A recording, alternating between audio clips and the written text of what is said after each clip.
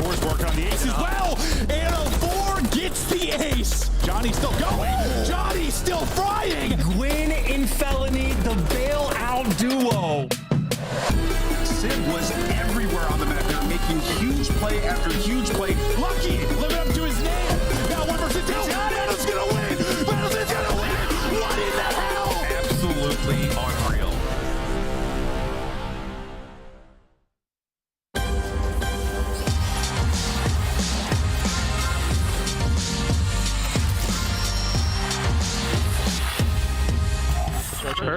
Hold on, I can challenge your church. Kenny dead. Nice, we won. Challenge bottom church. One shot. Brandon ran. Oh, baby. Let's go. Time. Go.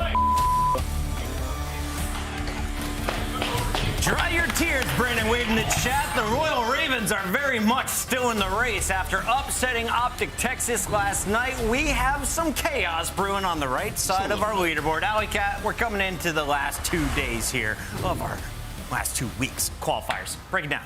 I mean, the implications I have this weekend, the bubble has not been closer. It is closer than ever. And teams like Carolina Royal Ravens and the Vegas Legion are getting wins on teams like Optic Texas that just won the major. So we really don't know who's going to be in the top 8 by the end. Carolina is back in action today, Nameless. And if anyone missed the games yesterday, who was the MVP? Who's shown for this squad to take down a squad like Optic Texas? Man, I feel like you got, participation from everybody. But if I had to solo out one, Chris, I'm going to go with TJ Halley. Really? The level of consistency that he has shown throughout this year, and he's just been playing great in all these matches, like in moments that you need him most. He's a system player.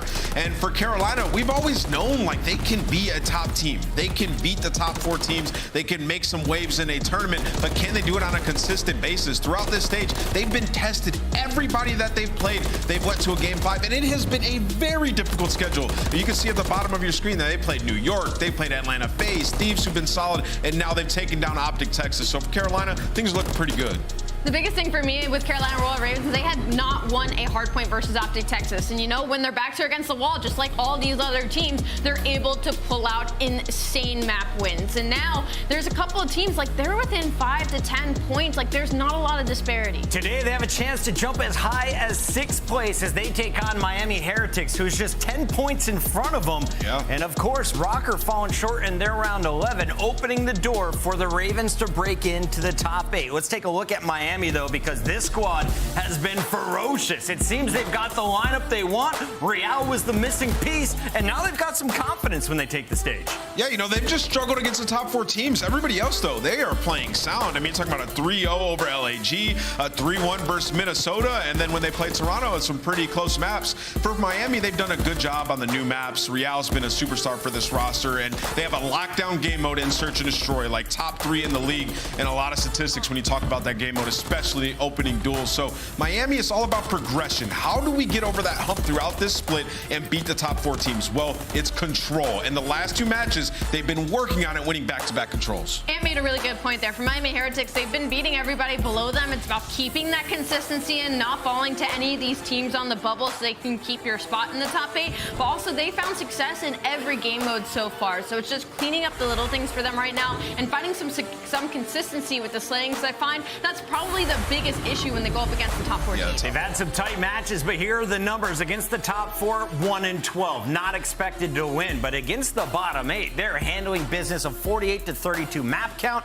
The Hardpoint, the most impressive for me on this list, Allie. I completely agree with you. Their Hardpoint has taken a complete 180 since, the Major 2, Major 3 qualifiers. And if they can continue this, start locking up like Search and Destroy, like Ant said, they are a team to be wary of heading into Major 4. If you're looking at our overall standings, Las Vegas Legion is coming in at 10th. But they are right there, 10 points behind the Royal Ravens. And today, they have a chance to catch up by taking down Seattle Surge. But the Surge has been the most impressive team in the second half of the season. If you ask a lot of people in the community, no one expected them to find success after dropping Arcides. But guys like Old 4, allowing Abuza to truly shine. He has been a rock star in Hook. He's the leader on this team right now, and he is putting up some stats to back it up. For Seattle Surge, this is a risk gone right. With all of their team members, they brought in a lot of rookies and a lot of players that we hadn't heard too much about when it comes to challenger scenes, a lot of Frenchmen, and it has paid off in dividends. And they can be compared to the likes of Miami, where they're finding success in all of these game modes. They're just kind of struggling against the top 4. But if there's going to be any dark horse, it is going to be in Seattle Surge, especially if who can continue the performances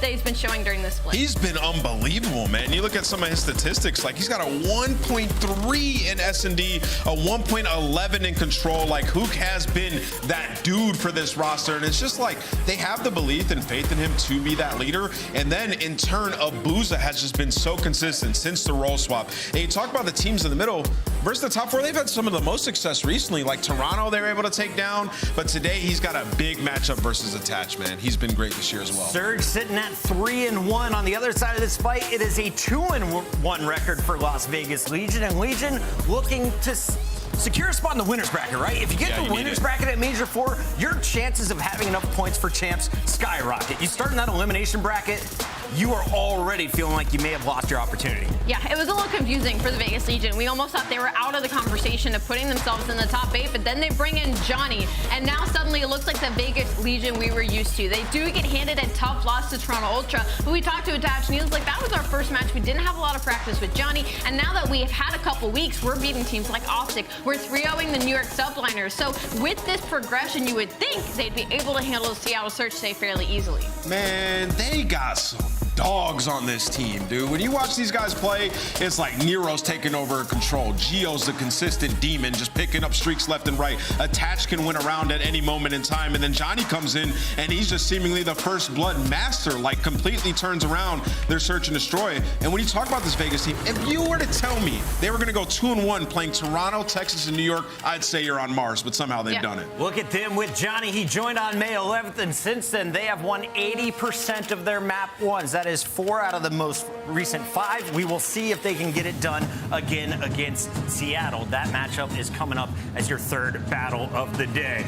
Las Vegas Thieves is right in the middle of the pack, though. As we look at the standings, they have 145 points. Today, I don't expect them to gain 10 more because you're playing against Toronto Ultra, who is definitely bouncing back. But let's highlight what the Thieves have accomplished so far. The team is 2-1. Their only loss, that Game 5 to Carolina.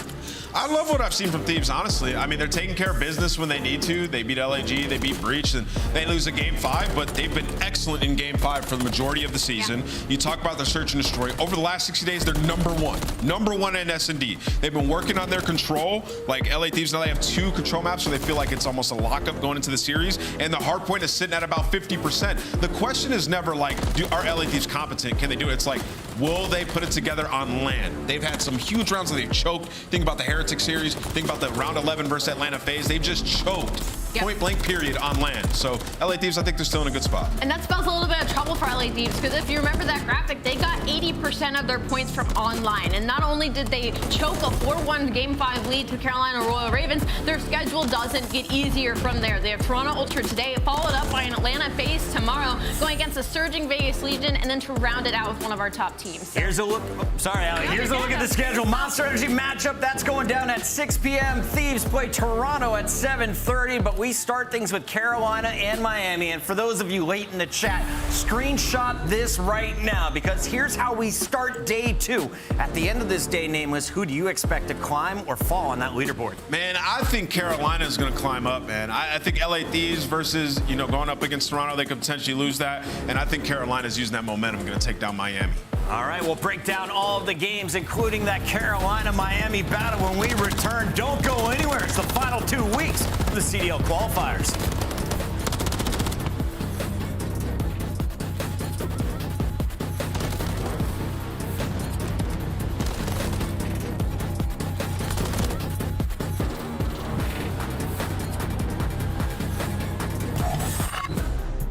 All right, fans, time is running out to make your picks. Choose your winners now by scanning the QR code you see on the screen. Hurry, it closes at 3:15 Eastern. The Champs Tracer Pack is available now. The bundle includes the Reaper Operator Skin, Ripper Weapon Blueprint, Death Stare Weapon Blueprint, Cuts Deep Charm, 2 calling cards, 2 emblems, and 2 weapon stickers. Use these items in both Call of Duty Modern Warfare 3 and Call of Duty Warzone. Available in-store now using Call of Duty points. Never miss a match of your favorite teams with the Call of Duty League Calendar Sync. Here's the fun part. When you add a calendar, you'll also receive a Squad Up calling card you can use in-game.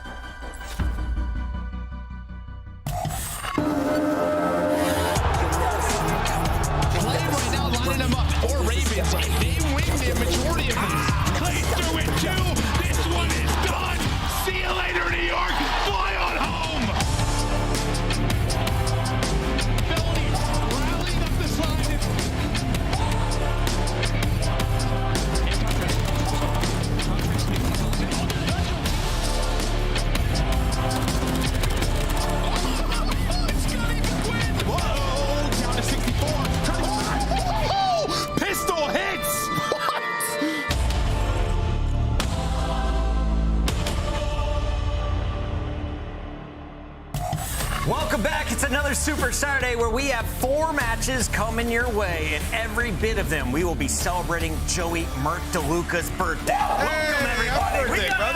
We got nameless Merc and Maven ready to roll, but let's first talk about Carolina taking on Miami. Howie, this Carolina squad pulled off a remarkable upset last night. Absolutely. The scariest thing about Carolina right now is how strong their search and destroy is looking, and they can even work on it. Their opening duel is actually 12th in the league. We saw it yesterday. Map 2 versus Optic Texas. Optic had 5 first bloods, and Carolina Royal Ravens were still able to clutch up and take those rounds in a 6-0 victory. So if they can clean up some of these fundamentals and keep stealing respawns, again, they're one of the scarier teams in that bubble. Yeah, we don't have a stat on it. Obviously, you look at search and destroy, and you would look at this split for them. The stats are pretty bad. A lot of the main things, but their adjustments have been fantastic. I mean, think about that match last night. Some of their offensive rounds, what Clay was doing, leading the troops, just getting it done when you need to. The resilience of this team has been on point, and they're starting to win their game 5s. You can see Monster Energy pregame. Their strength tick captures, 3rd in ticks per attack, 4.8 ticks per attack on invasion, and Karachi's pretty dang good. And they're going up against a Miami Heretics team whose clearly worst mode is control. So if you're Carolina, that has to be the lock of the series. Carolina has played 25 maps of a possible 25 maps to their first 5 matchups. They are comfortable in the game 5s, but only 2 wins so far. Can they get another one? We'll find out. If it goes the distance, Karachi will be the final search and destroy. Nameless, how do you see this sorting out? Yeah, I mean, I do see us going the distance. I think that map number 1, Miami's going to end up taking. It comes down to the search and destroy for Carolina, man. They have to come in and take that game 2. They have to. Allie, this is number 6 in Miami versus number 9 in Carolina. Only 10 points and 1 match win separates them. Who wins today? This is a really hard one. You want to go first, Ant? Yeah, I got Carolina. I think they take it. They look good. They got some maps that they won yesterday in this series. I think they take it. Are you following Ant today? No, I'm going Miami Heretics. She's I'm going to try and Miami? catch him in this series. I think that Clay and crew, they talked the smack last night. Felony took a fine. He's going to earn his money today, and the fans agree. Fans? Yeah, they agree. Everybody, let's find out, though, who Merck thinks is going to win this one. And Maven, if he gets it right, how many gifted will you give him? Happy birthday. I have to give him gifted now. Listen, happy birthday, buddy. Happy birthday. What are we doing right here? They're showing some at clips this of young us, I Joey think, in our G. special times together. You're Thank God I grew a beard. the love of my life, my throat goat. Yeah. Get over here. Shout out to me. Get over here. Happy birthday, buddy. Thank you. I appreciate that. Thank you. No, we've been doing this a long time. How long have we been casting together now? 5 years? 6 years? 5, 6 years? Oh, My this man. is... Yeah, now I'm just getting jealous. I get to hug him. What is this? Get out of here. It's been a long time. Oh, thanks, man. That made me feel better. I appreciate that. A long time. Oh, look at that little hat on you. It's my red rocket. Oh. Someone threw paper at me now, guys. What are we doing? Allie, just because you're dressed like a leprechaun doesn't mean you get to behave like one. We get ready now for Royal Ravens versus Heretics. We got a banger to start the day. Listen, 10 points separate these two teams. This is a massive one. Sitting in, what, 9th right now is Carolina, 6th place is Heretics, but the 10-point separation is everything that matters. This one's probably going the distance. It's just got that written all over. Carolina's done that every single match. Yeah, so I think we would be surprised if it doesn't. Maybe just Carolina build off that momentum last night. I think the thing for Miami, you've beaten teams kind of below you. You lost to the ones below or above you. So they don't really have that top 4 win quite yet. We'll see if they're able to find that maybe later on. But yeah, a massive win for both of these two. Absolutely, and this is one of those maps where, big for TJ and Gwen. We were just chatting about TJ yesterday, we're like, this is the best he's been since when? We were talking about in the green room, we were like, BO4? It's been a while. Yeah, like he's had the moments, the glimmers, but he's been consistently playing very, very well. And it's been really, really awesome to see. A little bit of a lead here early on for Carolina as they'll hold the P1. They'll be set up for the P2. And I know at least in the match against Optic, there were some moments, I think I joked to the group, it was the P2 that had like the perfect setup, and then they just got broken in about an instant. I was like, great setup, guys. Let's see if maybe they do a little bit better here. Yeah, well, here's the thing. You have Clay pushed on out, so he's going to hold that in. You have the good spawns. Vinkle, Lucky, they're going to try to break towards the back. Able to find the first one, but it's really just down to Clay. What can he do? He's able to help and find one with Fellow. So far, so good. It's really just Lucky trying to put pressure on this, but because Clay was so far pushed on out, Miami are not here as a squad. Clay might be getting a little like PTSD when he's inside the garage with the Renetti play the other day. But listen, the fact is they won the series, they got it done. But the blender continues here as it's trades across the board. But you had the numbers early on in the engagements. It'll be Heretics that come out of that. It's going to be 3 in a row now for Real. But it's TJ we're watching on the hunt. It's Lucky that's able to get the timing and able to win the gunfight. Hit down to 50 HP, but stays up. Real keeps going, by the way. He's now on 5 in a row, looking for number 6 in a Yeah, cruise. I mean, they try to gamble this a little bit, right? I mean, Miami spawns up, and they decide to hit ult, trying to finesse around the tree. No cruise for Real. Big gunfight win by TJ. But they really just leave Lucky to kind of rotate. He's able to win that one-on-one. So Miami, they need to respond with a hill right here. You have TJ spawning all the way out to Carolina. You gotta wait for them, but they're able to hit the nades, find that opening. Yeah, at least clear them out of the point for a moment. Try to create a little bit of chaos here, but Real, after the 5 spree, right back into the mix. We'll see if he can push it out once again. Holding deep will be Lucky, and he's doing the damage, lining up the entire bridge side street, able to shut down 2. So no pressure on the hard point. You had 3 players out there for Royal Ravens. They all get locked up. I mean, this is very similar to the P2 for Carolina, where you just had someone so far out. I mean, you're going to have a couple of pushes at this. And you can already tell with Carolina, they're just going to rotate on over towards P4. Felony going to get set up. TJ's going to get garage control and basically say, hey, Miami, all right, let's just do this one more time. Who is going to find that first break? It might be Miami on this push. Yeah, they're at least able to win on one side of it. Look at the triangle starting to wrap in. I was about to say collapse for Royal Ravens, but you win both sides of it. You get the kill by Cop Car, you get the kill inside a garage. Suddenly it falls apart, but you're still spawning out deep by Old if you are Heretics. So they're trying to rally across, but there is a push here early from Royal Ravens. Like Gwyn spawning out deep, so numbers are there. You have box control. And well, with that pick, Clay was the last one there. So now it's just about getting trophies down, hitting some stuns and nades, and trying to avoid those. Now, how does Carolina want to break this? It looks like they're sending TJ and Gwyn through the middle of the map. Vickles locking this down. He spots one. I don't think he's going to be ready for the second. The good thing is the front of the hill being locked down by his teammates. We'll see if Lucky keeps it up. He is right now 10-6, 5 straight for him, 1 more for the Cruz. Real came up a little bit short earlier, but maybe some added utility now for Lucky if he can find it. Not going to happen. Once again, it just seems unfortunate. Like you saw both POVs, like they're holding one side, hoping for a gimme, maybe in a gunfight. They get shot in the side. Yeah, I mean, this has just been a great P3 into a P4 by Miami. A hot start for Carolina, but you fight on back. You don't even give them any time in the hill. Now on this transition into P5, you're already here, but TJ, as we've been talking about, he has been so good. Didn't need the help of his duo, though, when the last player alive for Ravens. And Gwyn, who we've criticized pretty heavily over some slow map ones he had over a stretch, but really picked it up yesterday. Solid start here. Not those ones where he's having like a disappearing act where he's double negative. Well, I think what you're seeing, we're seeing him with an MCW a lot more. And I know it could be hill specific, but it feels like maybe timing-wise, they're trying to slow him down. Make sure that they're pushing together as a team. Obviously, you have to turn those into breaks, but maybe it's allowing, maybe he's not shining, but their teamwork is better than before. I swear sometimes it just seems like I'll like see him lose a fight with a rival where it's like, what if he had MCW, you might have won. He's like, all right, pulls it out. Like sometimes I swear it just seems like he gets pissed off by a gunfight and then swaps at times, but whatever, it's been working. You've been getting some massive points and some wins, but right now you're in an 80-point hole. And yeah, ever since really, well, really, P2, you were at 50 points, right? That was 3 straight hills by Miami. Now an 80-point lead. We're back to a P1, so Ravens trying to fight for the hill. A couple of headshots come in, trying to hunt down medals on the opposite side. You've had some sprees. Another one at 5 shut down. Another one at 5 for Heretics, but finally just some control here for Ravens. Yeah, maybe the good thing, you kind of get slammed over 3 hard points, but you don't give up some streaks. Maybe a little bit of added stuff for the Heretic side to use. You know you're able to do a little damage through 1 and 2. For Royal Ravens, the rest of it just has to be cleaned up. Because I feel like whenever they've gone into a real, like if it's been like a close game, like a 150-150, or they get into a late game, like they've rarely been able to close out here, at least as of late. And right now, well, that's not even really the combo. You're about to be down 100. There you go. There's a little burst. And they needed that, because that's going to give them spawns for P2 on this transition, on rotation. Then they'd love to get someone pushed out. First player, though, over towards Pillar is going to be winning. They're actually going to try to pinch boxes. But TJ's going to get called out. Lucky was able to find one. But Heretics right now in a prime position to win this map. Let's go to a listen-in with Miami. Un tiro, son 2 embarrando. Un tiro, el A2 quiere usar el jeep, derecha al jeep.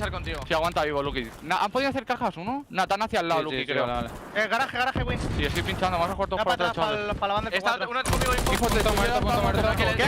Naranja, un vivo. Sí, naranja. Hacha de garaje. Vale, falta uno. Teléfono muerto, ya está. No te tengo nada. Estoy jugando info mi vida, No, nada, bici. Tengo que no vayan info. Pueden hacer bici. Deberían hacer bici. Uno gate, creo, uno gate. Sí, van todos anteriores. Tengo gate yo. Ahí no mola atrás. Pelo muerto. Llamo teléfono win, pille un tiro, vale. Info para P1, pille pucha. Pega una de racha, medio. En hacen cajas. La pucha es que está bien. Vale, mírate el Tengo yo, Chema. Voy hacia cajas. Están tirando todos a la izquierda. Sí, muerto. Estoy tiro, Chema, estoy He tiro. pegado pie al puto izquierdo. Izquierda, Play muerto. Faltan 2, tú. No van a la izquierda ni nadie. Medio muerto, falta uno, pelo. Está por la izquierda, Javi. La esquina. Muerto. Derecha, sigue muerto. Vale, tengo la izquierda P1, dentro. En la izquierda, P1. No, que no vengan por abajo. Puede pushar la izquierda. Izquierda, Gente P1 ya. Tienen el jeep, Javi. Ahí lo con Clay, ¿vale? Tengo que no se tiren abajo. Tengo gente con. Estoy abajo, ¿vale? Izquierda arriba con uno. Cuidado, pueden hacer chat. Derecha caja, está de vuelta. Dos en esquí. Dos esquí. Royal Ravens still getting body slammed. It has been all the Vamos thus far, up over the 200-point mark. Now you get a little bit of time here for your Royal Ravens, but you're going to need a sequence and a half if you're going to bring this back. Well, right at the start of that listen, right, you just like that could be the moment. It was Gwyn who had 4, but then they were still in trouble. And the worst case for them is they had back spawns with 25 seconds left. Again, P3 controlled by Miami. Who's set up at P4, who's winning this rotation. But it's just a solid team effort. You have 20 on the side of Metals and Real. We're able to earn a cruise finally, just out slaying, but it just feels like they've been putting themselves in better positions time after time. It feels like a lot of the times the Royal Ravens have gotten to like a game 5, it's been like success early in the series, and then like the team comes from behind. They haven't been in like big holes usually. They got to dig out of it. That might be the case here. They might start out 0-1. And have to rally back to the search and destroy. They've had some struggles despite some of their mid-game adjustments, as Ant was talking about, but just 26 more points needed right now as Metals able to hit some lovely headshots there against the fight towards Garage. Streaks coming in. Unfortunately, it's a team kill. Lucky finally able to earn one, but it's not going to lead to much. Yeah, you saw his reaction right there. I mean, yeah, that's just the buff. Players not quite used to it. A little extra explosion and you get cut off guard. There already were some team kills. There's just going to be some more, I imagine. Yeah, the radius. Get away from this thing.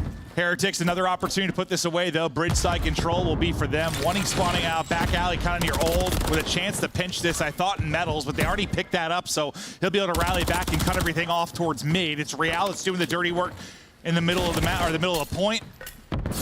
Metals now in his fight back towards mid.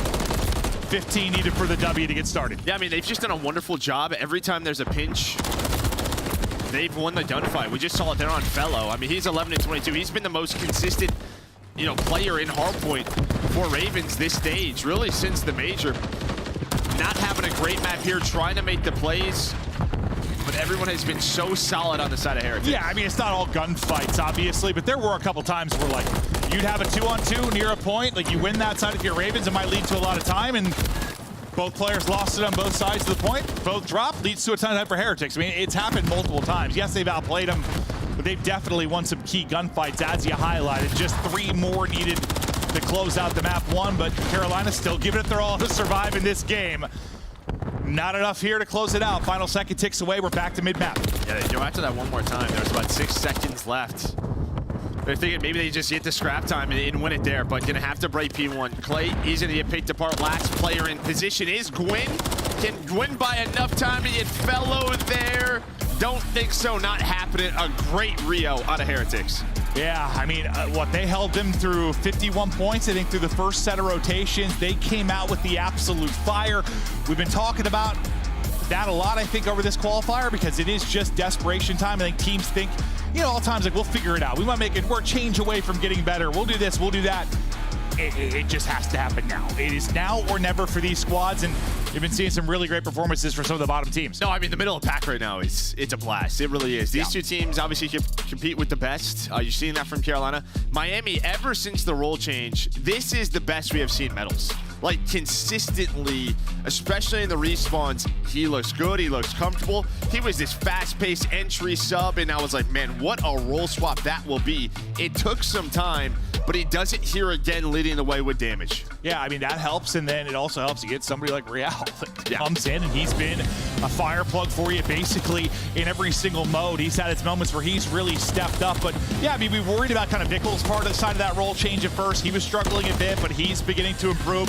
Missed a little bit of time, and we were wondering if that was going to hurt him at all, but right back into the swing of things as you get going in this map 1, and yeah, I mean, it's just a 100-point advantage basically through the first set of rotations, and then it'll look back from that. I mean, I can't wait to see the game flow. But yeah, I think P3, 4, and 5, the first set, just set the tempo. Then, I mean, how many 5 sprees did we have? Like, you see that scoreboard for Heretics. Everyone had moments. They didn't allow Carolina to have any breaks. It felt like they could never chain the 2 hills together on the Ravens side. It was Heretics doing that. And I think you talked about like some of the big gunfights. I think it was the P4, the first set of rotations, where you had like, your garage side pushed out by Carolina set up. They had one like cop car side. They had one like the mid alley cut. All 3 lost one-on-ones. Like, all 3 dropped and things fell apart from there, and you just get nothing. Look at that. Look how stagnant it is across that stretch of 51. Like, we were at 51 after P2, right? Like, I was like, yeah. I didn't just make that up. No, you did not. You did not. I know I'm getting old. They just lock them down. Another day older, another year older is Joe DeLuca, but God, you're aging like a fine wine. Just looking so sexy and delightful. I can say that, right? Yeah, absolutely. We get back to it. We got an incredible day ahead of us and some birthday celebrations tonight with us. But at this age, the way we celebrate is we're probably going to grill out. He's going to get some hamburgers, hot dogs ready. We're probably going to go for a walk or something. That's how we celebrate nowadays. Like, yeah. Where it's old. It is what it is. You know, my kid, and that's about it. It's going to be my other kid. Yeah, I'm your giant toddler. But we look forward to this series as we continue on now to the search and destroy. What are your thoughts about that coming off the map one? I mean, the Dest was kind of talking about this high-rise search. This has been Miami's like bread and butter. Like they are a team. They're 5-2 on it on the year. They've had some close losses, but it just feels like they really understand this map. Some of their beast setups, especially around that B Street, so strong. Just mixing in Real underground with those subs, but. We did hear Fellow talk about it last night. This was one of those maps they really put a lot of effort into it, trying to get better at this. They feel like this is a map that has to be strong for them moving forward. And some pressure on Fellow. Listen, we were laughing when he first made the comment about Vickle. Like, was going to push his hairline so back. He's looking like Mutineers Vickle. We were like, what? What a strike. And then we remembered, oh, yeah, he was on that team. Yeah. I forgot about that Fellow stretch because that team actually got really good towards the end of the year. Yeah, I mean, they got great. Caused some big upsets, just couldn't make it into the top 8. Couldn't quite do it, but yeah, a lot of I think probably people on social media were like, "What the hell? That's Stray." But yeah, they're boys. They got a lot of relationships going back, and we'll see if you can now get a little revenge because Fellows talk a little bit of smack, but it's Vickle and the boys that backed it up with their gameplay in the map one. Take a look at the S&D defense over the last 60 days, and what are you seeing, DeLuca? I mean, obviously both top 3 in defensive wins here, so we'll see who's going to have a stronger defense throughout this map, or who's going to win some of these attacking rounds, steal those away. You see just what Heretics have done throughout this season on this map. It's pretty much the opposite of Carolina. We'll see if the work pays off.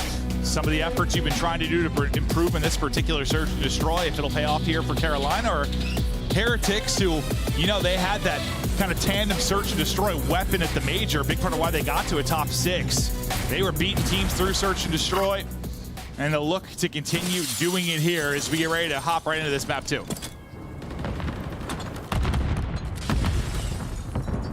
Everybody just kind of avoiding nades off the start. Pretty slow when TJ just hits a slide, maybe thinking about the chow. But he will just reposition. So first 30 seconds, not a ton of movement on either side.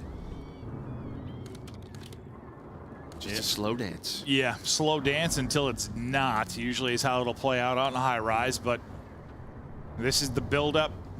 And then we wait for the execute. Eyes on Gwen there for Real, but it's Felony there with the pick. So Metal's going to be the first to drop. That's going to make this offensive setup even worse. And Fellow keeps on going. Able to get another. The one-on-one that started early in the round on one side. For TJ, he's able to flush it out, get the kill. And yeah, I mean, it's slow for 30, 40 seconds. Then once the first domino falls, it all falls from there. And Fellow, who says he's been putting in work, it's looking like it. Yeah, I mean, great round there out of Fellow.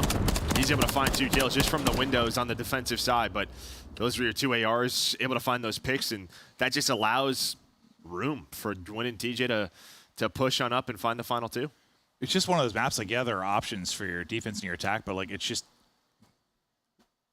kind of easy to get info and eyes on certain things, or easy. I mean, once 40 seconds pass, you kind of know what they're trying to do, like, eventually, and then it's just trying to dismantle it, and they do it there. Just playing the info game. Did better at tackling the round. It's one of those old shoot-offs there on the B Street, as you had 3, I think, from either side. It's a efficient trade, though, for either as you lose one. Yeah, Gwyn, though, maybe finds the route. He's just taking his time looking around. Victor's on the other side. Real and Lucky are underground. You'd see Fellow, he's kind of looking at the spawn, so he's worried about maybe one of those players pushing on through, so it just kind of stops after the start, but Lucky's able to find one, give them numbers advantage. Yeah, now you're going to get in behind if you're Real, so things are going to get real interesting. There's a lot of pressure on Gwen to make a play. He's at least able to get one, skirring away, able to stay up, and he just instant chows on 12 HP, though, and soaring back. It's going to be Lucky trying to find it. TJ's trying to get there on the help, gives him enough health that Gwen's able to get back to full HP. Re-chow, what a great play there from TJ and Gwen, because I thought Gwen was dead to rights. Yeah, well, I think Real gives the call out to Lucky. So Real's trying to get there. He's propane, top propane street, giving the comms like, yo, TJ's pushing you. That's why he stops in the window. He turns around like, yo, you're getting chased. He puts a couple bursts in. There was a chance there, a couple of more bullets. Lucky shuts down that round. But Gwyn and TJ just able to stay alive, and then they win that 2-on-2. Holy. I mean, when you first saw Gwyn get ripped, I thought that round was decided, but they come through with the ice. Little two-man game there from TJ and Gwyn as they have yet to drop. And they'll take a 2-round advantage thus far. Round 1 courtesy of some big plays from Felony in the openers. Now, what do we got here into the round 3? Eyes of Bickle as he's watching towards the B cross. Real trying to open things up mid-map with the rival. Utility coming in. One nade's going to hit. That nade does nothing. Listen, Miami's got to be careful here. They just walk up the B street, does Carolina. You obviously see that cross there from Bickle, but nobody picked up the street, so TJ just hops on up, able to find the first one. Quickly traded, though, so into the 3-on-3. A little different than when you have like the 3-on-3 chow up B street, and then there's nobody home. Clayster, he's got multiple players here to deal with. I like this, just backing up just the read that's likely not going to be one. If he hasn't finished the kill, he needs to reposition. He'll do just that. And yeah, he had more than one that he was going to have to work with. Fellow working his way up Propane, trying to find the angle. I didn't think he saw him out wide. He didn't, so Metals, that time he was kind of insane. Fellow's eyes just one way. Outside his Metals, but Gwyn brings it back. This is just a map of patience right now. Just feels like you're getting to your spots, and then who's going to over-peek, get team shot. Now it's down to Clay. 1 versus 2. Hits the Renetti shot, tags the read. Oh, just almost able to snap, but the headshot is through. And I think if he just holds the pre-aim there, gets the kill. We're a little bit dark close. Well, that's a rival, so maybe not. I mean, he might have been able to like 4-bullet joke him, maybe, but like moving as he's prone. Yeah. But Real, I mean, he just didn't. If Clay there was a little bit more time there to where he had to guess if he like got behind the box or got to one corner or scrambled away, like he's got a better shot. But like he just knew right where he was. He was dead to rights. You see the centering from Real. He's like, yeah, you're laying in the corner. Best of luck with that. And he'll close it out. A much needed one for Heretics because it was pretty dominant so far from Ravens. Chance to be up 3-0. Another one of those chows out on the B street. And once again, pretty similar to the first round, you go 1 for 1. I feel like a lot of those is like someone gets slammed. Like one team just gets smoked, but normally it is. Just 1 for 1 right now. Yeah, maybe just, again, just sort of patience on both sides. No over chows. But Gwyn now trying to find Metals. Crazy timing on both sides. You do have the help, though, from Carolina. Everybody is here. You have another one underground. Metals repositions. I see he's going to get caught. And normally, Miami is in such a tight setup where they're able to help each other out, but you're not seeing that so far. Real has been trying to make plays, but every single time he tries to find an opening, they've already moved, and now Vickle's going to get caught. He looks right. Players tucked away to the left. Gwyn able to get another one. And just look at the way they're playing this. They're like getting to quarters, and they're like, I'm not moving. Yeah, coming to my web. Bomb now getting planted. TJ putting it down. Real, he's had some clutches since he came in the league. Can he get another one here? Good chance to do it. He's taking out 2 and out to 1v1. Yeah, Real's been looking to make the play. It's taken to this point, but a great chance to do it. Up against Fellow, 30 on the clock. Real's got to find the kill and the defuse. Or I guess just the defuse. Yeah, if he wants to, but Fellow just playing patient. Real just trying to find any angle he can. You have a smoke, so now this is when it gets interesting. What is he going to find? At least force him out. He's able to get the read. Real with the 1v3. The extra utility stamps the round. He is so screwed without the smoke. Like, Fellow is so comfortable where he's at, but the smoke you have to check. Like, you know, you're thinking he's probably not going to stick it, but he could stick it. Yep. Pros don't fake. He goes for the check. Goes for the check and gun to sleep, Real. Well, you set that one up. You said he was looking to make a play. Well, and I mean, normally in these sort of clutches, we always talk about the second player. Bomb is down, and this is just one of those. TJ just doesn't need to chow that. He's not weak. He's not just weak. run away. He didn't get any shots into him. There was no gunfight to start back up to the window and play with Fellow. And TJ, who's been so consistent, getting back to his sort of S&D pedigree. Yeah, you can shoulder that. Well, what we talked about, it's just sort of you don't need to jump chow that. It's just sort of trade. Yeah, that is a perfect example of it. But that's just like your teammate was laying prone, looking another direction. Like, there literally is not. You can say it's dumb. It's all right. Yeah, no, that was not a good chow. That was a dumb chow, Joe. I'm just not usually allowed to say. You're the one that says that. You're the former professional, Joe. Fellow, another first blood into his bag. Is we're to 2-2 behind the big Real clutch. Gunfight upcoming. This time TJ able to dash away. All the nades hitting, and so is Fellow. Second round, he's been able to line up 2. This time 3. Fellow bringing him back, and that's a big one. You get clutched on like he just did, come back, fry him, Fellow, all smiles. Yeah, I mean, what? One round he's got a double. This round he's got 3. They win those rounds. And again, just had a rough map number 1. Just couldn't get in his flow. Looking a lot better here in this search. Yeah, he absolutely. I'm not sure about the mustache, but his gameplay is looking a lot better. It's a choice. It's something, dude. We gotta get rid of that. Maybe it works in North Carolina. Yeah, he does. Yeah, he does. 3 straight for him. Leading the way for all players right now at 6-3. Trying to get some pre-fires in, but nobody home. It was a 3-man Shall B Street again from Heretics, and getting pushed up aggressively. Will be number 8 in Real. He's trying to find an opening. TJ at least able to get one as he drops, but what kind of timing is it for Real? Love the trigger discipline, and now he lines up 2. As a result, I lied, I made that up. He only got 1, but he's a magician. He's trying to get away, play behind the smoke. I got no idea how he's alive, but now he's gone. You just saw the panic a little bit there in that second shot. Yeah, oh. I thought that was perfect. Such good trigger discipline, like lines up 2 so well, but good reaction, just sort of get out of that in the second player from Ravens, and then I don't think Real knew where he was. Well, the tough part when you play that spot is just like, what do your teammates do? They have to try to help you, but Real just goes right back here on the ground, re-wraps. Should be around Clay here, and he is. So Real with the plays. Window on the other side. We saw 1v3 clutch. Are we going to need another? He needs the bomb, though. Yeah, that's the problem. Yeah. Bomb is real far, and it's right in front of Real, and you just have so little time to work with. I don't really know how you win this unless there's some ludicrous ego chow after he wins the first gunfight. Basically, TJ jumping out like he did if someone did that. I just saw him hopping up. Well, the second player would have had to do it. This is what really would have been the problem. Metals is just jumping up there, just trying to find info. But yeah, they had bomb down. Real sees it. He's got both weapons. I mean, and he makes the plays. It's another, like, what, 3-man B Street Chow, and just sort of Real getting loose, let him try to make a play. And one time it leads to the 1v3 clutch here. I mean, he could have had 3. The fact that, like, he kind of reeled it back in and made the play he did, because, yeah, you definitely saw there's a moment of panic, for sure. Like, after the second player gets away, it's like, oh, boy, it's thrown the round. I'm actually not sure what happened. Yeah. He just started diving around, like, through a smoke. I don't even know where the smoke ended up landing, like, bottom. Like, yeah, he was going through it, but he reeled it back in.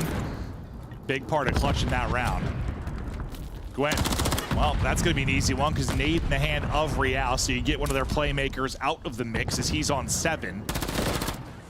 And things continue to roll. Great round here from Gwen. Fellow is about to fall off the map, but Metals puts him down. Metals puts another down as he slides through. Metals suddenly brings him back to a 2 versus 2, and what looks so good for Royal Ravens, not anymore. Yeah, I mean, this is just one of those rounds where you kind of go against your philosophy if you're Carolina. I mean, it's sort of been getting picks and then just stopping, grouping up, making sure if we do something, we're going to do it together, and instead right there, they just get picked apart. Well, they most certainly do, but it's like Metals versus Gwen right now. Both have got 2 in the round. As we wind down the clock to 30 seconds remaining in this 2 versus 2. Vickle does have bomb. They've got B side, and they're looking to execute on this. You'll be able to get eyes on this from bottom push or from top. Top heli and Clay. The plank gets in, and you're able to get out. So that's 1. Okay, I lied. You did not get out. You got hunted down so quick, and I figured Clay's going to peek from top, and Gwen's going to find an angle. It was just like a timing thing for Gwen bottom, I thought, but honestly, I wasn't sure what Clay was really seeing. I thought he was going to get spotted first because he was kind of like going up and down that staircase, but whoever was top propane, maybe just looking over the bomb. So Clay was able to get into his position, then gives the comm, like, hey, they're planning. You saw Gwen start to work the underground ladder, and timing just works out. I thought, like, Vickle was out. I really did, like, how far he got. Fast. But you just, like, I forget how quick, when you're bottom middle, like, how fast you just get up top and make a play. As Gwen ends up with 3 in that round, as he's had a solid one thus far. You lose the map 1, but, I mean, individually, he's playing all right in the map 1. Doing great here, though. Triple positive, 3 straight. See if he can play off that hot round as we just continue to go back and forth between these 2 teams, just desperately fight for those 10 points. And if you're Carolina, you're just making sure, like, there's no funny business underground. Make sure Real doesn't get loose, because really, outside a couple of those Real plays, this map could be over. Well, Gwyn, the kick is up. He's just gonna finesse away with 43 HP, just able to get away with his life. Everybody looking for the opener. They come through the same moment. Gwyn gets another to 4 straight. Real able to find one as well. Clay gonna recoup bomb, and Lucky's just beating people down. Yeah, I mean, he just throws that smoke and runs at that player inside of Gen, so gonna give them the man advantage. Meanwhile, his teammates, Victor and Real, trying to reposition, maybe help him out, but so far, this is just all Lucky. He knows where both of them are, puts damage into both of them. Now pressure on Ravens. Repositions for now. Kind of lure them into the wed. Try to get a plant down, then hopefully you can hop up and pick, similar to what you saw Gwyn able to do in the last round. Bomb planted, now goes Lucky. Does he guess right? Clearing corners, he sure does.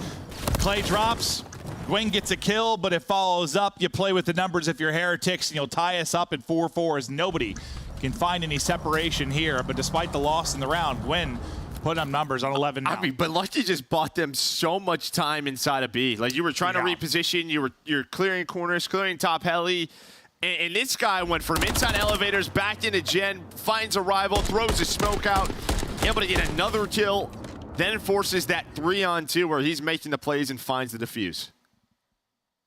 He got, what, 3 in it? 3 in the round there for Lucky. Who, what was, yeah, 2 and 7 before that moment, so hadn't really had too much of a presence, then takes over. And he's had some spectacular search and destroy plays this year. Add another one to the list. Offense back over to Heretics.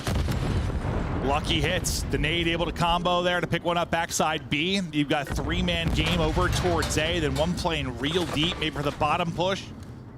Dealing with that'll be Metals. You do lose a player, though, so great trade there from TJ to get you to a 3-3. Yeah, it just slows the round down. Lucky watching that angle. Wow, Clay actually... He's a lunatic.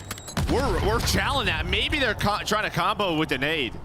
But that was an overchow and a half. Bit of a heat check in this one. Well, sometimes those, like, you know, they give up the gun for a second. You think you did enough damage, you back him down, you just catch him, but you didn't catch him at all. Now Lucky's on 5 in a row. I don't even know if he did any damage at the start. No, he did. He did 0. He did 0. But sometimes, like, you'll catch him. Hoping Lucky maybe looked another direction. He's just still got his irons there and just puts a couple more in his forehead. So Lucky on 5 straight. Heretics on a little bit of a run now. Smiles there for Metals. We'll see the final one from Bickle one more time. You're just seeing these moments from Carolina, just kind of like old Carolina, where they're doing a lot of the hard things and then just some overchows, maybe just not on the same page. Yeah, I think you're right. They were trying to stick it up with a nade for sure, but like Clay got hit like 3. Well, a lot of the times, what does that player do if they're caught top heli? They try to run back to their team. So I think that's what Clay's hoping for. Oh, yeah. Hoping to just get a couple bullets in him as you run away and the nade hits and you get a kill. Instead, you just kind of held that if you're lucky and you put a few more in his brain. These one-off streaks, they're one-off, a 2-0 edge in this. Real, big first blood. Metals follows it up. Things unraveling right now for Royal Ravens as they're simply being outclassed late in this one. Old Gwenny Poo trying to bring him back, though. Yeah, he's on, what, like 12, I believe, so far. Him and Real really going back and forth. Okay. He does make this a 2-on-2. Has the smoke to work with. On the other side of the map, it's sort of this Real Gwyn. Both trying to find the openings. Oh, sweet child of mine. Hello there, my name's Gwen. Now I'm on 13. Gwen staying up, scrambling away, but Lucky, Mr. Clutch at times this year. Real's already got a 1v3. Can Lucky 1v2 for the win? I don't know if this is just the pressure of the match or what, but this would be another 4 versus 2. Kind of throwaway round. I mean, there's way more pressure on this than like a regular online. No, there is, match. but it's like neither of these teams are trying to win. Just trying not to lose, and well, sometimes mistakes will happen. Plan is in. Unlucky now. Can he get this streak? Double chow out. Good luck with that. Great play there from Royal Ravens. You threw one away because what, it was Real and Metals, the combo to get you a 4v2 early. I don't remember how Gwyn got the kill, but TJ's just hard aimed at top propane. Nothing but headshots. That brings it back to the 2 versus 2. And now Gwyn's on 14 in a round 11. Whew. And that's like a, that's like a real 2v4. You know, sometimes like a 2v4, but like it's a quick trade. Yes, that was not that. Yeah, that was nothing for about 10 seconds. 14-5 out of Gwyn, still in that Rookie of the Year conversation. Some big performances late in this year could solidify it for him, and he's having a massive map too, but all comes down to the round 11 now. Is the skirmishes on, utility out. Push it up here defensively. I think you have a good read on this if you're Carolina, right? It's been a lot of B Street. It's Real.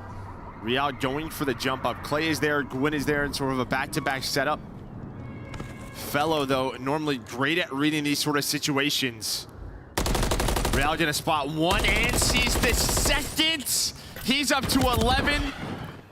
There is a quick trade. And that's, I was gonna say right before it started, like, you hope he only gets one. You hope he only gets one, but okay.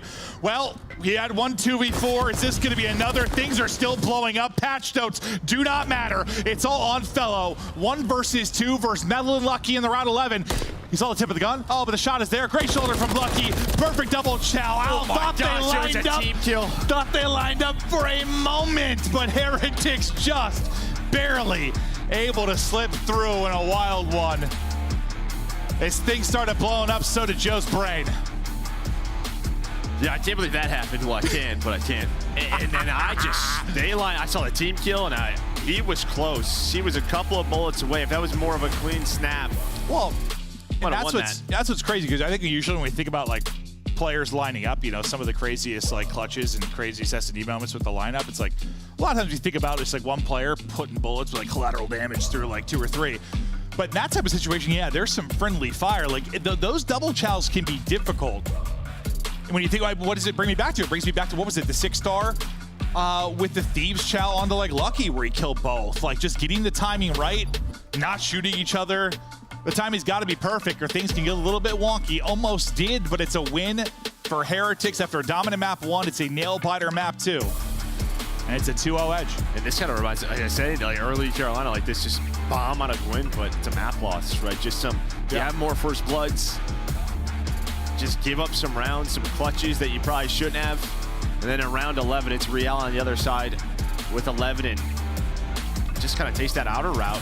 And you saw Clay kind of going back and forth, like they knew the timing on it. Usually Fellow is fantastic at that, sort of, hey, this can happen, this can happen. And I think Clay there was too many things to watch with their setup. Well, yeah, I mean, it's like Clay's in a good position to sort of be hidden from that play, but Gwyn's not. Gwyn's just free. Yeah, he's just free, and then you're just hoping that there's a trade, but with no damage through, it ends up leading to 2. And that was kind of an ugly gunfight too, honestly. The one between Real and Clay. There were a lot of bullets exchanged. It wasn't all that clean. Both had a great opportunity to win it, but it ends up being Real. You sort of brought up in the middle of that. He's trying to be a playmaker, and he was. Whether it was the round 11, whether it was the 1v3, some absolutely huge moments. And that's where Real like instantly had his impact on this team. When he came in and search and destroy, they needed a playmaker there, and he had it at times. No, yes. I mean, it just feels like they allow him the room to do whatever he wants. Do whatever the hell you want on the map. Go get some kills. Just make plays like Vickley outplay bombs. Yeah, get out there and eat. And that's exactly what he was doing. Some frustration maybe there from Carolina. The pressure is on. There were mistakes all over the place on both sides, but the fact is Heretics are up 2-0. We continue on in a massive match for the 10 points. We're right back with the control after this quick break. All right, fans, time is running out to make your picks. Choose your winners now by scanning the QR code you see on the screen. Hurry, it closes at 3:15 Eastern. The Champs Tracer Pack is available now. The bundle includes the Reaper Operator skin, Ripper Weapon Blueprint, Death Stare Weapon Blueprint, Cuts Deep Charm, 2 calling cards, 2 emblems, and 2 weapon stickers. Use these items in both Call of Duty Modern Warfare 3 and Call of Duty Warzone. Available in store now.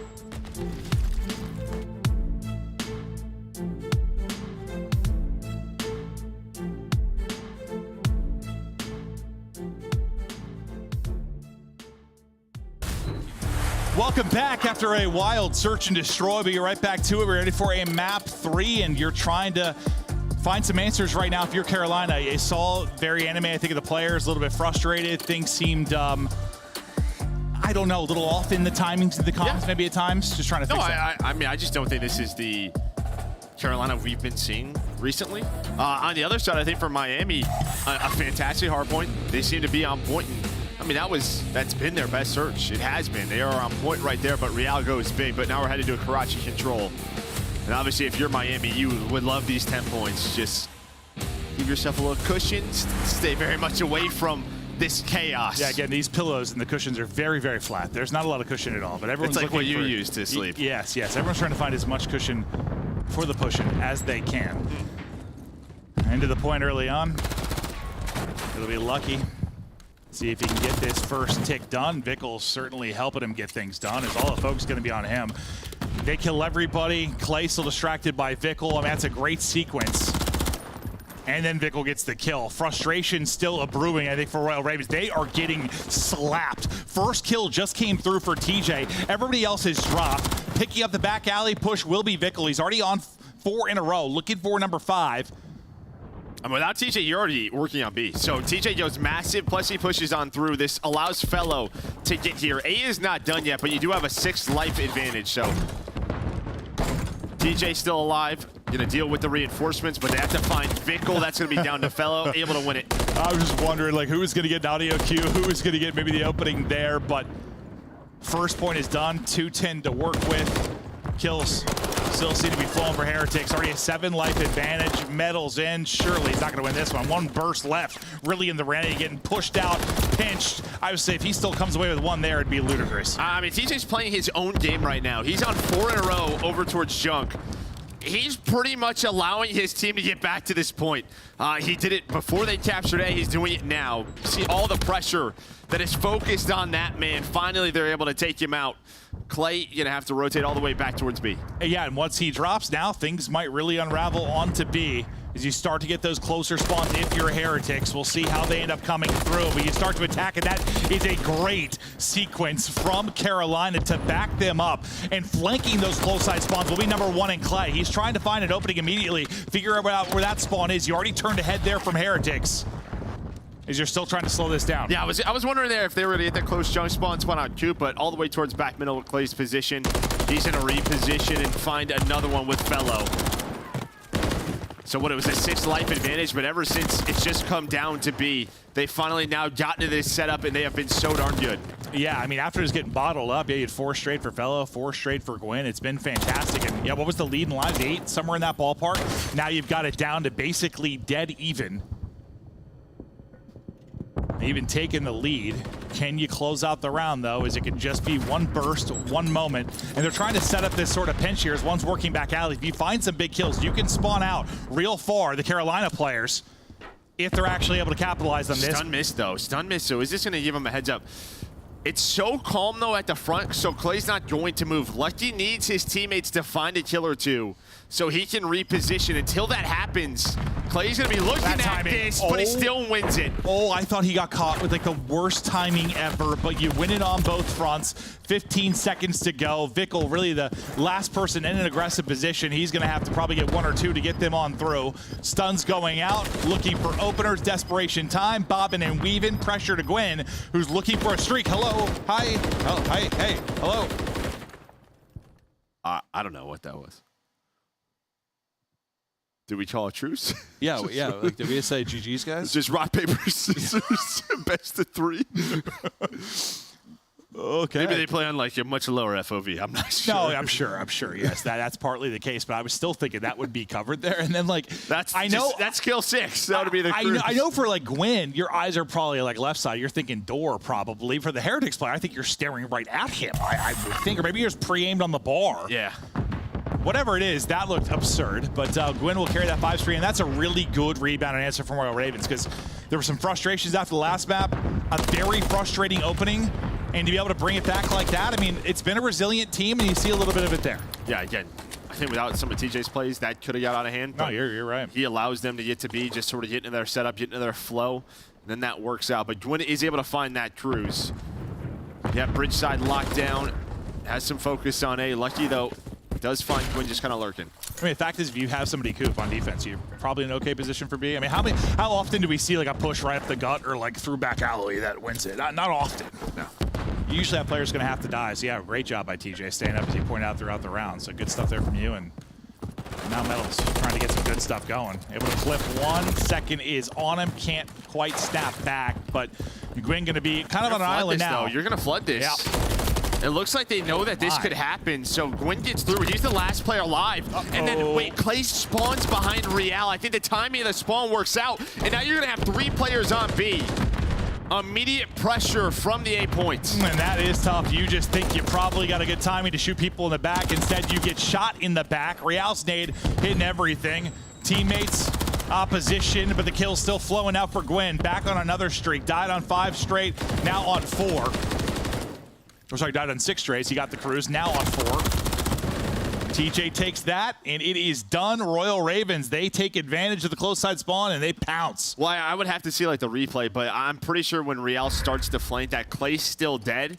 As soon as he gets to junk, blocks the junk spawn, Clay spawns behind him, and then Clay's able to find the kill, and that is just COD sometimes. Yeah, well, I mean, it's that or seconds. It's that or he's just spawning out across the entire map. Like, I mean, that's what's going to happen.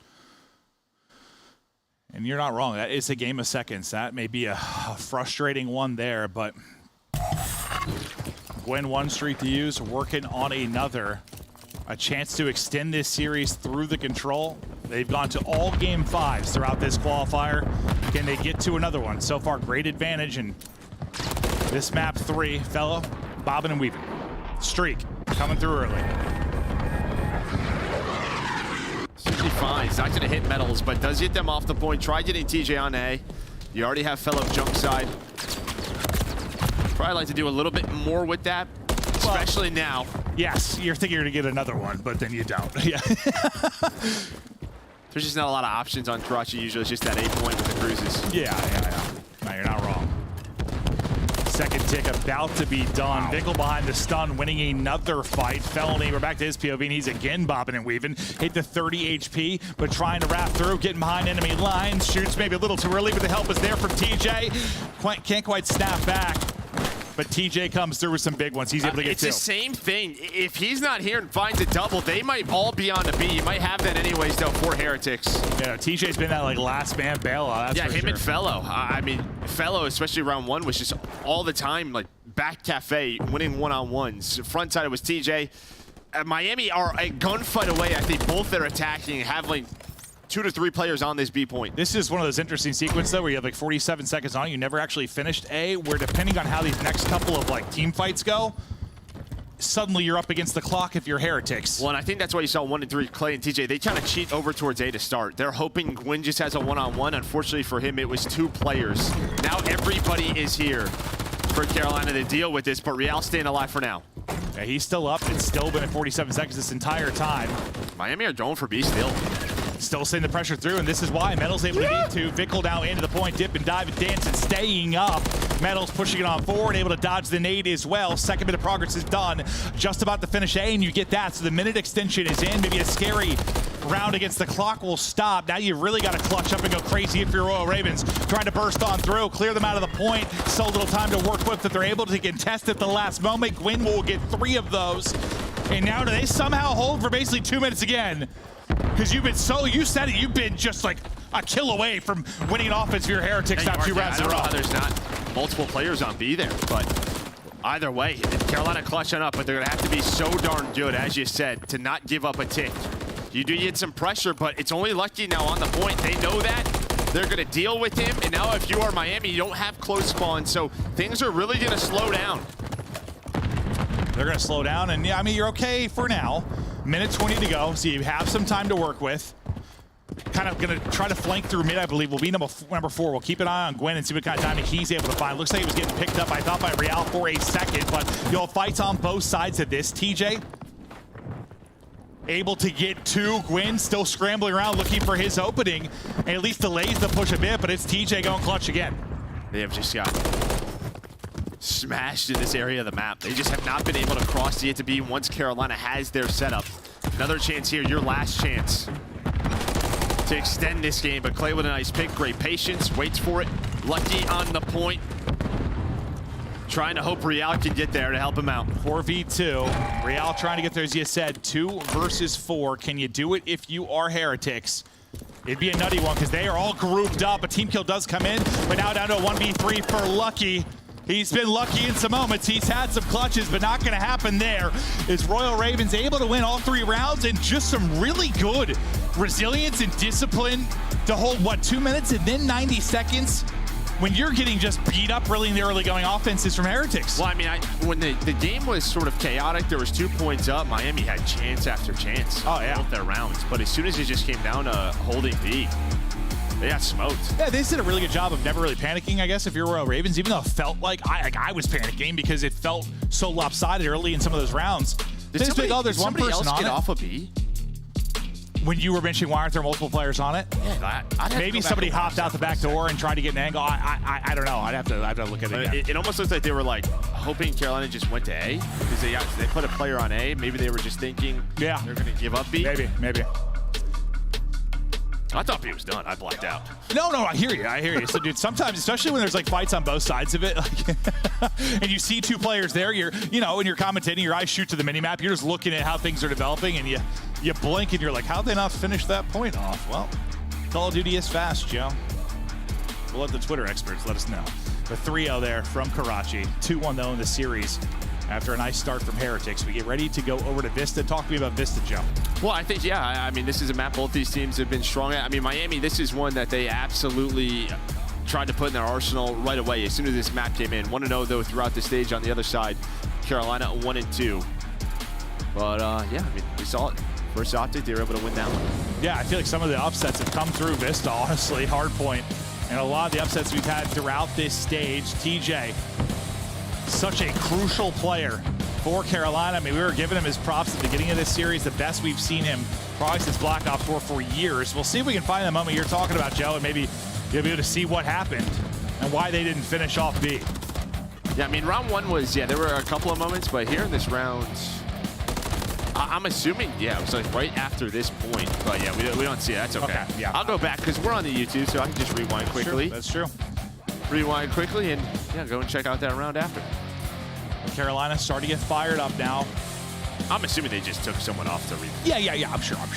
But I know what you mean. Like you avert your eyes somewhere else. I was thinking about the flank or something. Next thing you know, things have fallen apart. It just felt insane. You had so many chances there if you were Heretics, just unable to capitalize in the offenses. And Carolina makes you play. Now they extend this series and.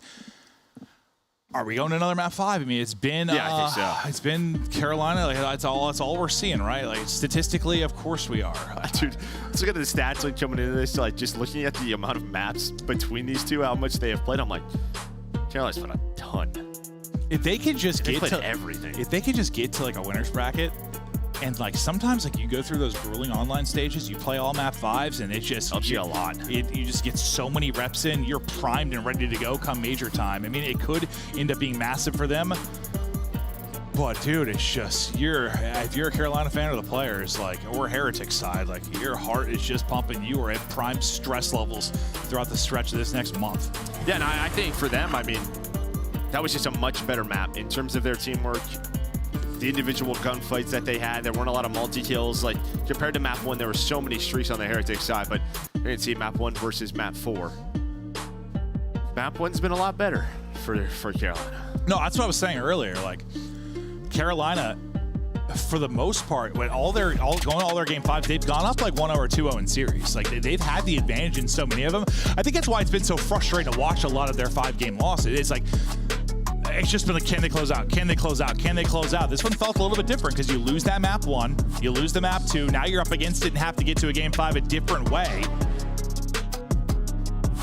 And usually it's like a collapse or you can't win this map 4 and suddenly all that pressure's off of the map 5. Now maybe you can win this, you're riding a high a little bit, kind of a different mentality going into a map 5. Yeah, I think if they get there, they're going to feel as confident as ever. Yeah. Just with how many they have played. Like, all right, we're doing this again. Doing this again. That would be Karachi if we do get there, where they have been 6-3 on the year. So we'll see if they can get there though, or will Heretics close this out? Oh, they're doing a good job so far, finding all of the early kills through the doors. Goes TJ, not going to find an opening there. Is Lucky is ready and waiting. It's been flawless here so far. Not a kill on the board yet for Royal Ravens. They flipped up. First one I thought maybe through, ends up falling apart, but as you call out the flip, it's TJ finding some kills in and around the point. Yeah, I mean, you just saw the Miami players prone looking at the other doorway, and they just... Tough to recognize that when everyone is alive for your team, so your setup gets broken. And now what looks so good for Heretics out of the opening. Maybe you can get some time here and maybe get a transition to the next point. But as soon as I start talking, Heretics are able to get 3, clear the point. It's all going to be on to TJ again, who's had some clutch moments across all modes. Can he find another one here? Takes another gunfight. TJ keeps on popping. The guy's been nasty with it, but now you got to try and get a break here. Yeah, I mean, that's it. It's like he kills 2 there, is hoping his teammate is able to find Lucky, but Lucky with the help of some nades over the top, able to lock down this P2. So you're doing it. TJ's clearing out P1. You have top middle control. That's going to be an easy break. You pinch that guy, but Lucky plays his life. What, you got an 0-10 start here for Claims win. Yeah, as good as that looked for TJ for a second there, I mean, you could add Fellow into that. You're, what, 3-16 across those players. So they have got nothing going early. They're obviously going to have to ramp it up. You got early control for Heretics. You've been battling off the back foot basically the entire time if you're Royal Ravens so far. See if they can keep going. Yeah, I needed that break. Right around 25 seconds left. You have Gwyn rotating. Miami do fight for a little bit of scrap. Now just trying to transition on over. So it's just Gwyn, and Metal's able to read these spawns. Knows where the reinforcements are coming from. Nice little bait and switch there from Fellow and TJ. And Lucky now kind of in behind enemy lines. He's got the entire team to work with, and so far the reads have been flawless. Lucky, a one-man wrecking ball in between all 4 players of Royal Ravens and able to pick up 3. He did it at P2. Sheesh. He's done it here now. Just some...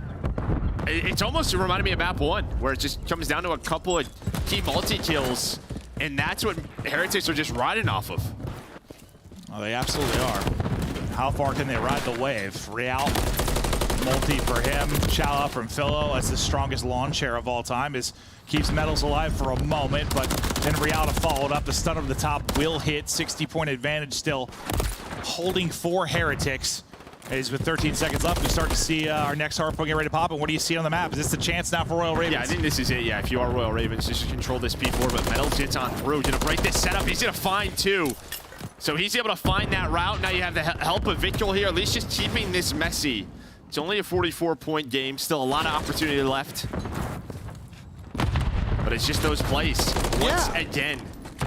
That Miami's just not allowing Carolina to get set up. It's Lucky, it's Metals. They did it in map 1, they're doing it here. No, exactly. Like you look at the map and it looks good. You're like, all right, you got your setup, or you're darn close to it.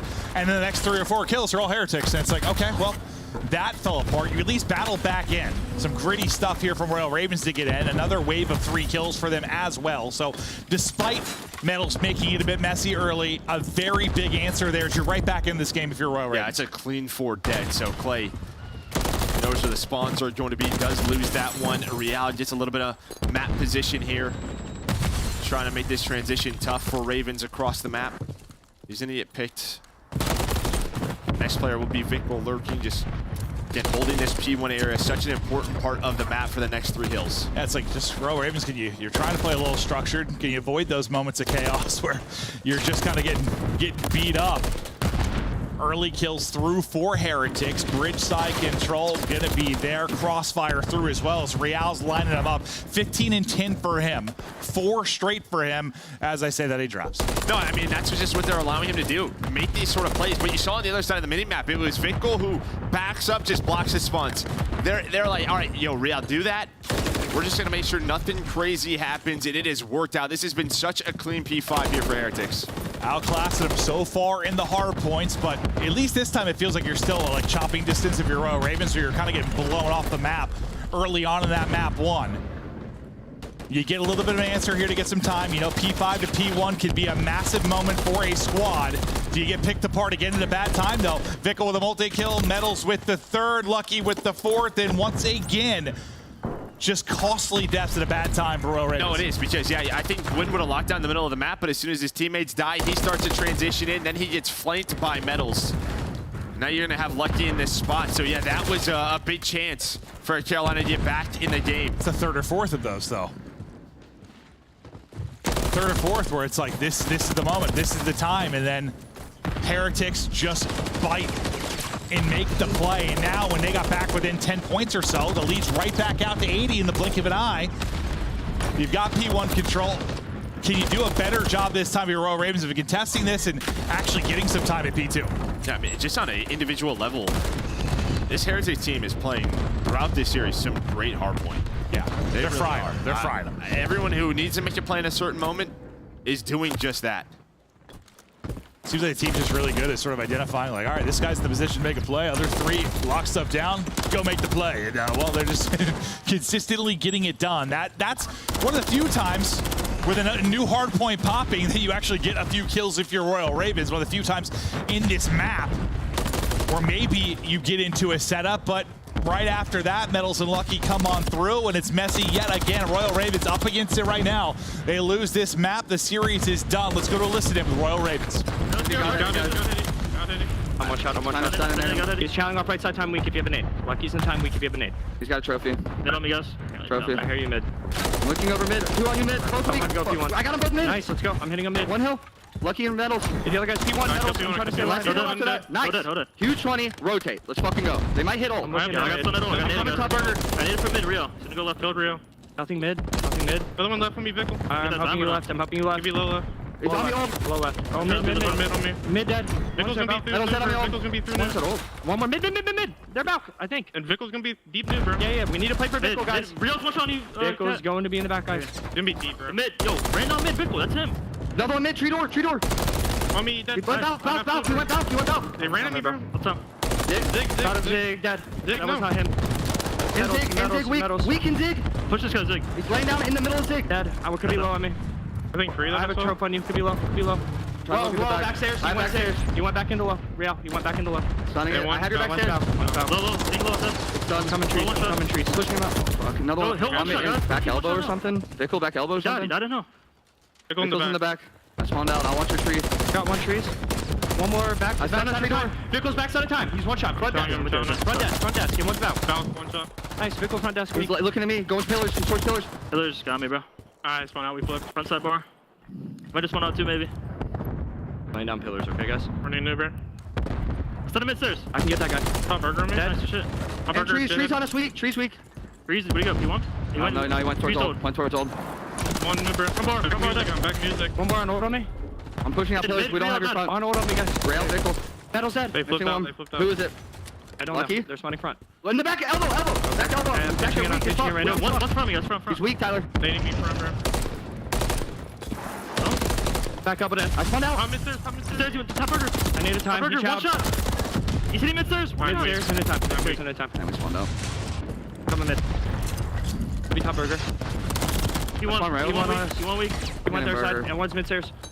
Jumping across. Top burger back. Top burger back. One He's shot. P3 on you. Top burger back. One shot. Lucky to trees. Lucky is trees. Ran out burger. One shot. Lucky trees. Hill. Nice. Lucky is trees. Rails here. Mid-stairs. One shot. Mid-stairs. Lucky. Mid-stairs. Lucky. Top burger. He jumped off on you. I'm going new. I'm one bullet. Leave it in. Go. No one. Back pillars. Going to time. Metals. Got one on you. One more middle map. Real. Middle map to P1. Real. We can't run now. Real's P1. Go top out here. You might shoot low here quick. Top trees. He's in P1 bar. P1 there. Yeah, left heady, guys. Yeah, he's on him. Bounce. Vickle weak. And their door. One's their door. One's behind rocks. Gone by. Their door. Close left.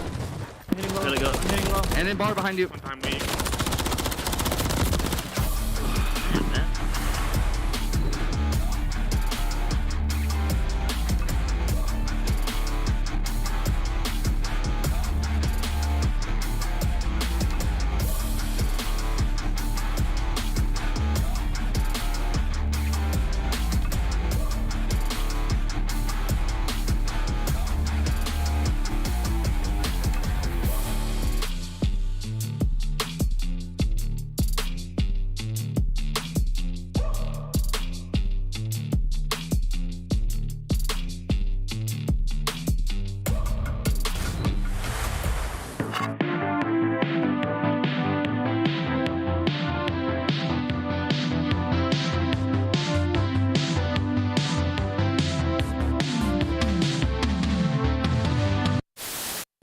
chat, watch this. All right, we gotta go play the game. Let's take a look at this bad. Weak. One shot low. Rug was weak. He was weak. I'm just holding iron. I couldn't get him. He's one off a streak, Teach. He's working bomb quick. He's playing confident. You saw him. You can't get on till 8. Oh, frag. Wait, what? All right, we got to regain. He's one off a streak. Come on, Teach. Let's go. All good. He's one off a streak. Ain't no other frag on, bro. All good. That's the problem. You gave them all the time in the world, and now Ultra have set themselves up perfectly for the barbershop hardpoint. The apartments, the alleyways, all the nooks and crannies are now full of Canadians. And you have a BZ at 9 and 22, and this is only a 20-point game. You're looking for big plays in the final moments, but Envoy takes down 2. Envoy the front line. Yeah, weak, close. Nice. The one there, Calf. Yeah, Calf killed me. Top out. Calf weak. Falcon. Alex, jump down. He's still in yellow car. Weak. I can kill him. Up point, bro. One's out now. Mid cut. Too slow, buddy. You haven't got time to go dumpster. You haven't got time for that. I got world starred. Oh my god. Yeah, he was shooting guff. I've just seen that in the death cam. The guys jumped off plan. I'm like, surely he's getting this kill. Yo. It was bad. It was bad. Pure guff coming out. I had the wrong attachments on. Yep, he's absolute. Guff is yo, tell me out. Tell me out.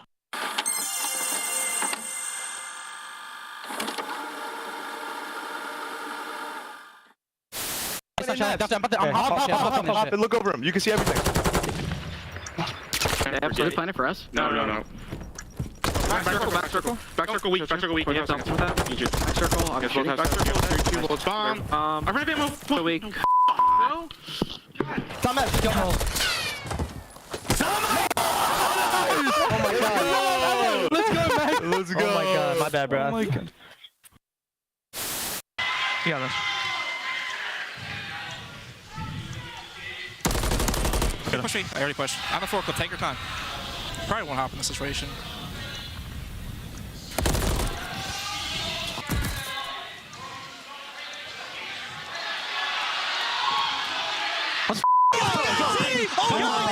Come on. Nervous. I was about to say, I think he hopped it. Oh, see that, dude? I couldn't see it either, but I thought you'd have my cross there. What is this 9 and 4. spot? What? Oh, that looks very uncomfortable. Very uncomfortable. No, it does, yeah. You're basically balancing your nipples on a metal pole. For some, that's a talent. Yeah? In the corner.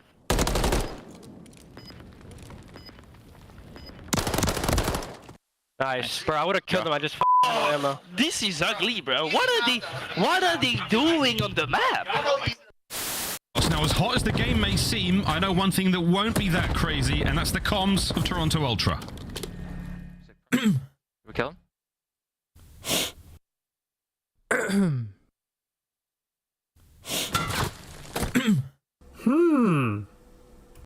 Calm as ever, Toronto Ultra. Now to the other side of the stage.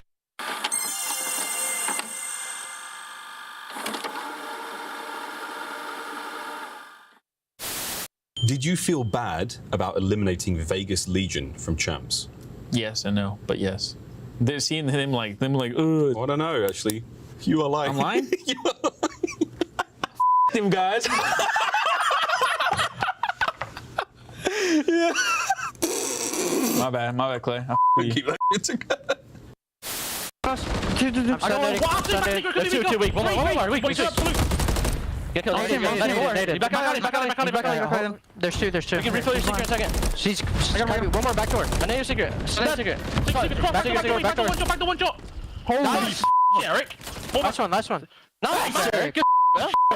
Good story, man. You can't kill me. What the frick?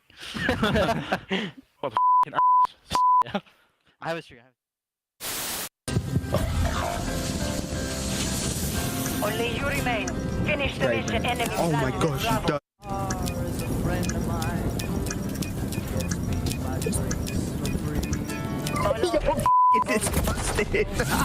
You gotta watch the Bomb Boys. You've gotta watch it. Yeah, you're actually disgusting.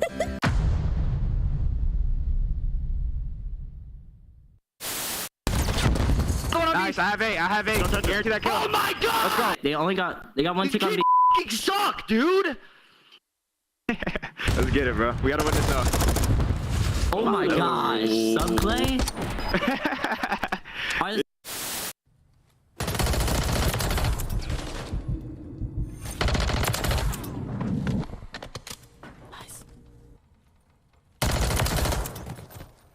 I got last one on A. It's on.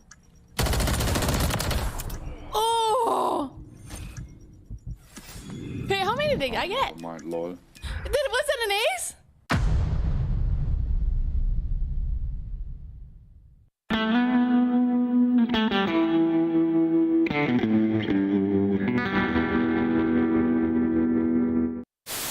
One tractor for sure, okay?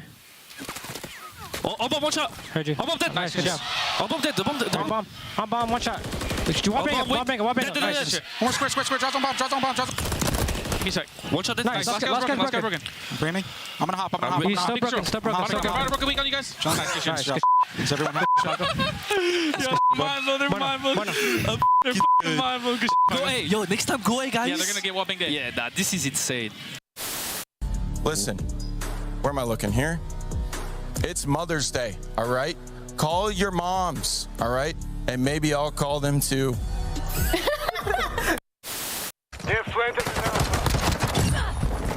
It's down to you. Finish the mission.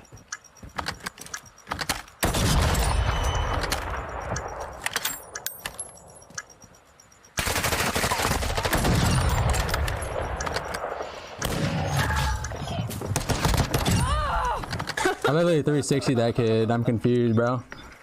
What? What?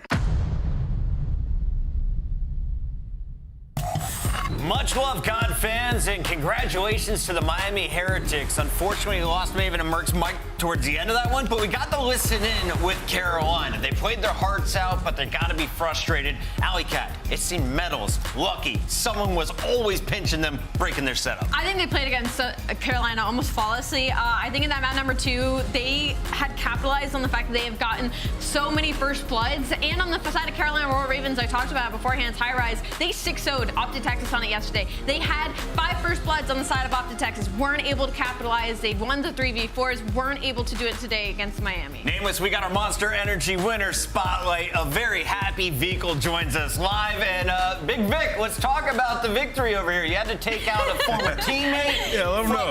Carolina still looks good, Vic. Still looks good. How's it feel to send Felony packing? Damn, this game I was shaking, you know. My hairline is the most precious thing I have.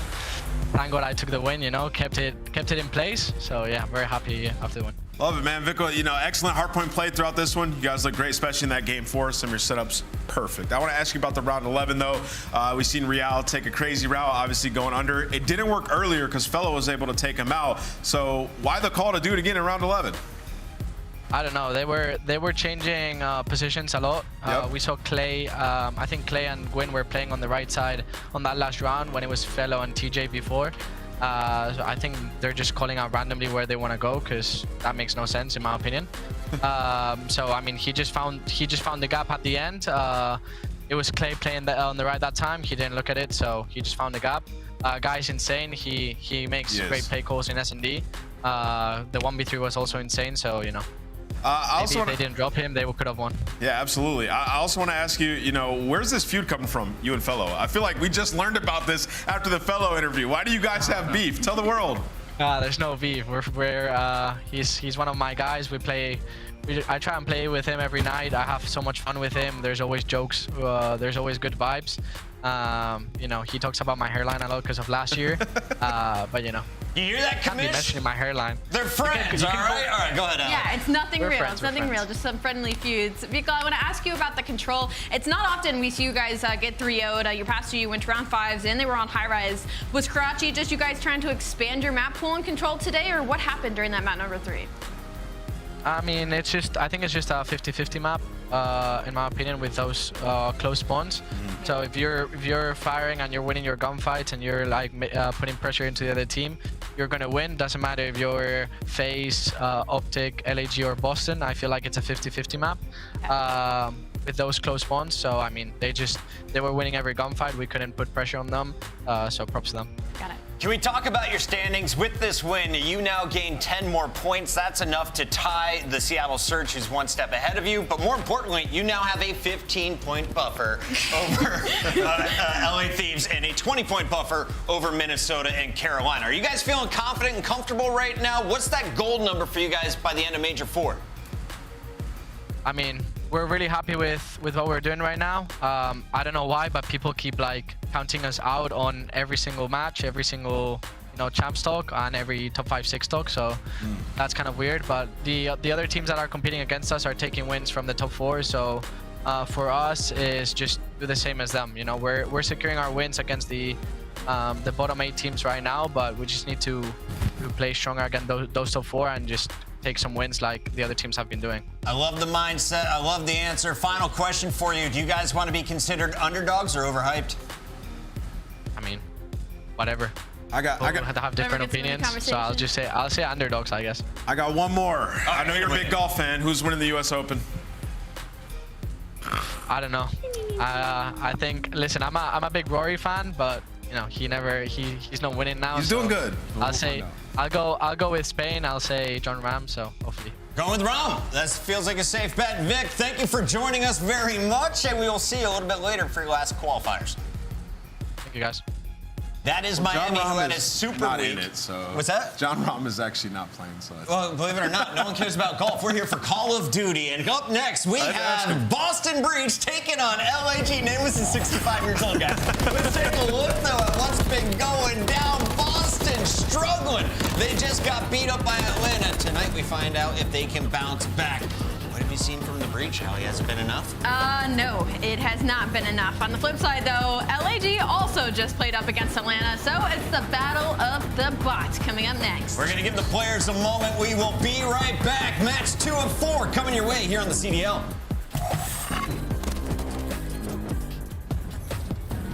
Upgrade your game with the Scuff, the official controller of the Call of Duty League.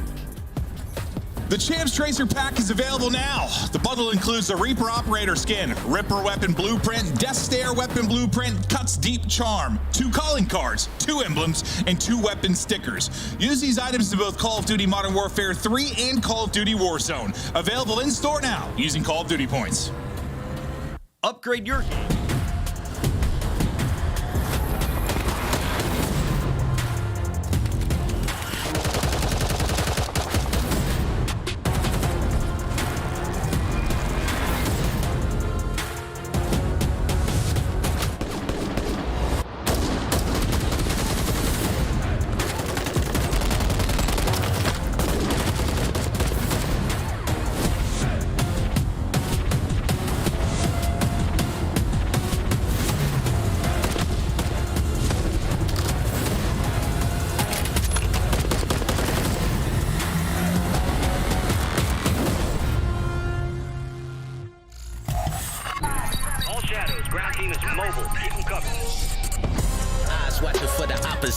How they crushing any competition.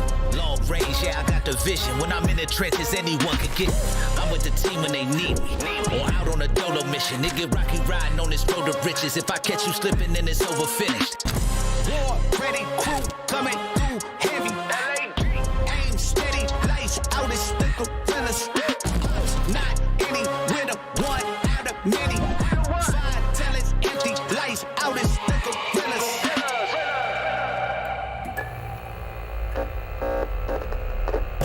We are back. Things are heating up here on our Super Saturday, but this matchup is huge for LAG. Let's start with the Los Angeles team that is desperate for points. They're running out of opportunities here. They are running out of opportunities, and unfortunately, their strength of schedule have not been kind to them in the beginning, but this is finally a chance for them to get some points on the board. They've also played Atlanta FaZe recently. The difference between them and Boston is they actually made it about a 10-point HP in that opening round number 1, and a 3-round differential in the search and destroy. So technically, they should have the edge.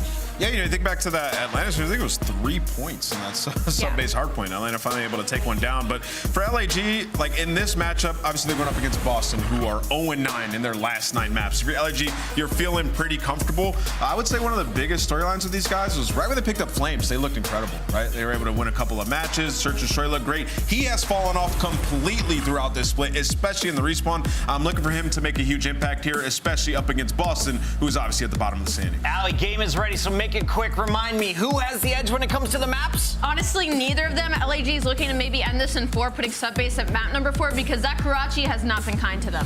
Yeah, that first map is a little tough for LAG. 0-4 in Karachi in the last 60 days, so Boston could strike pretty early and get some confidence.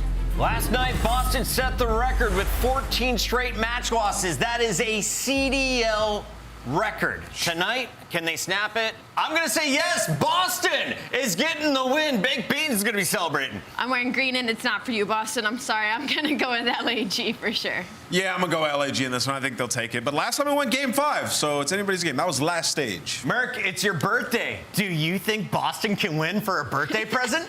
It's my birthday. That's what I'm getting? That's the worst birthday present ever. Yeah, no, yeah, sure. Why not?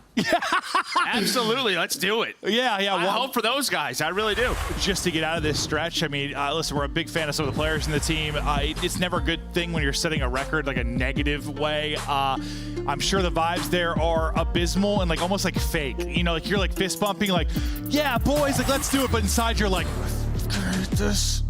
That's where they're at right now, probably. But on the other side, as talked about it, it's just desperation time for LAG. I mean, it has been throughout the stage, but they're 20 points out now. Like, this is one of your, keep up with everyone.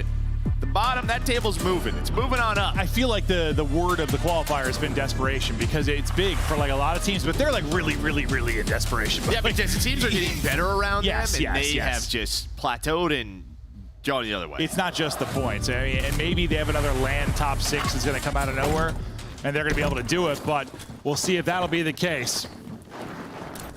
Yeah, we'll see. I mean, for Boston yesterday, they played 3 Karachis versus FaZe, a much different team, but did not go their way. First kill there for Snoopy. So he's going to get this going. Bean's able to find another one. Then on the hill is Priesta. LAG in the hill the entire time behind Estriel, and he's dealt with the pressure well as he finds all 3.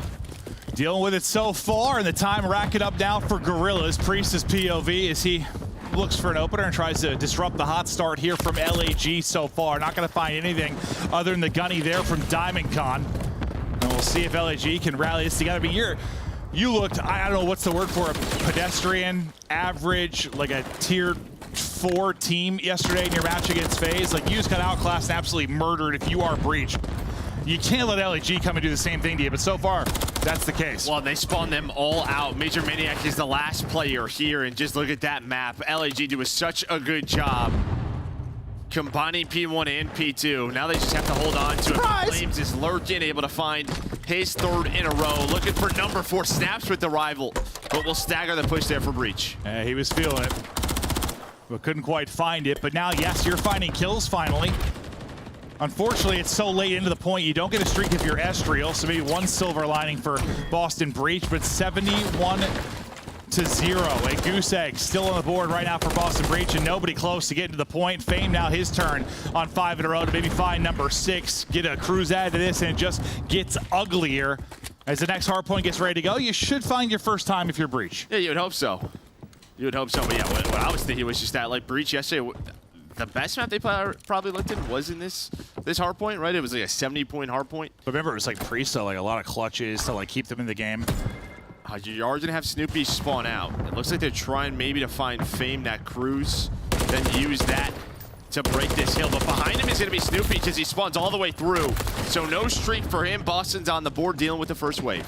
Yeah, good job so far. You really need a solid hold to start getting back into it. But yeah, another silver lining. You're able to stop a second 5 streak and no streaks. Major Maniac starts to pop off a bit, but he'll get traded out after he gets 2. Now to Snoopy's POV. Tough fight across. 1 kill through. Damage into another one. Getting in behind enemy lines now will be Estriel. We'll see if Estriel can make any kind of play from deep. Yeah, it's just already so late. I mean, yes, you'll get spawns that you probably want for B4 and B5 if you're able to win these fights like the way that they are. They finally get on the hill. mean, I guess it's 20 seconds if you're able to get all this time, but now it's just down to Flames. Snoopy still here. Run around, dive in around, and now set up over towards top 3 will be Beans. Beans, good luck with that one. The roadblock a little too strong as Fame takes it. Still hovering around that 100-point margin. Will be Guerrillas as they continue to try and hunt. Major Maniac, his line of sight as he's trying to find something, anything. He's got one right below him. Hello and surprise, but Beans through on the help. Able to help out his old buddy, Major Maniac, as he was on 6 HP. Yeah, now you have Flames just staying alive, finding some of this time. When will Boston go? Trying to find a pick with an aid. Trophy just gets down on the LAG side. Major Maniac gonna open it up with the rival. Behind it is Snoopy and Beans, and now with 25 seconds left, it's your LAG. It's just, what do you want to do? Do you want to fight for some of this time? Priest is on 5 in a row. Looks like they're going to play for the scrap time and then work from there towards P5.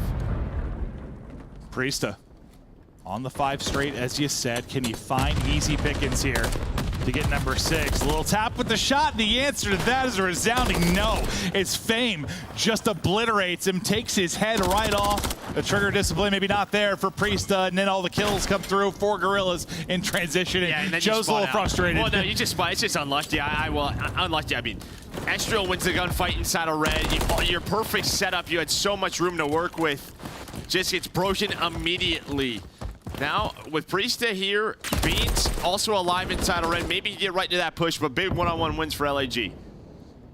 Nearing a 100-point advantage right now. Estriel just soaking up some comfort time. The push starting to develop over through red. Great shots there from Diamond before he is traded out. But once again, trying to stagger this push coming in from Boston Breach. 3 men grouping up now to try and push on through. Fame once again being the playmaker. Fame able to get 2.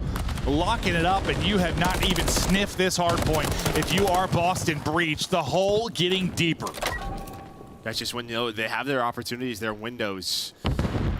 You're winning for spawn control, and then the last 5 seconds before that hill pops, you just lose your complete setup. You spawn 3 players out at the old hill. It's just not going to be good. But LAG right now up 130. Let's go to a listening with Guerrillas. One trips. They shot on me. I'm coming sad. I'm just living. The trip on me, dead. I'm trying. They're gonna top me now. Trip, guys. I'm pretty good.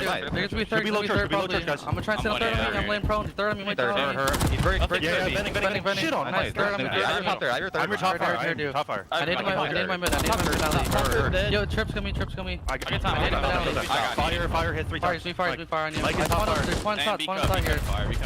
I got toxin. I spawned back right. One's on fire, one's on time, and one deep left. Yo, go third. I might be able to play down mid here. Someone left. I stunned him time. Might be third. I can play mid. Could be third down. I'm not out. He's top bridge on me. He's not trying me. I can help you. I got time. Yeah, top fire, Mike. Low bridge.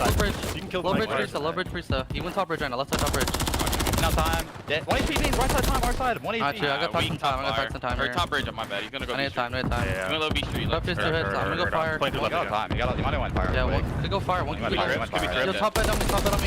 Yeah, press him one shot because living B cut. Going top. Go top. Bigger time. Yo, Preston's gonna be here. Yeah, hold the cross.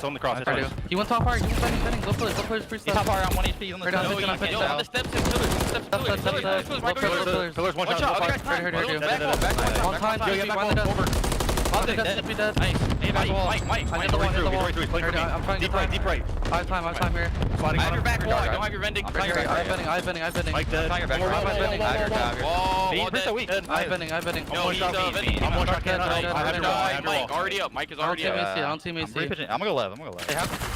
Maybe like talking over each other some at times. That's the nature of COD listenings, but like they were really good at calling names, calling setups, calling pushes, where people were going to be. Like, that was a really solid listening. Yeah, solid listening there by LAG, and it pays off. They get another break towards P2, and then on this rotation, they have players in position to win some gunfights, and they do just that. Now it's just down to Priesta and Major Maniac. Major maybe sneaks on through towards Junk. Fame there with a quick trade, but Priesta maybe gonna have to make another one of those hero plays. See if he can do it. Last guy lurking, not going to happen. Fame will get number 5 off of that as well. 18-11, looking for number 6 and the streak. Flames, no trophy for coverage, I don't think, so the trophy is going to come through and take him out of the mix. Rallying in, picking up time. It's Diamond down to 28.5 HP, but staying up. I don't think Fame able to get the streak, and 3 through there for Boston Breach. Is you battle on through, you try to chip away at this, but just 11 needed for LAG. Yeah, it's gonna be so difficult at this P4. You know LAG just gonna, well, they're gonna go for this one more time. They can still win here. but just try to put as much pressure as they can. But nice hold for Boston. Diamond's still lurking. There we go. Now over towards P4. See the green arrow starting to fly on through, trying to control Fountain. Stoopy is trying to get to the cutoff, see if he can pick up anything, but it's snipped out. Diamondcon ready to shut it down. Some great shots there from Beans as he will take down 2. The trade does come in from Flames, and now you just got to be perfect. Every second, you got one little tick there as you hopped into it for a moment. Putting a little toe in there. Yes, keep dabbling, flirting with it. Just trying to get any time you can as Bean tries to play Disruptor here. We up to 241. Priesta through with 1 as well, in position to maybe you're not going to get some time, but I guess you can clear them out of the point. But Beans he's clipping them right now. Yeah, I mean, Beans just headshot after headshot. Now going to get inside the point. And He's LAG, snapping on Seagulls and teammates. And yeah, kind of forcing Boston to have to play around this objective. So a chance now, a couple of players near here, 5 more seconds needed. Still have Fame. Beans has just been doing all he can, but his teammates are trying to control spawns for P5. But the real focus is on this hill. Yeah, they've just been able to get in and just chip away. Like, you had, what, 239 into this? Now you're going to get the win there. P4 so hard to just keep them at bay. Finally able to burst on through. And they started so strong. A fantastic listen in there from LAG, a team you can tell they know it's desperation time. They know they've got to be locked and dialed as they try to make a run. And I mean, they got a couple of top 6s in their bag. I mean, at times they will look good when they're really clicking. It seems like it's been a while since we've seen it. No, it is. But I think just from the start of that map, I mean, you got what you wanted. What, it was like a 80-0 start there in those first couple of hills. A great transition to P2 from P1. And then you got an early break. And when Boston had the chances, just some rough deaths. No, absolutely was the case. Some brutal deaths at inopportune times. I mean, the kills aren't that wild. No, it's really not. Like, we were talking about some of the, inopportune deaths for, like, I don't know, Carolina in that last match, but they were also getting outslaved by 20. Like, it was a lot different this time. A little bit closer, but I imagine you're going to have that sometimes if you're Boston Breach. I mean, what did I say to you yesterday? I was like, when you're out of it like this, yes, you have one more major to make a run, but I think a lot of people are thinking about the future. You're going to start statting a little bit, I imagine, at times. So I assume there's going to be some hard points where they're maybe not outslayed that much, but they're going to hold throughout the majority of the game. At least I would think so. Yeah, it's just sort of the nature is going to be tough. It is. It is. We're all human. It's hard to be very positive when you're in this position and you're setting records in a negative way as far as like longest losing streaks.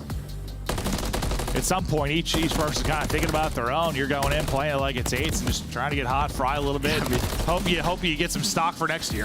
Going into practice every day, it's not going well. It's got to be hard. It absolutely has to be. Yes, we are playing a video game. Yes, it is one of the more fun careers, I am sure, but there's a lot of time put into this. And when you're on the losing side of it, it's not fun. It's not. I mean, it takes the fun out of video games, I'm sure, when you're up against it like they are. Yeah, I mean, you see the P1 and P2, and then just further on, that P4 and P5, that was where the game just blew wide open. Boston had a chance to rotate to P5, get a good setup in, immediately broken, and Boston out of the game. We'll be out of that map 1, and we'll shift our focus forward to Search and Destroy. Taking a look at our overall best of 5 more. We're going to head to 6-star. We go next. What are you seeing for reps for these two teams? Well, I mean, 2-2 for LAG, so one they've been pretty solid at. On the other side, winless if you are Boston Breach. And that was just this was like one where they threw a lot of them. Yeah, they had this was 3 or 4 map 5s. Yes. They had a lot of these, and I think they even had, I might be exaggerating, those 4-1, 5-1 type leads, and things sort of slipped away, a lot where they're looking so good, and things just started to unravel when things were really coming apart. But you try to fight back in this now, but yeah, we've seen LAG look really strong here, but we look to the Search and Destroy, and this is a match that it is what it is. You got one team that's basically out of the conversation, one team that's very close to being out of the conversation, but hopefully you can get some points if you're LAG. At least you took a first step there in the map 1. Yeah, I mean, that's just it. If you're Boston, the motivation is let's take these guys down with us. That's really it. Let it all burn. Yeah, let it all burn. Just try and just disrupt these standings as much as possible for LAG. Yeah, this would get them to 130 points, so they would be within a match or two of being back in that top 8. It's certainly possible, and I mean, there's still a lot of matches to be played, even though it seems like there's so little time. Like, I feel like the season started not that long ago. Now we've got a couple of weeks left, and we're basically in the home stretch for these final couple of majors and champs. But let's look at the search and destroy over the last 60 days. And yeah, if it wasn't the loss record overall that was the record you were setting for Boston Breach, the conversation right before that was the search and destroy record, as they were on it was like a 13-14 loss streak in a row. They're right back to a 4-loss streak, and it's been bad. It's been bad, but not great on the other side. Yeah, and I think on the other side, yeah, I mean, your 4 losses in a row, your map 2s haven't been great. You're going down in holes. Or maybe if you win a map 1 versus a team that's better than you, immediately tied up, going to a control. I think if you're a roster like LAG, something that we've had in the past, it's just like you're going to cause upsets through searches. And when your search record is that, this is what's going to happen. It feels like if they're going to make another run at a major and maybe get another top 6, the search is going to have to improve, and you have a small window to find those improvements. We'll see how they look here. A good chance, I mean, in some ways for Boston Breach to answer back, you've been in control. You've been in the driver's seat sometimes on the 6-star search. Just haven't been able to close things out. It's like that ever-looming 6-round win. They have not been able to get a little 2-2 split up mid and towards B in the defense for Boston Breach, and spreading it out, looking for openers so far is Guerrillas. As we take a look at our round 1. Yeah, you kind of have Estriel and Fame in this 2-man setup. Normally off of this, you have like a couple options, just wrap over towards A. Well, I guess with this setup, they have all of the options. They can go mid if they want. If Diamondcon finds a bait, they immediately wrap to B. But with Flames not seeing much, it's looking like to be an A hit.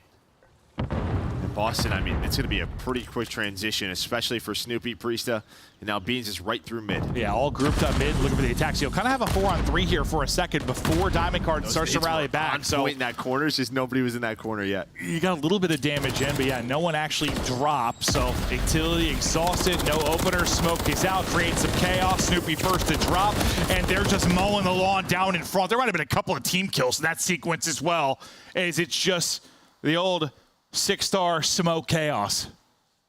It's just an interesting smoke because nobody even crossed to the bomb. Like, you're literally smoking and just, you don't even have the info.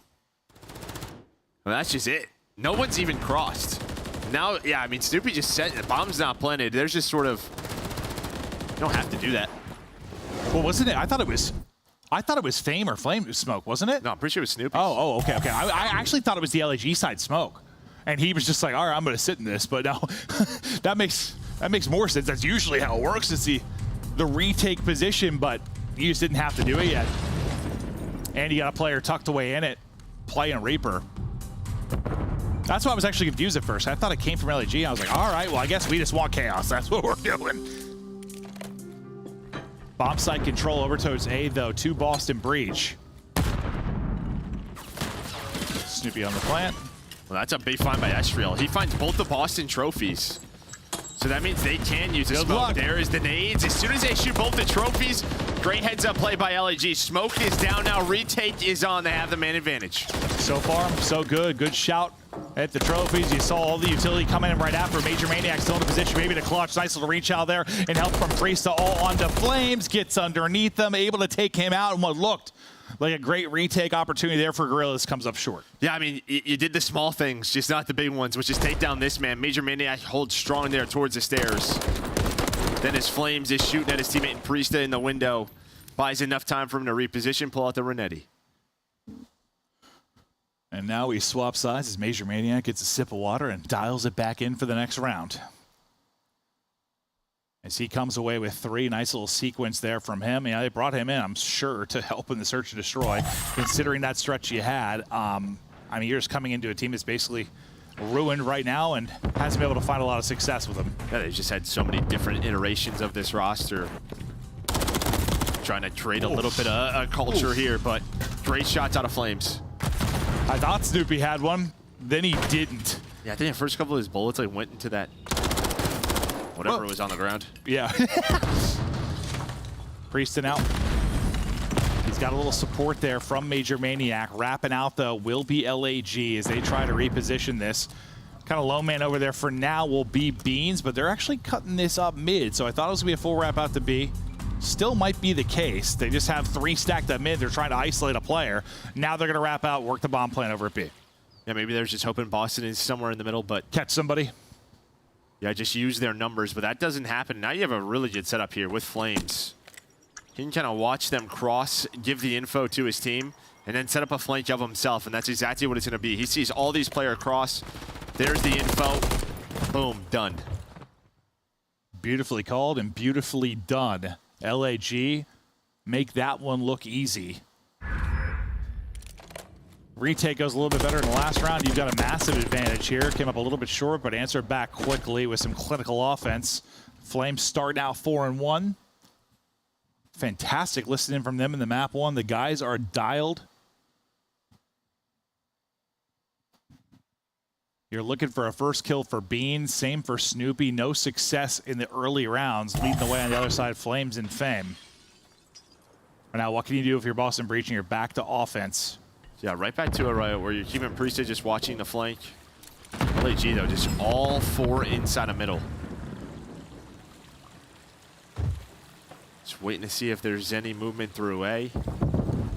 There's not a lot of info given from the LAG side. And like last time, Kinestrial find these trophies, maybe in a better position there for Beans. Yeah, after he picked both, he might get better reposition. Yeah. Now they're trying to see him tucked away in the corner. A little bit, yeah, good luck with that. They're trying to take him out with the utility. Nade trickling across. That's going to hit Snoopy. He's ripped down to 53 HP, but able to stay up. Still 4-on-4 situation. Number 2 in Priesta. The guy watching the flank is now trying to make his play out mid, but they're holding it. They're holding it and waiting for it, and they're going to get the kills on the other side of it. Then collapse on through. Major Maniac's got to be the hero again. Can't do it. Priesta. He's going to drop as well, and that's really, honestly, it's 2 really good retakes at A. You just let Major Maniac make a play last time. This time you shut him down. Yeah, and they forced them to adjust, right? Because you have the trophies in different spots. You can't use nades, you can't use smokes to open it up. But yeah, they use their weapons, find the openers, and I mean, even if Priesta, like, obviously it's a great find to wait for him and stay patient, but Priest should have ran away. It's just he has to go because his teammates die on the site. Well, yeah, we were so focused on him. I thought he was going to be the first fight, honestly. Just the way it looked on the mini-map. But, yeah, the next thing you know, 2 of his teammates get headshot. And Beans and Snoopy's struggle continue. I mean, Snoopy, who probably wants to be kind of a point man, makes some plays early in that hold. Well, he got hit with that nade right away. Kind of takes him out of the fight for a moment as he was hit for, what, 100 or whatever it was. And this looks kind of similar to the round 1 you saw out of Guerrillas. Kind of spread the map, take your time, play for info, then plan the attack. Yeah, it seems to be kind of like their default. Just play off of this. Again, there's a lot of options here with your 2 players, Estriel and Fame, just kind of playing around mid, but they're just saying, go into your defense, and then we'll start this round 30 seconds in. Diamondcon's gonna play on an island, trophy down out of Estriel. Flames has his help. You see everyone putting their trophies down. Prieston out here going to rotate to help out his teammate, but watch that number 8 in Diamond. He's been able to make a play a couple times on a route. Chance to maybe do it here as the chaos is about to ensue. That is Headies from Flames. Trades, though, from Major Maniac as he gets 2. Now Diamondcon getting into the mix. 2 versus 2. 30 seconds on the clock. Diamondcon, the playmaker. You think it's going to get picked up after he gets the full kill, or the first kill, but he just runs on through, and now it's Major by himself in the bomb. Well, they're taking that. They're heading over towards B. I'm not sure if Snoopy just didn't hear a call out or didn't think he was in a chowder. I thought someone was going to look at it. But he's just on top of the statue. So, yeah, they're just going to rotate this bomb. Yeah, that looked odd, yeah? I mean, I know you're thinking about 2 things, but you're the only one that can pick that up in that spot. Major would get the ace here if he can do it. Already 1 clutch, looking for another slide. Timing will not work out. Guerrillas. Another solid round there. Yeah, I mean, Hardpoint, they look good from start to finish. Getting the same thing here. Just good reads on the map. Playing together on their pushes. Feels like a lot of the times they have the man advantage, but they're not throwing away rounds. No, I mean, this very easily could be an even bigger lead. Could be 5. Well, yeah, even the 1 round that they won, it was like a 2-on-3, right? 2v4, right, Priest and Major Maniac? Yeah. The map so far is pretty much the same thing, 2-on-4. That's true. That's true. Priest and Major supplying all the kills. Beans and Snoopy. First one still eluding them. Will they find it here in our round 6? Snoopy able to get his first as he'll trade out the kill from Fame. Beans falls up. There you go. Both able to get kills, and they needed it desperately. They're finally able to come up with something. But now can he close out this round? We're not done yet. Yeah, just starting the plan here. So Beans watching mid. How do Estriel and Flames want to do this? Looks like they're going to go for the full flank. Depending on this timing, this might work out. Here we go. It looks like they're going to reposition. There's the info. Both players back down, and you're kind of just trying to bait out Flames' spot. But I like the position there for Major Maniac. Doesn't give him an option, and Beans just watching that cross. Yeah, handling the business now with the 3 versus 2. Estriel at least able to take out 1, but so little time to go. 20 seconds or so. Smoke allows him to create some chaos, maybe get back to full HP and take the next fight. Likely spotted from water, and he found an insane timing. Can't quite get through. So little to work with, but trying to thread the needle is second round on the board now for Boston. Yeah, really good round there by Beans, especially in that 2 versus 3. Puts bullets into the first one, backs down, picks up the other cross. Able to find the kills, puts the damage in. Needed that after the 0-5 start. He'll step it up. And round by round, you rip back into this. But an advantage to go up 2-0. You've been outplaying him so far. It's almost a little nasty turnout. Was pre-fire in middle of the stairs. Kind of saw that from Estriel's POV. Just not ready for the gunfight. Yeah. Kind of back to their standard setup, but more bomb pressure over towards B. They spread the map, but they're like, they haven't had a presence here. Let's go ahead and push it. And they're just going to get down for a fast plant. So great early read here from Guerrillas. Snoopy and Major staying. So yeah, waiting for the bomb plant. Maybe they thought that this was a bit of a fake, but by the time you start this retake, already going to be 10 seconds off the clock, maybe more. Yeah, I think you're talking more. We're 10 off now. They just did not play off the info. 15. About 20 seconds is when this retake's actually going to start. One player picked up on the flank, the other's into the grinder. Is it just Diamond Con with the triple, set him up on the steps, making that round look easy. Yeah, and I guess from Boston's POV, like, they've been lurking one on an island, like Diamond Con poolside. They obviously don't know it's him. So that maybe they only see one cross to the bomb and say, this could still be an A hit, right? They've been flanking through A. But Diamond Con and the rest of the team, they were all towards B side. So Boston very late. They lose the one-on-one on the flank. That was Major Maniac, and then it is just the blender on the staircase. Yeah, not a lot they can do there. Diamond lines them up, around 5 up. Looking for the 6 now to close this out and just keep the 6-star S&D woes and, well, just general woes. Continuing for Boston Breach. Fame gets ripped down to 28. Snoopy then able to pounce. Trade it out quickly, though. They've really stopped Snoopy from making any kind of plays. Like, he can have wild playmaking ability with his gunny and his movement, but they pretty effectively traded him out or just silenced him early on. Yeah, I mean, they've really showed 2 big things. One on offense, where they've spread the map, and on defense, majority of these rounds is just 4 mid, and then watch both the crosses rotate off of it. I mean, and this is going to be the right call, too. You're not planning this at B. Yeah. Felt that. I mean, that's Boston Breach's year in a nutshell right there. Yeah, Bomb. At least Bomb doesn't, like, fully reset. Imagine that would have led to just a 3-piece out of Major. That would have been a crazy one. Beans is outside of the map. The Guerrillas boys are laughing it up. They're up 2-0. They have been locked in. Some fantastic comms and teamwork in the opening hardpoint. Some great rounds really on offense and defense. Just the defense, like you said, just 4-man mid control. And, well, I mean, for mid, you can execute pretty much anywhere, and you can do it with the swiftness. You won't be caught in those positions where you have a 20-second relay from A to B and try on the retake. Statistically, what do you see, Joe? I mean, just all the first bloods were LAG. Just one for the side of Boston. They were able to win that round, but LAG just played the map flawlessly. Set up their players, set up their plays, had the reads on the map. Didn't allow any funny business to go down. No, I mean, Snoopy got like literally just shut down. 540 damage. You didn't really allow him to do anything, and he's the guy that might get a kill, open things up, get loose, get him behind enemy lines, make a play. Like, he's got the razzle-dazzle sometimes, but they just neutralized him completely. Yeah, and he seemed a little out of it, like didn't react to the Diamond Con kill. I don't know, he was going through it. Not sure. Yeah, 4 first sets. Not a great match so far for Boston Breach. LAG, they needed this one. They needed the points to stay in the hunt. And a great opportunity to do it here. We get ready for an invasion control. looking through that one for both teams. Where you at? Well, I mean, I think this is one that you haven't done a lot of reps if you're LAG, like 2 and 4, but maybe you've played pretty much Karachi and high rise throughout the year, so maybe just one you're trying to throw in the arsenal. Yeah, throw in the mix a little bit in a series where maybe, I mean, you can't really take anything for free right now with the way the league is looking. No. Like, even though it's Boston Breach who has struggled the most or at the bottom, you still have to bring it all. And they've been doing just that through 1, through 2, up 2, and playing well. This sauce has been there for LAG. They look to close it out in the map 3. We head to Invasion after the quick break.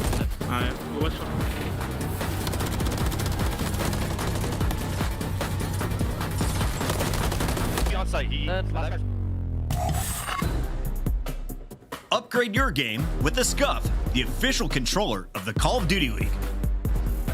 Scuff Gaming is doing an ultimate giveaway where you and a friend can win a chance to go to COD Champs this year. The giveaway includes 2 VIP tickets, travel expenses, and more.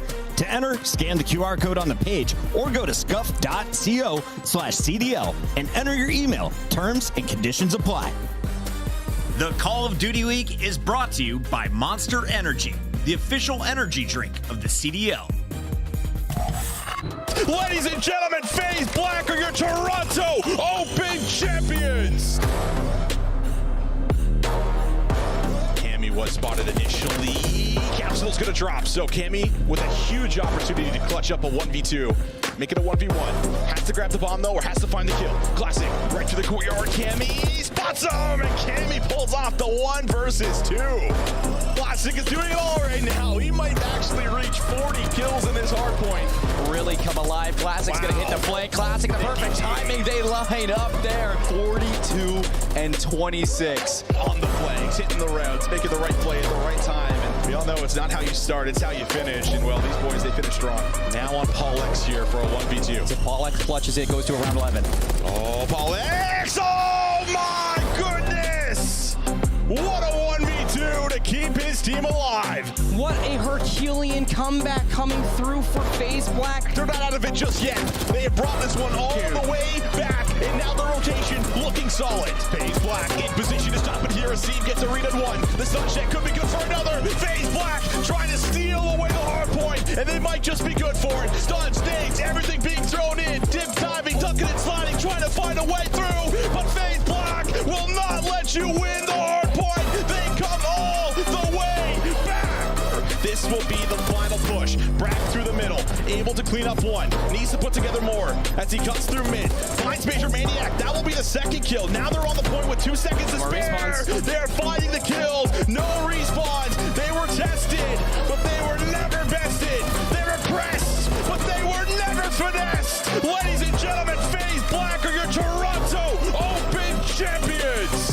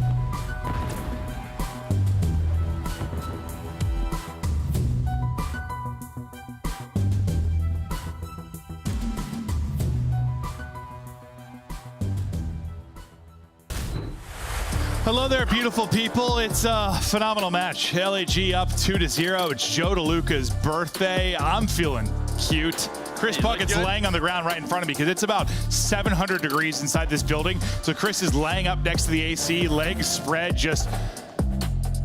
Looks great. Yeah, he looks good. He keeps me on my toes while I'm casting. He's also like, I think at one point he was spraying water on my legs to keep me cool. Oh, that's our guy right there. Yeah, that is our guy right there. That's him. LAG, their weakness has been their control defense. That's not good if you are, have a weak control defense on invasion. Yeah, not the best place maybe for that to come through. We take a look at our Monster Energy pregame and get ready to go into this map 3. Overall in the season, you see how it stands. You said not one you've gone to a ton of your LAG, at least as of late. You've more been focusing on the crouching and the high rise. You try to take it here, maybe to add a little something else to the backpack as you get further into this season. Look for upsets, players loading in now and getting ready to go on invasion. Chance to close it out, and I assume you got to be a little frustrated if you're Boston Breach, but Beans, I mean, the respawns for the most part, he's been putting up numbers. He's absolutely done it in the control. It's just not leading to any wins. Yeah, I mean, damage is number 1. I mean, guy is doing it individually, but I don't know. I mean, Boston, like we saw moments yesterday versus FaZe. Today, we've seen nothing. Not even like individual moments. That's where it's like, it's one thing to get 3L bopped by FaZe. It's another thing to get 3L bopped by Guerrillas. That might really tell you the state of things in the Boston Breach camp. If that happens, we're not done though. They got a chance to bring it back here. Cars exploding. Beans still up. As they're trying to hit the A side, they're going. Stun able to connect though, slows him down. Teammate gets cut down. Still fighting will be Snoopy. Beans tries to chow out. Major Maniac and Snoopy able to take care of 3 though, so Snoopy at least has gotten loose. Something he couldn't really do in the search and destroy at all. Man, I mean, if Beans wins that one-on-one, Snoopy then transitions on to A. You would have multiple players on it, but Flames and Diamond John able to hold on.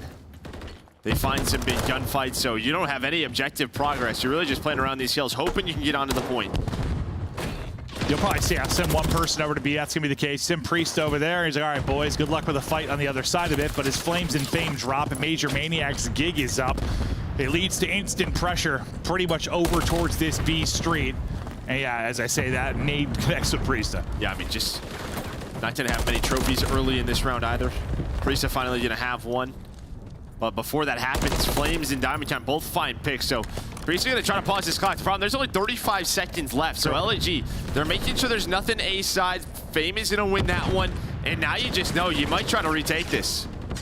As you've got another kill, that's going to be the play, absolutely. As Estriel comes out, puts him on skates and finds the kill. You've got Flames pushed up to the tank. Good luck with that. Lining them up, frying them, and now it's the last-ditch effort here from Boston Breach. You got one final push. Where are you going to go? Yeah, I mean, at least Major gets out. He's able to find Estriel to get him off that. Flames is still alive watching this cross. The Yo 2 for 2. But I didn't think they had Major Maniac out already. So with that, but Flames, he's just going to cut off the reinforcement, so he at least finds one. This will allow his team to put pressure on. 7 seconds left. I was wondering where the timings. I wonder what the timing was going to be for Flames. We hopped off of him, but yeah, he was at least able to get one, as you highlighted. Major Maniac, last guy in, time dwindling. Excellent defense there for LAG. And I mean, that's also one of those rounds where Boston Breach, you know, you try to swing it a little bit. You take an A hit, like a full-on A. I mean, because we'll see sometimes where you sort of, I don't know, you send one person today and everyone else kind of lurks up mid, and if your one player gets a kill, maybe you attack. That was sort of, they sent like everybody. Like that was a coordinated effort on the A, just fell apart. And usually when that happens, a minute's gone off the clock. Yeah, I mean, they won it everywhere but the point. That was the problem. Yeah, one more different gunfight. They have multiple players on it. That could have been a different round. Instead of what, they get 1 tick, I think? Yes, I believe one. That's not good. No, it's not. But that, I think that is the risk of a heavy-handed hit towards A. It is. Not the first time we've seen that. But usually I feel like you get B like in the last second, just due to some of the shots from Flames, his position, then on the kind of the reflank on the wrap, he was able to get another one. Now Diamond Con able to get a streak. But really, it's just been, this is the first time I'm feeling this way in a while. And granted, we don't cast every LAG match. I don't always watch every LAG match if I have the day off. They've been playing very well. Yeah, I mean, we just talked about their defense was 12th, and that was a very solid defense. Their teamwork, they're just not allowing really any individual plays to happen. They're all winning their gunfights. Diamond John's 10-1. He's on 8 in a row. Pretty good. He's got a cruise. They're about to be done with B. Estriel and Diamond John already inside a cafe, immediately putting pressure on the A Street. And I got a streak. We'll see when that's tossed into the fray. Some big kills, though, for Major Maniac and Snoopy to sort of shut down the positive momentum from the B capture, maybe get him out, take him back to step 1. Snoopy thinks he's got the timing to cut everything off. Unfortunately for him, Flames was still up. They got the other 3. He's thinking about spawners, but yeah, I mean, Flames is already, he's already pushed up the street. A solid performance so far from Major. really in the search as well. But Diamond John's thinking, let's do this. So you get position, you get everybody inside a laundry mannequin, whatever you want to call it. 1 kill comes in. You're going to use the cruiser. You're going to find 2. Now it's on Flames and Fame to cross to A. That's 3 on a Diamond, all 4 dead for Breach. And I mean, you had Beans bridge side. You know it's tough to make a play as long as you have him there, but he had to run the whole way across the map because the streak is coming in. Then you're able to get 2, so you get him out of position. You get the kills, and guess what? You get the round. 2-0 advantage now for LAG. That might have been like the best use of a streak to capture A I've seen like this year. And granted, Boston Breach, I know they're in last place, but like that just the fact that you got 2 that's what you're trying to do. Out of position. That's like textbook. Like that's what you want every time you go for it. You just rarely get it. Yeah, just with like how long it comes down, and yeah, it's just difficult to time. But Diamond Con connects with 2. I didn't think he was gonna find 2, but he was just hoping for 1. Gets the double, then comes out of it. Finds the 3rd that allows his teammates into A. Yeah, I wasn't sure where he was going to go with it. He was going to like pick up Beans bridge side because he's like, I thought he was the freest kill at the time, like when it first got called, because he's got a hike to get to position. That wasn't the case at all. Instead, a little 2 for 1. And now you see 1 more defensive hold, and it has been a tough weekend for Boston Breach. Snoopy, maybe he can get something positive work behind as he's able to get 2, and a little more orthodox of a setup here for Boston Breach, just trying to make sure they get B done this time. Snoopy, after the openers, though, gets shut down. Flames. I think that's what's been most surprising for me is that Boston, as tough as a year it has been, they have played people very tough. Very tough, yeah. They've gone map 5s, and you've seen these individual moments from players like Snoopy, and I just feel like we're not seeing that. That's what happens when you have hope, Joe. When hope is killed, this is what it looks like. Yeah. Boston Breach, where hope goes to die. But no, seriously, like there's a point at which, as much as I'm like memeing, there's a point at which you think you have a chance, and you think you can fix things, you think you can make a run. You're like, we're this close, we're this close, we're this close. Eventually, it's just like, no, we suck. We're not close. We're not going to get it done. And I think your spirit just breaks a little bit. And that's probably what we're seeing a bit. Not the first time we've seen it, not the last time we're going to see it. It's been a tough year for these guys, but Guerrillas, they're keeping it going. It's Fame, and it looks like deja vu. It's Flames wrapping around once again, trying to get the help here, trying to shut down any progress, any full minute extension. And so far, they're doing it. You do get 1 through on the other side, and Priest, he's able to get on A, so this is going to make things interesting. Comms have got to be on point. You got to deal with both points if you are LAG. So far, so good. Yeah, everything that they want, they're getting. Fame playing this life so well. Sorry, Flames on this B Street. He's been so round 1. He's doing it here. You kind of heard what Nameless talk about it on the desk. He just hasn't been in that good of a rhythm. Maybe this is what gets them going. It's like sometimes I think teams need to like beat a top 4 team to get over that hump. Sometimes you see to come in and slam a bad team and just get over a hump, get some positivity to work with, because that is just. Woo! Some great COD from LAG, some poor COD out of Boston Breach. I don't know what Fame's saying, but I assume it's not real positive about the opposition. They come in and make that look easy, really across all 3 modes. You look up question mark in the dictionary, you might see Beans' face as he's wondering what went wrong. Diamond John's ready to go back to bed. Yeah, he's like, I woke up for this? Bros, you could have 3v4'd. He looks a little too comfortable, huh? Dude, Fabe's still talking. He's doing some kind of raid over there. I'm loving it. But no, I mean, it's always tough to like take away a ton of positives for a team when you're playing the last team in the league and, you know, they're in the position they are. But like, there was still a lot of like, yeah, just good moments. Mostly it looked really good for LAG. I really like the listen in. Really like some of the S&D rounds they had on offense and defense. It's a base to build off of. Yeah. I mean, it was just a really they needed the points, so now they're up to 130 points. What, 10 points behind 8th spot? So still in the hunt. Yeah, we continue. No, and like, I don't know. I just, you see moments like that, and you're like, all right, they can click at times when they need to. They're going to need to do it against some tougher opposition, obviously, to maybe get into that top 8 position for chance. So they're still there in the hunt. The hunt becomes even more interesting. It's just all bunched up and wild. They're in the middle of the pack, but it is a clean 3-0 for LAG. Exactly what Joe wanted for his birthday. It is.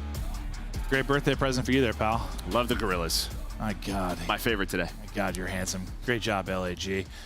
Great job, Desk. Take it away. Thanks. Can we spam happy birthday, Joe, in the chat real quick? Joey D, the original $1 million tournament champion here, is about to go celebrate. And we're about to celebrate an LAG dub, one that all three of us predicted on the desk. Alley Cat, let's break it down, though. Who impressed you most from the Guerrillas? I think from the Guerrillas side of things, maybe DiamondCon, just because his ceiling is so high. We've seen that throughout the entirety of the year and what he can do in these maps. It's just about kind of finding that consistency. LAG, they had a tough matchup versus Atlanta FaZe. They come in here, they get the job done. They show why they're still in the conversation at that 8 bubble as we head towards champs, and this was an outcome that was to be expected. Yo, Chris, that all three of us predicted? You didn't catch it, bro? I got it right when they beat FaZe. I haven't been right in a long time, though, with this squad. They got it done, though, Nameless. I mean, look, like, some of the individuals, I could see why some people, if there were any series to pick them to win, would be this one. But LAG, man, like, Flames had himself a good series. The Search and Destroy was phenomenal. Honestly, I love the way they played it. It was like 3-1 splits the entire time, maneuvering, wrapping back and forth, setting up plays early in the game to make them later. Like, they went A in their first 2 offenses, and then later on, they were just waiting their spawn and then go ahead and try to push B. That's the LAG during stage 2. When they were finding success, that's how they were playing Search and Destroy. I like to see it once again. Now, granted, it's versus Boston. I'm not going to take too much, but I just feel like in this series, getting a clean 3-0 is typical regardless. Real quick, we got to take a look at our Scuff play of the game. We'll also have an interview with LAG, but first, can we revisit DiamondCon? When he is on top of his game, this man is so fun to watch. One of the great ARs in this title. I completely agree, and it was him and Flames that really took over in this control. And that round number 2, when they were on attack, like typically, if you can count Boston for anything, it's that their control actually hasn't been that bad. But it's DiamondCon with the streak. He connects onto 2, and then he finds the third kill, almost wipes the entirety of Boston Breach, and allows the rest of him and his teammates to get on A and secure that point to lock up a 2-0 lead in the Evasion control. Yeah, they're not in a horrible spot with points. What was it? They put the pressure on Vegas. They're now tied with Vegas. Vegas basically has to win against Seattle if they want to keep up. Yeah, and now for LAG, they're what, 2-3 this split. They have potential to make it in the winner's bracket. If they all of a sudden become a player here in this race, it gets wild. We're joined now live in our Monster Winner Spotlight by DiamondCon. DC, you guys didn't go to a Game 5, but you walk away with the 3-0. How does it feel? No, it feels pretty good. I think it was kind of expected. I didn't think the series was going to be like that much of a blowout, but you know, we got the job done. I think every like game mode is pretty clean for us, so just want to make sure to keep the same like gameplay going forward. Now, coming into today, you entered this match with the 11th seed, but you're only 20 points behind that bubble, that 140 points you need to for an 8th place. What's the goal right now, and how do you achieve it? The goal for us is, like, I think Nameless touched on it, that our S&D kind of dropped off, so we're working like behind the scenes a lot to make sure our S&D stays consistent, because as we said like a lot of times before, if you want to like take like beat these top 4 teams, we got to make sure our search is on A game. Then I think everyone knows like it's all about for us like closing hard points too. And that's what I wanted to ask you about, because obviously there's not a lot of time left as we head into Major 4, and not a lot of time left to solidify a spot in the top 8, and the bubble is so extremely close. What has kind of the pressure been like for you and your team, especially because there's so many rookies on this roster?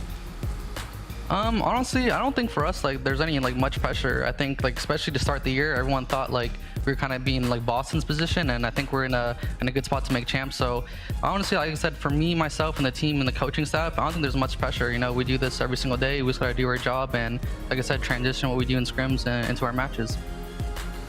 You know, DiamondCon, I was looking at your guys like Hardpoint. I'm like, man, they're kind of struggling there. But then I looked at the last 5 maps before this series. It was within 50 points, all 5 of those maps. And in this one, you guys get a really big lead, which happens from time to time. But it looked like you guys sort of slowed down around P3, took your time to get that break at the end, and then kind of regained focus. Was that something you guys talked about in practice? Like, these Hardpoints are getting out of hand. How do we fix it? Yeah, it's like what you said, like in scrims, we kind of have a saying now, it's like every time we get 4 deaded on the map, one of us trying to take like a regain route to get us out and trying to put us in a good position to break the hill.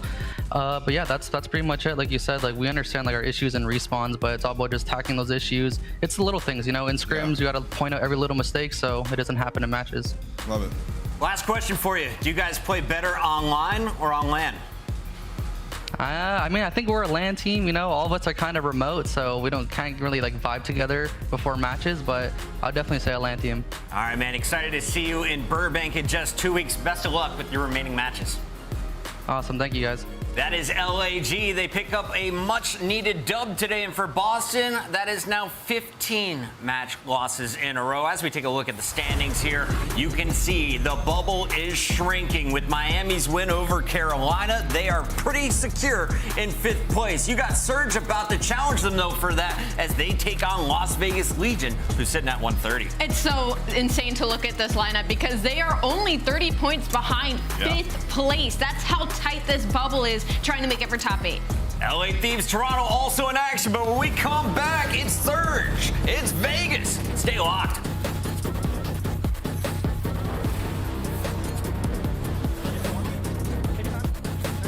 Go.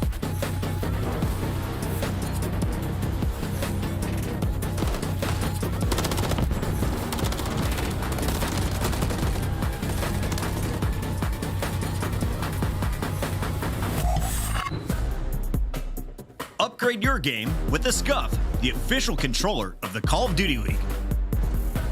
Start the season strong with the Call of Duty League Pack. Grab yourself the CDL Operator, Weapon Blueprint, and so much more. Check out the Call of Duty store in-game now.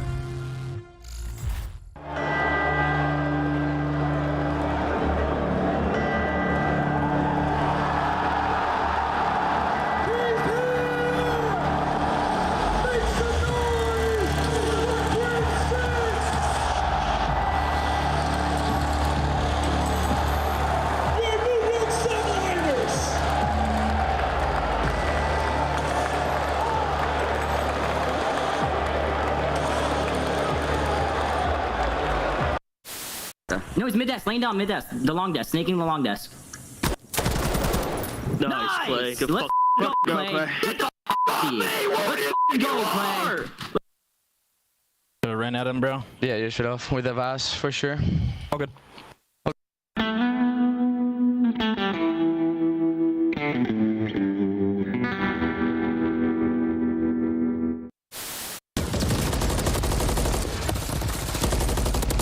Oh.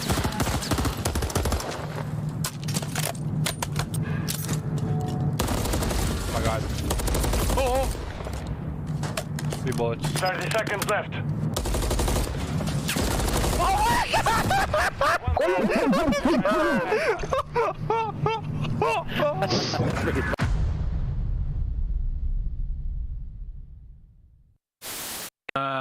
4v1, I think it was, the clutch, something like that. And we were just, you know, playing the round out, and I hear, oh, cat, you know, he's pushing at him, thinking, oh, he's dead, okay, so let's play it nice. And then I just hear a roar behind me, an absolute roar. And then he's like, watch it. And then the kill cam wasn't running, so I was doing the roll the tape, I want to see this. And luckily, it came up, and yeah, he's blown him away and left a bit of a little doo-doo in his pants, I think.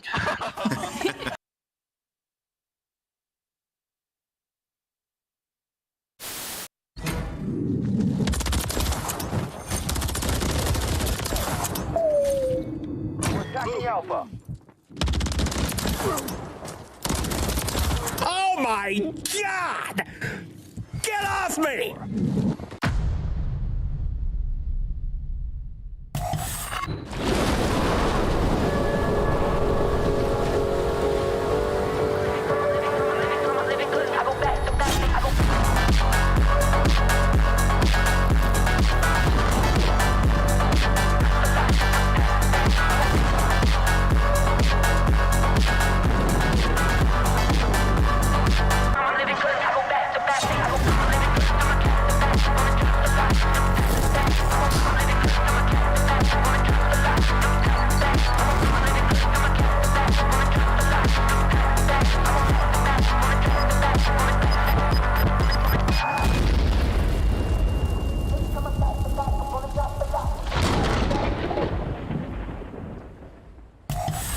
showdown of the rookies as we have Las Vegas Legion taking on Seattle Surge. For Vegas, you are 10 points from making it a three-way tie for that 8th place. If you're Seattle Surge, you're trying to reclaim the 5th seed. Welcome in, everybody. Alley Cat and Nameless here at the desk, and I want to start with you, Alley Cat, as we highlight the Seattle Surge squad. You said they are the clear favorite coming into this matchup. Why do you believe in Brezzy, 04, Booz, and Hook? I just feel like I've seen a lot more consistency out of the Seattle Surge. Not only that, but like just consistency out of the players themselves. Booz making a case for Rookie of the Year, kind of leading that front-running conversation for me. And it would change. If Vegas Legion were to beat the Seattle Surge in this series, my opinion on that would change, but not in the sense of like my opinion on them beating New York. I still hold New York higher than Vegas Legion. So for the Seattle Surge, their strength right now has been in breaking. Their hardpoint has looked much better during the split. They just need to clean up some of the fundamentals. Their biggest issue I've found in these series is that they haven't been able to keep up with the slaying of a lot of the top teams, and that's where they can kind of get exposed in a series like Vegas Legion, because once Nero starts getting going, Geo is a high slayer, high caliber slayer. If Attach has a good series, they could fall behind very easily. Don't play Nero on Invasion Control, especially with a 2-6 record overall in that game type for the Surge. Nameless, during the break, though, you were arguing against Alley, saying that Vegas is much stronger than they've appeared recently. What do you think of the squad that's entering the match today? Yeah, you know, when I think about Vegas, I just feel like they have playmakers in every single position. I think when they picked up Johnny, obviously, they had to acclimate, get him used to playing on the big stage, the pro scene once again, and he's been super comfortable in their last 2 series, especially in the Search and Destroys. It's been wonders better than before. And now the Respawn's back on point. They beat 2 top 4 teams. I mean, they 3-0'd New York, for God's sake, and then beat Optic Texas in a Game 5 victory where Johnny went nuts. So I just feel like the ceiling, when you think of like the 5 through 9, 5 through 10 teams, the ceiling of Vegas, in my opinion, is the highest because we've seen it at times. Like Attach was the best player in the world for a little bit, or best AR in the world for a little bit this year at a point in time. So I feel like Vegas in a pretty good spot, stringing together some wins here. This one would be massive because it would basically ensure that you're going to be in the winner's bracket going into this next event. And you can see the strength is the Search and Destroy attack, 14-4 record, and that is completely different from before they had Johnny and until now. He has turned their Search around, and then the weakness has been Search and Destroy defense, where they're winning on attack, they're losing a couple defenses, they're allowing way too many plants, probably a little over aggressive in the defensive rounds. Let's see if they can clean it up today as we take a look at the maps and modes. Did Invasion sneak through as that Game 3? No, we're playing Karachi Control. Allie, break it down for me. What do the numbers say? I think this is a good layout for both these teams. I'm worried on the side of Seattle Surge simply because you're giving Vegas Legion a lot of maps they're comfortable in the first 3, and not only that, once one of those players on Vegas Legion gets going, they have to hyper-focus on shutting them down because Vegas is a very much, what do you call it? One of those snowballing teams, streaky teams, that once one player starts going, it's very hard to stop it. Nameless, as we take a look at the Scuff Pick'ems, you are still in the lead, and now he's going to make you go first, so I might as well ask you. Who are you taking in this matchup? Yeah, I'm going to go with the Vegas Legion. They've looked great. I mean, coming out with a 2-1 record against the top 4 teams, I think is great. I'm going to go with them in this series. Allie, you're just 2 back. We going the other way? I just caught up to go back 2, so I'm going to go the other way. I'm going to go with Seattle Surge. I gotta go Vegas Legion you just today. Don't trust me. Just say that. And the fans are gonna make it even. 2-2. Miles, does Attach get the W?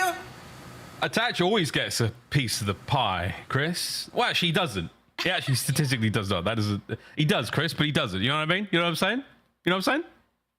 Which Chris are you speaking to? You don't call me Chris ever. It's actually caught me wildly off guard.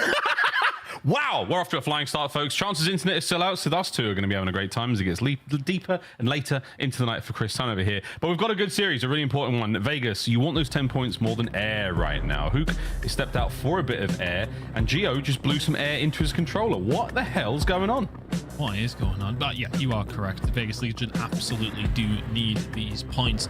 And you know, if you could go into the same theory as yesterday, you know, Optic were in a position where, yeah, okay, they're chilling. They probably do need the win, and of course they would have liked it. But on the other side of things, when you need it that little bit more, the game means a little bit more, you work that little bit extra hard. It's just a different kind of scenario. For Vegas Legion, you need to bring it to the table, though. Seattle Surge have impressed recently. Well, maybe not so much in the last couple of games, but they've looked fairly decent. But Legion with 2 big back-to-back wins, could they make it 3? Unbelievable scenes for Vegas Legion to make it 3 wins in a row, and you know the transformation the squad's gone on. with Johnny at the helm. It's been sensational to watch. We'll see if it can keep it going. But for now, the question remains. Two teams in decent form. Surge have managed to turn their season around. They're in a good look right now as we look at our overall series standings. This is it. 6th place, Seattle Surge. You would not have said that. Going into what? Major 2. Everything has gone right for them. Again, can they keep it going? Everyone here looking again to get into that top 8 spot. Minnesota Rocket, Carolina Royal Ravens, they are sitting on the edge of the bubble right now. Vegas, you desperately want to get in there. We'll see if they can today, but it's going to be a tough ask. These are two teams in good form, and this should be a very fun series. Yeah, I'm looking forward to see how it does go down. Kind of agreeing with Ali in a couple of the first few maps. Very much comfortable picks for Vegas Legion. Let's see how they can get going. I think it's down to the SMG battle for me in this one. I think it's going to be super interesting, especially on 6-star, whether Hook and Co can keep up that form that they have been showing, or will it be Vegas Legion to answer the question once again? Should be a banger either way though, Miles. Very much agree. Excited to get on this one. There we go, boys and girls. Are over the halfway mark here on our superb Saturday. Whatever you're watching, we're glad you're here with the COD on. A big look in a 6-star hardpoint as we start things off. Your boy Johnny has been more than good with 1.23 there in the KD department. Look for him to go fantastic here in 6-star. We start this series off with an absolute screamer. And 6-star for me, it's slowly becoming a favorite. I've enjoyed it so much. Over in Challengers, every single series we got a 6-star in there, so I'm well versed. That might be why I'm enjoying it, to be honest, Miles. It's fast, it's furious, it's just everything that you would want if you're 04 and Hook, right? I mean, it just suits you down to the ground. That's why you've seen the side of Seattle Surge played 11 times already, and it's a good start for them. P1 control underneath their belts. Oh yeah, and it's looking good in the kills department as well. They do a little merry-go-round there by the bar. Everyone gets a shot or two. Hook and a boozing on the outskirts. They're on the flanks there of that hard point, finding kills all over the place. And Hook, he is truly a menace, a force of nature at 3-0 so far. So you'll take that if you're Surge. Vegas Legion have struggled to get even close to this one. Yeah, brilliant start from Surge. You've got the side of the map that you want. You've got control of P1. If you can find this next wave of kills, it would be brutal for the side of Legion. All four's gone hunting. Probably won't find anything on this right-hand side, but a very, very good start from Seattle Surge in the position you want, but the pressure coming in. It's going to be there in a mo. Howdy! Oh, there goes a flying Nero. Attach finally able to pick up a couple there as we go towards the second hard point here on this spicy, spicy map. Nice start there from Seattle Surge. Great rotation as well. Attach should be able to stop this right here and now. Nice work on a Hook as well. The third. Absolutely no way. Brezzy holds the gun up at the ready. Nice two-piece from him as well. So Seattle still keeping it together. Vegas can't get close again. Very nicely done, and now you can start to spread out just a little bit further, get some pool control. Just another line of defense that has to be broken. Great shots from Attach. Reads that perfectly, but Brezzy is there to shut it down. And the second. Now you're thinking about trying to stretch away. Brezzy on a 5 spree, though. You absolutely would not mind this cruise missile early doors. Nicely done. We'll find another. Brezzy having a crazy game to kick things off. P3 now on the horizon. Brilliant start for Surge. He's called the team out, and now he's just waiting for the play, keep the streak going at 10-3. I mean, this is more than anything a lovely looking statistic. The streak has been accrued. He's got himself a couple of tags, and over to P3 being out go. A nasty, nasty hard point on the approach. Brezzy, you could get it done with a cruise if you really wanted to, but Johnny finding 2 in the feed. Good kills here from Vegas. Can we make it some time? Yeah, I wouldn't hit the cruise here. Maybe would have waited for your teammates coming off the respawn, but they'd be there in time. Potentially hover it a little bit. Now he's going to get it in quickly, so it's going to force everybody away through the gap. There it is. We'll find one, but the answer back from Vegas Legion completely shut down what was a good cruise missile on the right time to use it. Is it going to work out? Not quite. Good hold from Legion. They work out there. 30 seconds to go. Some good time on the board. He bends it like Brezzy, but he doesn't have any teammates to really help it the case there. 25 left to go here on P3. And the Renettis of everyone on Surge are absolutely delightful. That's a clean 4 down. The spawn's not too far away. Not great for the rotation for either team. It's going to be a battle through the middle of the map, and Brezzy softening these players up on the approach to Tenderizer. Now making his way into the feed. Hook on 04 again. Kills from Seattle. They are running the show. Just coming thick and fast at the wrong times for Vegas Legion. Now all of a sudden some control over towards P4. Seattle doing really well to actually find the push through the front. With the cruise missile they were less effective, and then all of a sudden the next break is just a little bit easier. Nicely done. Gio's the only one who is surviving currently over towards P4. He is now dealt with, and that is some control for Vegas Legion. Man, just completely dissipated. Seattle Surge now very much in charge of this hard point and able to put up another potential 40 points. It's not been a good look for Vegas on the position of spawns or rotations in any of the points so far. Seattle Surge a commanding lead and commanding gameplay as well. Gio, he has been a superb player for Vegas Legion, looking to try to keep his boys alive and kicking, but it is not working out. Nero also making things happen, but at what is a very tough stat line there, at 3 and 12, Nero has got to get things going. Yeah, and a player of his caliber kind of can be like that on occasion, the way that he does play so fast, but going up against 04 and Hook, who on the other side of things are having a good time with things. 04 not necessarily brilliant, but Reggie really has been the one running this show, but Nero can still do things like this. Finds 2 kills, Vegas Legion. 50 seconds or so, still on offer here over towards P1. You would do very well to lock it down for that long. After the first set, yeah, 100 points separating our two teams. This is a big moment for Vegas. Look forward, not backwards, lads. You have not had a good look so far. And a hard point is still being contested massively over Seattle Surge.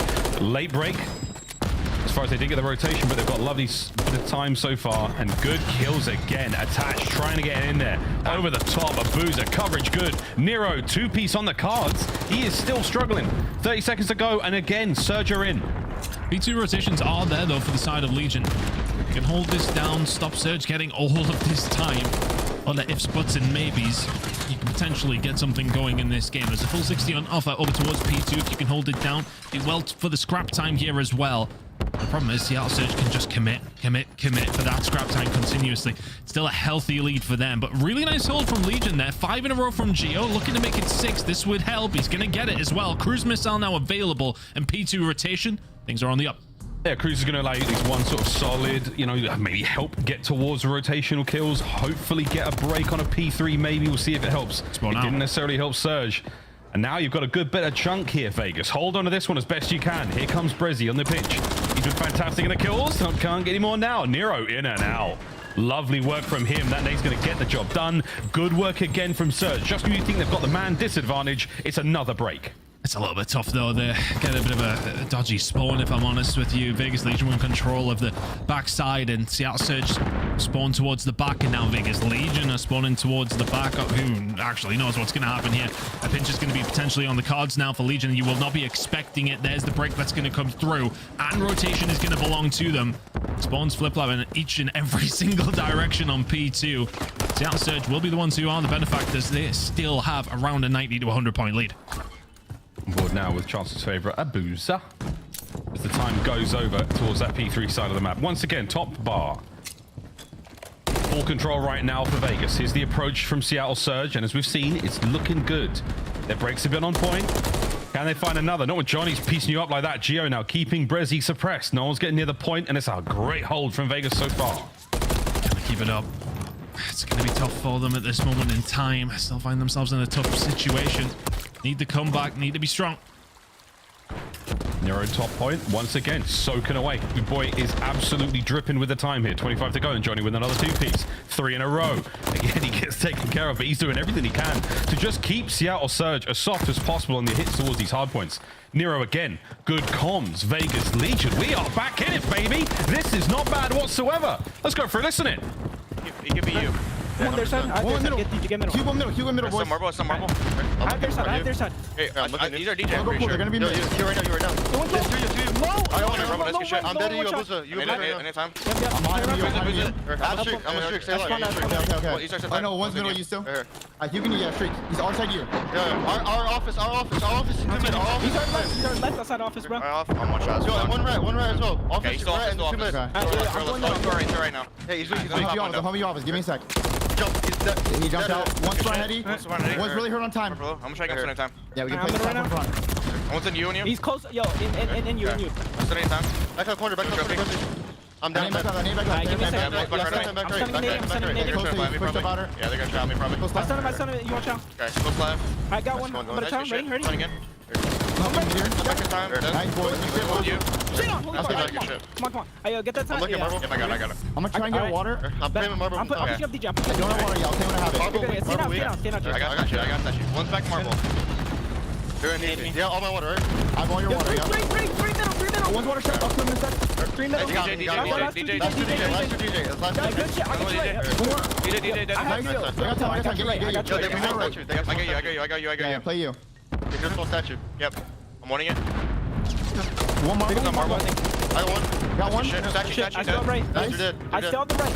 Well, I'll get marble. Stay down. Iron up. Marble. Did he go DJ? No, yeah, DJ 04. We need help, Johnny. Yeah, bro. I'm here, DJ. I got first. I got flame. There's one there. I got 2 seconds. One time. Shit up. Grab that. I'm trying to walk. Yeah, we're good. Now we're good. One more stairs. They spawn on you, boys. They spawn on you. I got you. Okay. Everyone take a breath. Calm it the fuck down. We're good. One's in blue. Who's there? One shot in blue. I'm absolutely Top out. One shot, right? Yeah, this time. I have a streak for you. Front P2. We can work around the back of my street. Come on. Yep, I'm going with you. Yeah, that's funny. I'm going with you. Yeah, one out. Big one. One blue, one out. One in the back. Who's dead? I'm a streak down. A firing listed in from Vegas. Streaks from Attach, an insane 3-piece on P1. I tell you what, son, this Hardpoint might be going the distance. We went for a listen, and this was a very, very different game. Seattle Surge now backs against the wall. P2 rotation is where things started to change last time. Can they hold it down? Got Vegas Legion spawning towards the back, but 2 from Attach will be good enough for just a bit of disruption. Nero will be there to try and find some more fights too. He's done brilliantly. And now all of a sudden the spawns are there. 30 seconds on offer for Vegas Legion. Oh my word, Nero started this map off about as useful as a screen door on a submarine, and now he's looking fine. We might be looking at elite changes. Who can't get in there and find kills? There's the trades. Brezzy's there to back him up. A clean point for a min. Here comes the pinch. Geo and Attach. I don't know what we're looking at, Surge. Johnny's banged in. And here's Johnny on the time. It's 10, but you've got a streak to blow this hard point open. Can you make it work? Last time around, we've seen a streak come in here. It was from Seattle Surge. It did not really pay off whatsoever. Are they going to be able to use it just a little bit better? The time is now going to pop. Seattle Surge can very much win it here, but so can Vegas Legion if they break in soon. Well, I think I may have got all excited about the streak. It doesn't exist. Doesn't matter. Vegas, they are the streak. In they go. Big old break. Massive time. Game could be won here. Johnny, another big one. Can't get any more in this life, but you've got pressure on this side of the map. Attach. Presses forward. Finds 2. The back of Seattle with bending. Has it broken, Ton? Oh, my goodness. You had the setup at P3. You had it perfect. And now all of a sudden you're 5 points away from losing. Here's the hit. Nero finds it from the hit. The contest is there too. Oh, nearly the 3rd. Win it. No, Brezzy gets it. Geo's on top. And that's map 1, baby. Just ring the bell. Oh, no. Contest. It's still going. Attach gets it. And I'm roaring. The dog's looking at me funny and the baby's crying. But I'll tell you what, that was one hell of a hard point, boys and girls. The 100+ point comeback against Hukin 04 on this map is a substantial effort from Vegas Legion. It was just a terrible first rotation of Hills. Look, you had a couple of occasions where you were set up, just got broken far too easily. You start to just step up that extra level, hold it down. Vegas Legion, bring it back, and they are cheesing. I mean, the facial expressions right now we've got from 04 and Brezzy tell a very different story. Looks like they lost the series. That was such a great start. And this is the weird sort of statistical... it's not even an anomaly. Johnny has transformed the Vegas map 1. The energy he brings into a starting of a series is just unparalleled, man. He is so strong in the morale front. Attach may be the damage dealer. He was the guy getting the big kills. We saw the spree, you name it. But man, I cannot get over how deadly Vegas are, no matter what situation they're in these map 1s. I mean, it was just such a terrible start as well. Took 3 rotations of Hills pretty much to get the job done. I mean, this was good from Attach. Look, they were putting the pressure on. They didn't have the best time of things at P1, P2, but held down fairly well over towards P3 initially, then get walked through. So it was very odd that happened without the cruise missile. But yeah, the first rotation, you just want to completely forget about. It was a 100-point game. Out, though. I mean, it was so back and forth in the end, but it was listening. Really sold it. And that was a big 3-piece from Attach there. Points on P1. Look, it's in the break bag. All credit to Vegas Legion, but Seattle Surge. Whoa. Yeah, that's a tough one to look at if you're a Surge fan. Wow. That is insane. Ridiculous performances there. Again, we were giving Nero a lot of flack and static, whatever. He had over 2 minutes to hard point. I mean, that guy was soaking it. Really soaking it. And if you're going to pull it, better late than never. What a reversal that was. Got a pair of tweezers there, Ton, just, plucking the magic out of this game. Well, that's map 1, folks. 6-star did not disappoint. An incredibly important series for Vegas. And they're playing like it really matters. Rio coming up in a moment. That was a bit of a Sweaty want to kick things off. You love to see. And here's the craziest part as well, folks. I mean, this is some behind the scenes magic here. Tom's PC crashed a second before we went into the listening, which is even crazier. There was a possibility we come back and you're not even here. I mean, madness Very in map well one. timed. I don't know if production see me panicking, looking around my PC, just trying to figure it out. But either way, a very well timed listening came through there. But I mean, even for me to sort of say like, okay, well, we went away from into the listening. I was like, yeah, 100-point game. Yeah, I'll come back. See how Sergio Nelly have won. And then to see it as close as it was, insane for Vegas Legion to bring that one back. Now heading into a search and destroy on Rio. I mean, not too bad of an effort so far from Vegas Legion, considering the strength of schedule for them. I mean, overall, of course, towards the last stages, it looks a little bit better, but that start, no bueno. Vegas looking like some sort of like lifestyle guru saying like, you know, at the start of the day, get the hardest part done. At the start of your run to a major, get the tough teams out of the way. And then from then on out, it might be smoother sailing. That is the way Vegas Legion's run has looked so far. Overall records again for this map, I wouldn't take those too seriously. This should be a good search on board with Gio. He found himself in a much happier place after a few kills went his way on that 6-star. Just putting the feelers out now. If you are Legion, it will of course be a B hit, as it so often is. No need for Seattle Surge to get too egregious yet. Holding things down, we'll go for the retake in a 4v4 scenario. The flank will be important. Vegas Legion got themselves set up. Not much utility was used initially, but here it comes. Meteora can pop a smoke on the inside of this bomb site and just turn it into an absolute mess. And he's baiting out as much aggression as he possibly can. Takes a couple of tags. Johnny. A lot of bodies there on point. Abuza wins a big one, but here comes Johnny from behind. Uno, out he goes. Attach gets his, and what do you know? It's chaos and Vegas. Oh, they're thriving. Massive damage. Not enough for the kills in the 2v2. They're on it. Wait a minute. They're on it. He's got it. 04. He's got it. 04. That's the round. It's just sometimes they must have presumed the other player was in and around the bomb site, but nowhere near it. He's on the bomb, mate. I mean, it's tough there because you know what, initially, just to talk about it, I love the play from Johnny to get one and dip out, because then Seattle Surge have got to think about the bomb, they've got to think about bridge, they've got to think about escalators, they've got to think about their flank. There's a lot of things to think about. And then all of a sudden, he just doesn't quite execute the second kill there. If they come chasing for him, he did have the opportunity. He didn't find himself the best angle. If he finds another kill, the round goes over towards Vegas Legion's side. Tough scenes. Big players coming in from 04. That's like one of those weird moments again for Seattle. They're such an unpredictable team for folks to deal with. You're never going to expect 04, one of the faster players in the league, to just be planting on that bomb. Just hold that bad boy down. On the side, he now sends it. Nero's going to be there for the first. 04 again. Very sneaky, causing damage, but not enough to fool Vegas. This time round, they are not having it.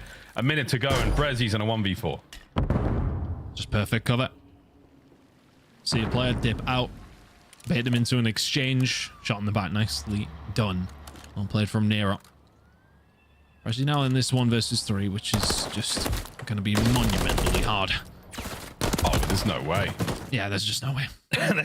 I appreciate the attempt, the moves, taking that big old lap, but not a lot there. Brezi, I think a bit of a stunning shock for Surge. As you get onto the bomb site, you take a lot of space, then you find nobody home. Within 3 seconds, 3 of you are dead.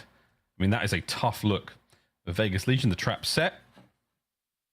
We tie things up 1-1.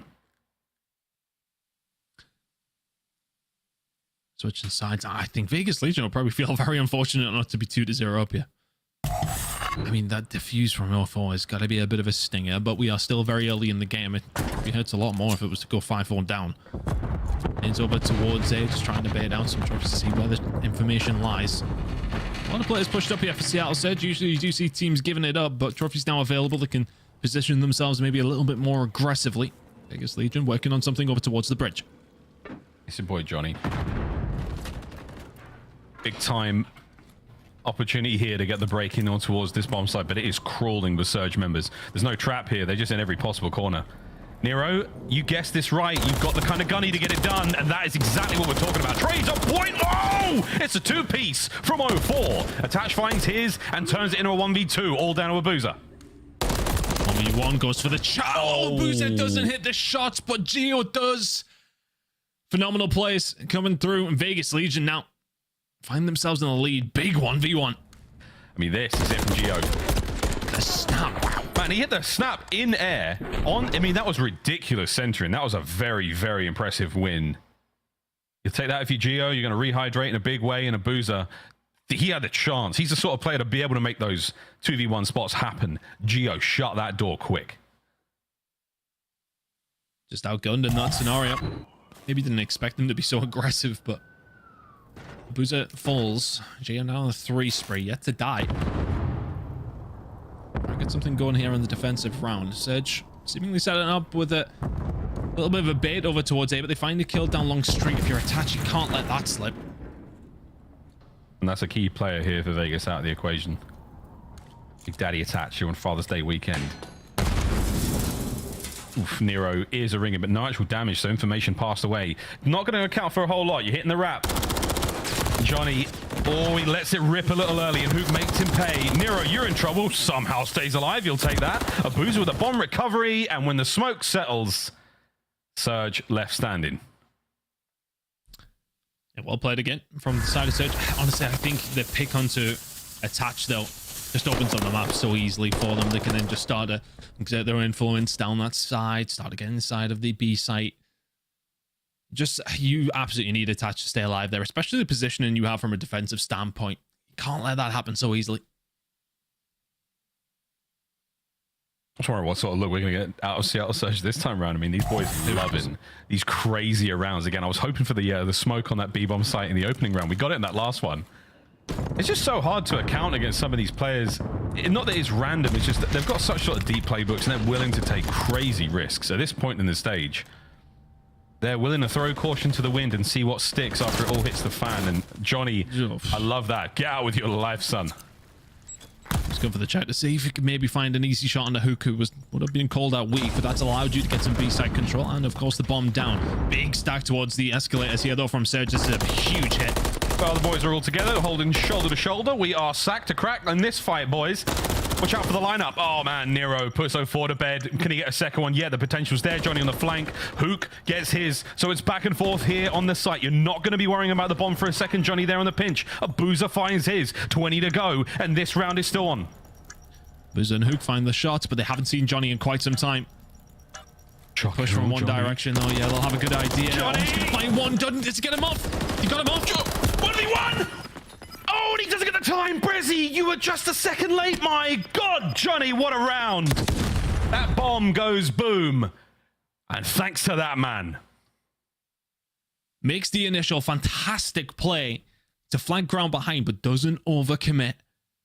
And just stays the hell alive. Teammates start to fall. The gunfight's going their way. He got off the bomb actually here by the looks of things. Oh, you were close. You were very close if you were a Boozer. I would love to see that again actually, but yeah, you weren't far off. Were you right? Let's. I felt like Johnny, he played that perfectly, man. I mean, he was so close. The Rival 9, he's not going to miss at that range. He knows a Boozer's got to get after the bomb. And the only chance he had at that timing was immaculate. What a fantastic round. Superb ice from the youngster.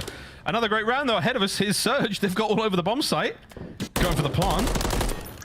We're going to try to get this one down quick. Super aggressive from attach this time. Not holding down the angles. Nobody pushed from the side of Surge, so you have been squeezed out just a little bit, but the smoke creates chaos. That Hook just absolutely revels in. Can only find one. 3v3. Johnny and Geo find theirs. Now down to a Boozer. Can he do what Johnny did just moments ago? Are they going to check it? Oh, like a book, and it's your boy Johnny once again. Vegas Legion, 2 dominant rounds in a row. These are huge momentum rounds. The way that you are finding these wins. You find a clutch, then you find a dominant one. Really, really good job from Vegas Legion. Their retaking has been fantastic. Smoke went down and Hook's kind of playing the edge of it. Finds one. You expect him in that situation to be finding just maybe a little bit more. Doesn't quite get the job done. Seattle Surge starting to leak rounds. It's felt like an odd game. Both teams have found rounds that they probably shouldn't have. You think about that defuse in round number 1. You think about the 1 versus 3 from Johnny. It's been back and forth. This isn't anybody's game still. Oh, darn, it's a wild one. Ooh. 2-2 split here from Surge. 2 towards A. Not going to account for a whole lot as we hit the go button right away. B-bomb site is where the fun's at. Quick plant. Nero's on it. Abuza finds a few kills, so now it's a man advantage Surge. So you presume the flank's coming in. It would have been called out. Geo dropping down that side. Oh my god. Attach in absolute no man's land. 3 players on the site. Nero needs help. Nero needs a lot of help real quick. Oh wait, do they need help? No, Nero oh my gets god. it done and the team. Oh my god, what a round. I don't know what's going on anymore, folks. Nero smiling. It's a two-hander.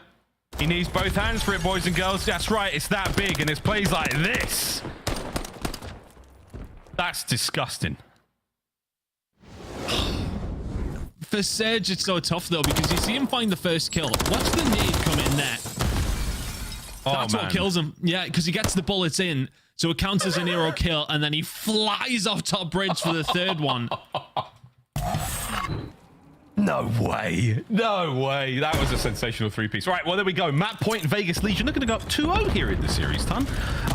Okay, Surge. We were just giving you a lot of love for how well, you know, rounded and it's more consistent you've been. Ali called it on the desk, and right now you need it more than ever. Over A. A quick change in the looks. Damage from Johnny. No plant just yet. He's dipping and diving on his cam as well, trying to get the hell out of boxes. Surge with control here. They will get this down, but it's all about this flank fight. Nero, is he being watched? It doesn't matter the way he's shooting right now. 9 and 5, and they can start to close the net from that. Big trades, massive trades. Abuza's in trouble. 04 makes it a war on one front now. Oh, Abuza catches that attach. That's huge. Can the Belgian find both? No, it's a 1v1. Nero, the man of the moment against 04, the Iceman from previous rounds. He's going to reach out. Smoke. And the quick plant. No, 04's going to push. That's a heads-up play, and that's a big save from Surge. Oh, that got stressful. It got very stressful. Nero picked up the MCW and gave him a couple of shots in the face. And that would have been a scary moment for 04, who just dips out towards boxes. For Nero there, it's a tough defuse in that moment. The smoke just confuses, but he takes so much damage, so 04 can find the push. Man, I mean, Vegas Legion, I thought when Nero finds that first gunfight on the flank, I would argue they maybe just get a little bit too excited around the point. Start to try and find some gunfights, force the issue, just wait, just close that gap. Still in a very good position, 5-3 up. That could have been 6-2, and we could have been heading to control. We could have been on the way to control right now. My word, we've been a commercial break at this point. Bomb plant towards A, little speedy Geo, speedy exit from the round. Abuza, the delightful first blood. Big fight again. Hello. Shot was fired back. I'm curious to see how long Nero stays over towards the boxes side, but it's all about the flank. I'd have shot my gun there. I'd have been a bit spooked, but 04, he's cool as a cucumber. He saw the tip of attach. And just the tip was all he needed. Out he goes. Now Hook. Oh dear. Hook got more than the tip. And Nero's there for it. My God. Vegas Legion. It's a 2v2. Oh dear. It's done. Oh my God. Vegas. Absolutely disgusting. The hogs on them boys. Get some 2-0.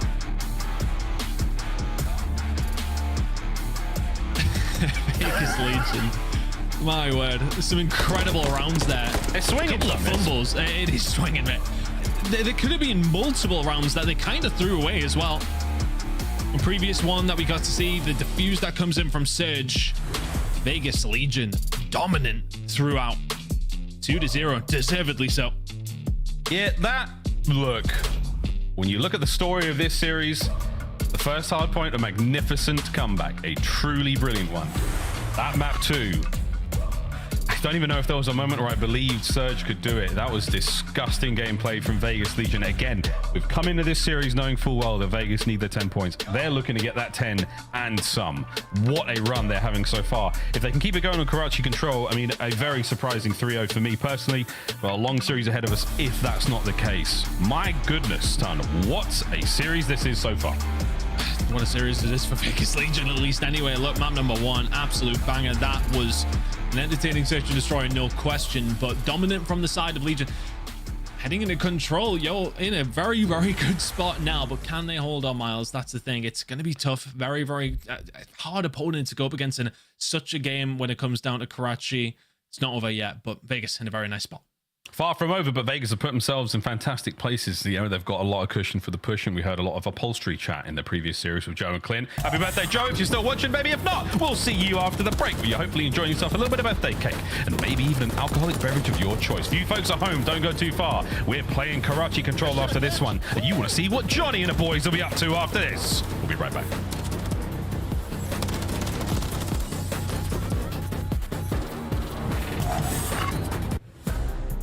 Upgrade your game with the Scuff, the official controller of the Call of Duty League.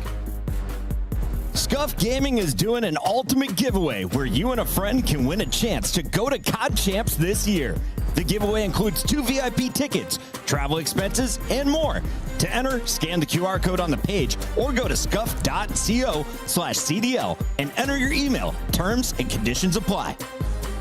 The Call of Duty League is brought to you by Monster Energy, the official energy drink of the CDL.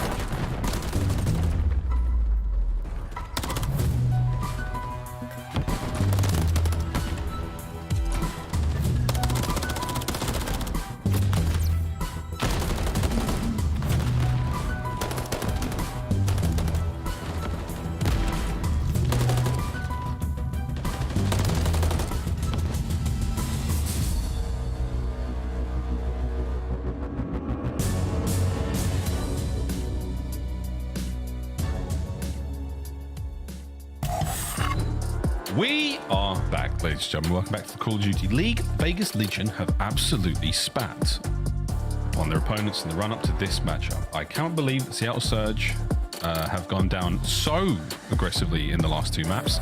They've got a lot of life in them, though. Myself and Tan know this. We've seen them do it in the past. We've seen a squad with fantastic form. But right now, it just feels like no matter what they do, no matter how they try, what they say, or how they behave, they are punished by the Vegas boys.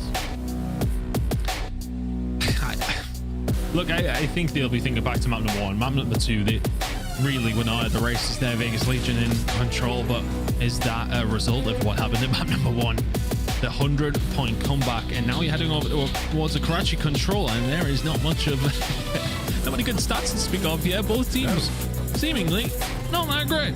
So let's see which way this one's going to go. I mean, I think for Vegas Legion, the record's not nearly as bad as what it's looking for Seattle, but we know obviously control had been a huge issue. But now into Karachi, you need it if you surge, but Vegas Legion, you're one map away from another juicy 10 points. Massive 10 points as well to put them right back into contention with that sort of sweet third three-way tie thing we got going on. We'll see how that goes. But Johnny right back at it. Again, a blistering pace set in the first few maps, and he's looking fine so far. On towards the A zone, we were for a brief moment there. Seattle Surge, the attacking team, but immediate due diligence done by Vegas Legion, getting rid of that progress. Now over to 04. On the other side of the map, saw something there from Johnny, and the pressure now on towards both zones. Maxim down will need a little bit of help here. Tatch is here. Gio on his way over. I mean, this is free time. Once it comes in, Johnny will find his way through the trades, which way they're going to go. It's looking like Vegas Legion so far, but good work from Surge. Just meticulous in their approach. Really good job on the retake, though, from Vegas Legion. Stop the bleeding very, very quickly. Minute to go. Yeah, I like that as well. Really fast. Everyone gets involved. You do lose the segment, but at the same time, you're maintaining a lot of pressure here. Abuza down to 5 HP. On the outskirts of the B zone now, the remainder of Seattle are, and they're going for it. They're sending it. Reggie with one of his own. Gets himself a bit of a spree. Hoop now on the door. Makes his way in towards the zone, and we're going to start to see the cap slowly but surely, boys and girls. If not, we're going straight for them kills, which we're not going to get. Vegas clean house. It's a bit tough the episode because it's almost the carrot has been dangled in terms of keeping a little bit of control. So you're just going to keep going over towards B. You keep finding the kills, but you keep getting forced away. Spawns very, very close here for Vegas Legion. They can answer, but eventually they will get cleaned out. That is a big look from Hook there with the rival 9. Brings down Johnny. You've got 31 seconds on that game clock. The boys can stack this and get it done a little faster. You're looking at Brezzy now to be that man to maintain space over towards A. An immediate capture and a lightning fast transition over towards the new point. 17 lives either side, ton, a minute 30 to go. Now you would think, of course, B is the more difficult to get a hold of, but we have seen teams hold it down over towards A. It is not impossible by any stretch of the imagination. Hook now just trying to find a couple of kills, just hunt the team down. Hey, just jump on the point and let's force them to come into a gunfight with me. 04 will find one. Trades kind of coming through. Need to find these kills if you're Legion. You do. You do. Plenty of time still, though. 04's looking to keep a little bit of position here. And again, you want those top spots. That's really where the attacks are coming from. So for Seattle Surge on the attack here. Step 1, clear the high ground. Step 2, get yourself in the point. They tried it the other way around in that first attack. Didn't necessarily work out. This time, we're going for it. And a big gunfight win keeps 04 alive for now. Sunken down in the point. Ow. No need to go on these gunfights. Yeah, that is going to sting. Attach into the point. Finds one. Looking for the second. Doesn't find the shots. Hook gets better of him. 9v9, 9v8. Oh, and you're still second segment gone on A. It's Gio trying to get it done. Oh, that's a big 2-piece. Here comes 04 once again to stop the clock. Another kill for Gio. Brought down in the end. But you've still got a little bit of space to work with and some time. Over towards A once again. Last go at this one. Seattle Surge are out of lives. Oh, Nero just misses the jump there as well, so 04 will find him. I was thinking it might slow down. There's 45 seconds to play with here. Both these teams still going at it. Oh no, Attacher's got to play this sensibly. He doesn't play it sensibly at all. Oh my goodness, the time taken away. And that is it. It's a 4-1 in the life count, but it's the zones captured for Surge. What a crazy, crazy round that was. And for Surge there, they kind of forced the issue. They make it fast. They could have tried to pick their way through. They could have tried to just take their time. They didn't. That forces then Vegas Legion to dance to their tune, and all of a sudden you've got to try and find some gunfights you don't really want to take. 04 finds 3 in that exchange. Great job from Seattle Surge, especially on the B side of things. As mentioned, they were kind of forced into it, tempted into it consistently. And 04 not only found 4 in a row, it was 6. Fantastic work from him. Cruise missile. Oh, it isn't quite there yet. There was a team kill. Possibly. That spree. Well, we'll find out in a moment about how that goes. Regardless, Johnny ends it. So a tough look there. Surge, I mean, what a run from 04. That 12 and 8 stat line is going to help him out for a mo, but Hook sends it. Attached there in a nice position over by Bridge is going to keep that side of the map safe and sound for now, but Vegas is still looking to get themselves a bit closer towards A. The man of the moment, Nero. In on towards the zone, trying to draw some aggression, trying to bait out some of those red dots and send the boys in for the kills. And it's Johnny finding those kills. Any more? No more. Good work from Abuza. Still just ticking away at this though for your Vegas Legion. A bit more of a standard push. Nothing standard about that from Hook. Oh god. Yep. Not necessarily ideal. Look, when it gets hot, it gets stinking hot. And Hook was burning bright there, baby. In towards the zone once again. And it's Johnny at this point. It's Vegas. They trickled their way into the point, and it's not super safe, but again, it's chaotic, and that seems to be the way they want it. 0-4 causing problems. A lot of damage dealt. That's going to be another kill there, and Attach has somehow managed to sneak around. What is this gunfight? And Hook still absolutely beaming. Little Alley becomes very, very open, though, here for Vegas. That should be it gone, unless these gunfights can go their way. 0-4 finds one, doesn't find anything else. That should be it gone. Gone. Say goodbye to it. This has been, again, an unbelievably chaotic round. We said goodbye. It was one of those awkward goodbyes where you're both walking the same way down the same street, and you're like, oh, it's you again. That's right. We never actually finished it. We didn't finish the point. Over to B, we go for a Mo, and it's Nero finding kills. Plenty of space for his boys to get in there, but you have to finish a point, lads. 29.2 on the clock. Get in there. Found himself in a good position now as well, but look at the flank that's coming in. Bressy will find one, gets cut down.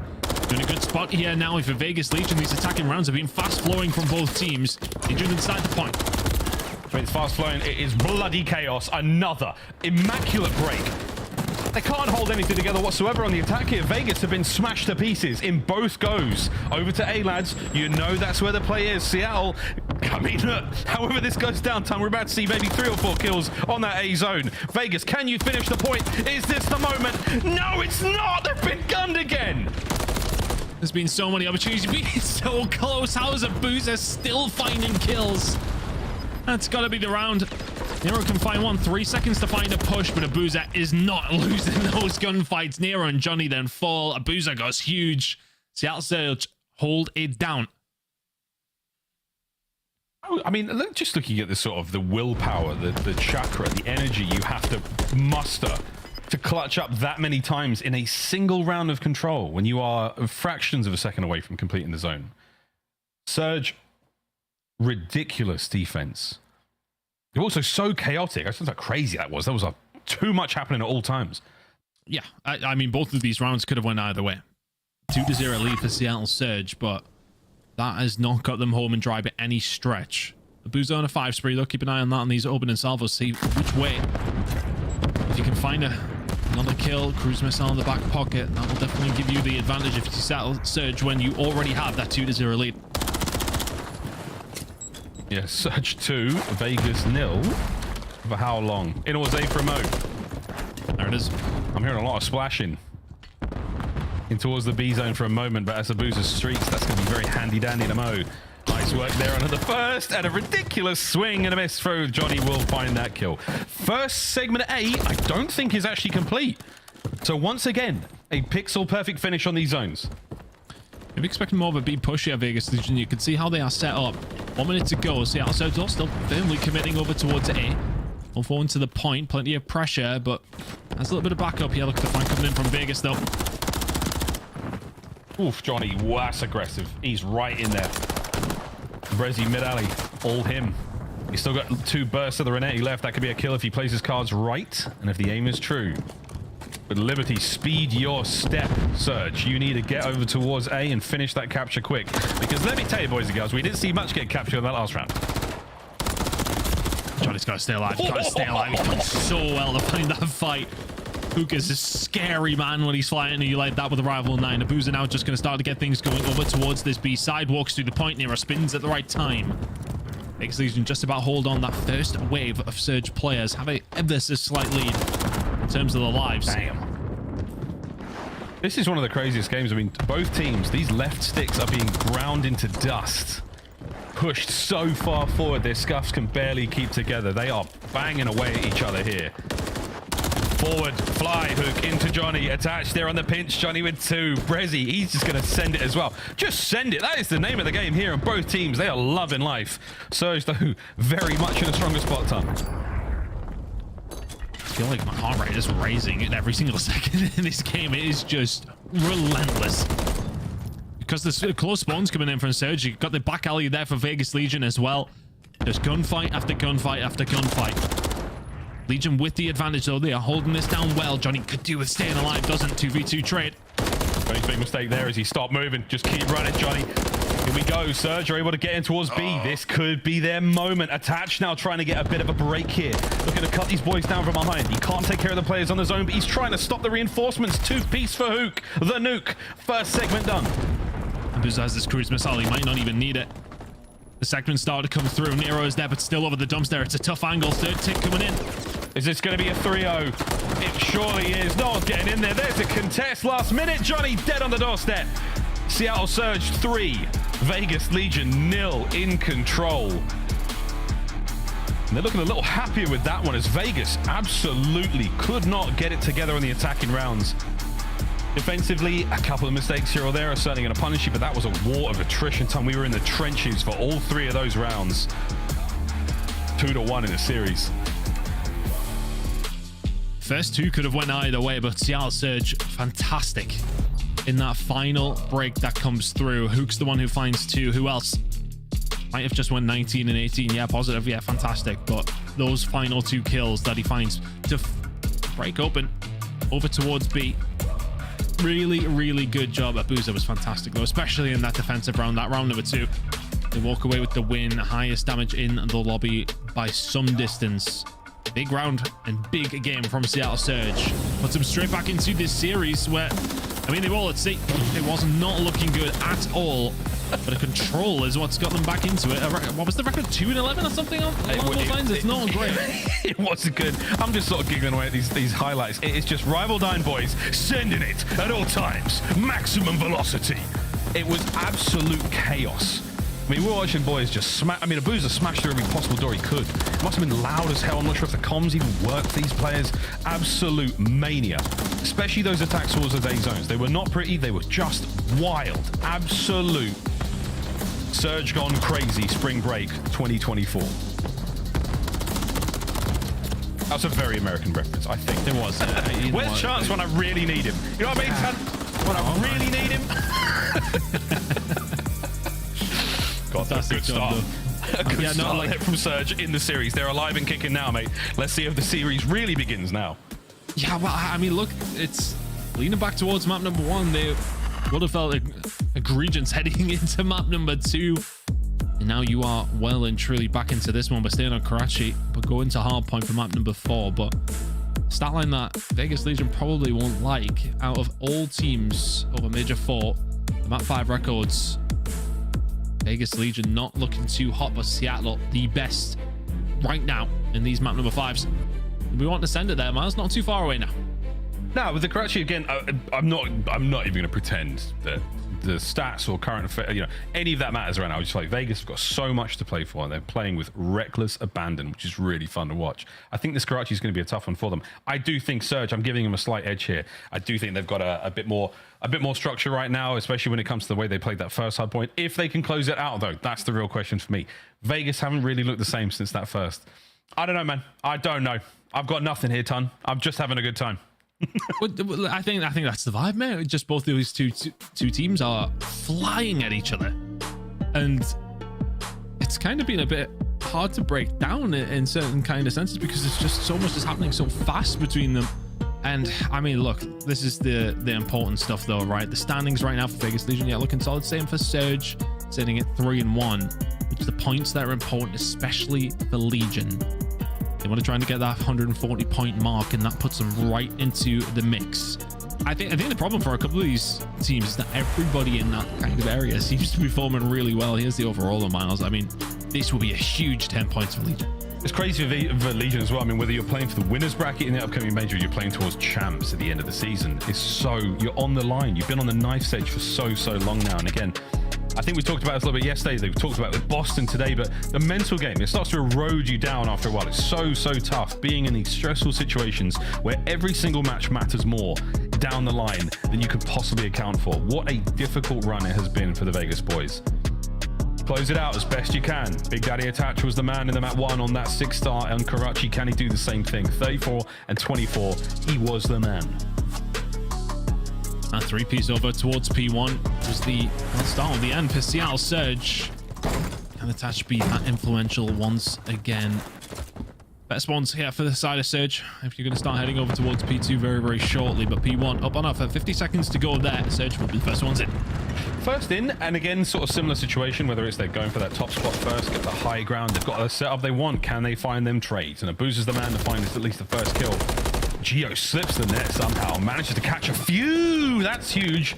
Final kills traded out complete, but you are being overrun now. Vegas boys everywhere. Brezzy says, no, thank you. I won't be having any of that. And non je ne regrette rien. I've got that point. 3-0 from Brezzy to kick things off as well. So you're going to see from your ARs. Seattle doing a really good job soaking up as much as they can, but Vegas Legion now trying to find a break back through. Nero can find a route through red here. Could open up a door for Vegas Legion to try and find a break over towards P2. They are not expecting Nero behind them and this close. There's no way. Nah, he's out of nowhere. Nero cuts him down 04, reacting to the red dot on the call of a teammate at that moment in time. But P2's open for business now on Seattle Surge. They are serving up something special from the backside of that cafe. 04 trying to push the front line forward. Perfectly timed Semtex going to slow those players down. Every single second counts. And Vegas Legion, a mere 8 to their name. Stun out doesn't do anything but stun your teammates by the looks of things. And the trades are going to come through. Johnny will find 2. In no position to push this one though, and Abuza knows that. He'll punish him pretty much immediately. And just it feels very linear from Vegas Legion right now. They're one by one by one and not necessarily coordinating anything from a couple of different angles. 20 seconds to go here at P2. Seattle Surge have got every single one of them before that. My God, again, Surge are flowing right now. Truly like water, friends. The one-dimensional approach of Vegas Legion has been picked to pieces there by Seattle Surge, who have made them work so hard towards that P2. Essentially a perfect 60. As now we go towards P3. And multiple angles of attack now for Seattle Surge. We'll see if they can get the break, but it's a good rotation from Vegas. A solid hold here, and you're right back in the game. On themselves, further behind than this though, Miles. And they did manage to come back and knock number 1. Very true. Let's see. Decent hold here over towards P3, and all of a sudden you're looking nice, but all forward towards the backside can find 1. Abuza's going to be there too. It's going to be a 1v1 momentarily as Abuza just barges his way in. There's the break. Seattle Surge in control. Legion need to tighten up big time. This is tough, man. I mean, I thought Legion wanted this. Not necessarily. Some folks, they like a bit of rough stuff. They like to get choked a little before they can get things going. That is not the case right now, Vegas. It's not necessarily that they are choking, but they are being bloodied up. Seattle, nice work again. 04 taking chows like that. Over 100 points now for Surge. It's looking tough for Vegas once again. It's been out-rotated here. Slow start to a hard point once again. It's all very well if you can find a rally, but having to do it multiple times. A minute on offer here over towards P4. Obviously, we won't see the majority of it go over towards Legion. Teams have got better at it, and if you can continue to find the kills, maybe, just maybe, you can pick up a good chunk of time here. The touch now should be dead. The right hook is just flying forward. Yeah, the nuke just runs through, and despite this very, very noticeable presence, he wasn't picked up there by anyone from Vegas. Geo, this could be 2. Nah, Brezzy cuts him down. Hardpoint wide open for a moment. For 120 to 32, Vegas Legion are silent on Karachi so far. Hook again, causing problems left, right, and center. 04 back at it with the big damage, but not enough for the kill. Nero and the boys might be able to get onto this point, but Hook, surprise, he just sends it. Hardpoint for 15 seconds might go the way of Vegas. Johnny finds a huge gunfight over towards Junk as well. That's about to pop in 10 seconds. Rotation's going to be here for Vegas Legion. Not too bad of a hill from them. I mean, look, Seattle Surge are in such a good position now that you can soak up this scrap time, and it does hurt Legion big time. That's going to hurt even more. Abuza, cruise missile. He may well have the rotation, but for how long? The cruisers of Abuza. He seems to get one in nearly every map, it feels like. Junkyard Hill wide open. A lot of work there from Attach. He's going to stay alive for a moment longer. Here comes the Belgian assassin. Brings him down. No more though. Geo. First time we saw Geo really fly on the radar was just very hard point. I guess some spectacular plays from him. This could be a little bit of one of those moments. You force the cruise. You start him out in the comeback. 30 seconds on the hard point, and Johnny lives to fight another day. Oh, what is that shack made of? Johnny surviving this one.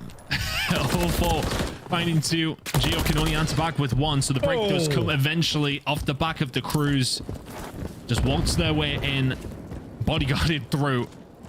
And all of a sudden, Vegas Legion, just so much work to do now. It was that P2 to P3 that stung them. But to your point earlier, though, Todd, I mean, this is sort of the way the first map looked. I mean, nearly identical scorelines. It's about a 100-point game, give or take. Are we going to see this again? There ain't no way. There ain't no way, but who knows? So crazier things do happen here in the CDL. Nero brought down. It's a boozer on 04 running P1, attached with the high ground. This is where you want to be to try to contest the hard point. Here comes the hit. 04 fast off the ladder. Attached, though, fast on the trigger. Staying alive, find a nice route as well. Geo will be able to find another kill. They need to find the point, though. They need to get points on the board here. Every single second you leak is starting to hit. But if you can get a cruise missile on attach, is that something that you're going to be able to use to find a break? Or was the last time around? Nero's going to be there to steal that one away from him, though. It's important. He's just send it. My God. Whoa! That was Crim 6 off the plane and checkmate back in Cold War, baby. Man, my God. Sends it. Desperation starting to sink in here for Vegas Legion. You don't want to go to game 5 if you can avoid it. But right now, it seems inevitable over to peak 2. That's where Vegas are now, though, Ton. Here we go. Is this the comeback? I'm well biased. Some comeback from here. There would be some comeback from here. You need a full 60 without question. You cannot let Surge just steal any of this time away. You need to be playing nearly perfect hardpoint, and 3 of you are already dead. Seattle Surge have not slowed down since the second round of control. Nero, the tyrant of Tuscan. Oh my God, a boozer just gives him the 1-2 goodnight in the back room. Big wins across the board, though. Oh, Trade Fest comes to an end. And look at this. It's a 1v1 on the hard point.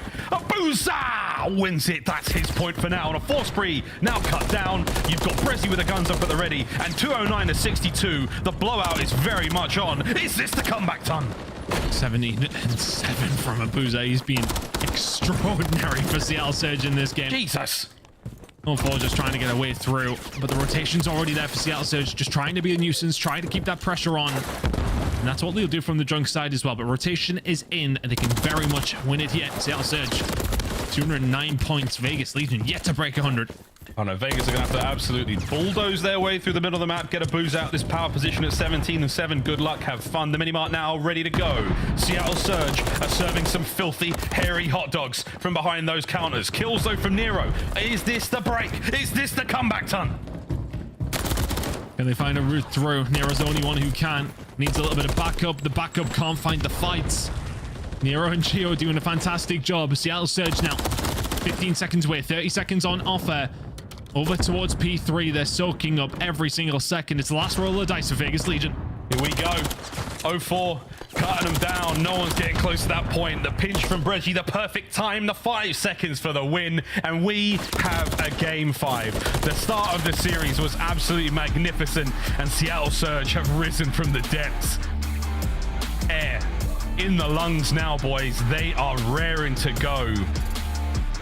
Vegas is starting to look a little shooketh. One more map to decide the series. It's crazy how quickly momentum can change. 2-0 up and cruising. It's slapped about on Karachi for 2 maps, and all of a sudden we're heading into a map number 5. It's just... They never found a break or a rotation. They couldn't do it to save their own lives. 250 to 84. That is a drubbing. A boozer was a crazy that game. On so many different streaks. It's just so hard to deal with on that map. Over the last 2, he's been fantastic. Seattle Surge just absolutely dominant throughout. Yeah, that was a steamer from Seattle Surge. The game flow, reminiscent of a hardpoint we saw today. If you look at that, P1 to P2, 8. Again, we're seeing these very, very low scoring games. 250 to 84. Karachi has been the downfall of Vegas Legion in the series so far. For Seattle Surge, it is their ticket back into the green. Can we now, where the series began on 6-star, find out what happens here? 6-star S&D come up in a moment. What a back and forth this has been now, man. Each team, they've had their chances with one another. I don't know where I go. The Rio to 6-3, we saw some absolute madness. This time, though, 6-star is an entirely different beast. Very, very different beast. It's so fast-paced, but with the way the last 2 maps have went for Seattle Surge, you would fancy them at this stage. They've been so fast-paced. It's worked out for them. Map number 5 incoming. Map number 5 on its way, folks. We're going to go to a quick break. When we come back, we find out who walks away with the 10 points and who gets a little bit closer to the winner's bracket here in the CDL. Vegas Legion taking on Seattle Surge. Game 5, 6-star search and destroy after this.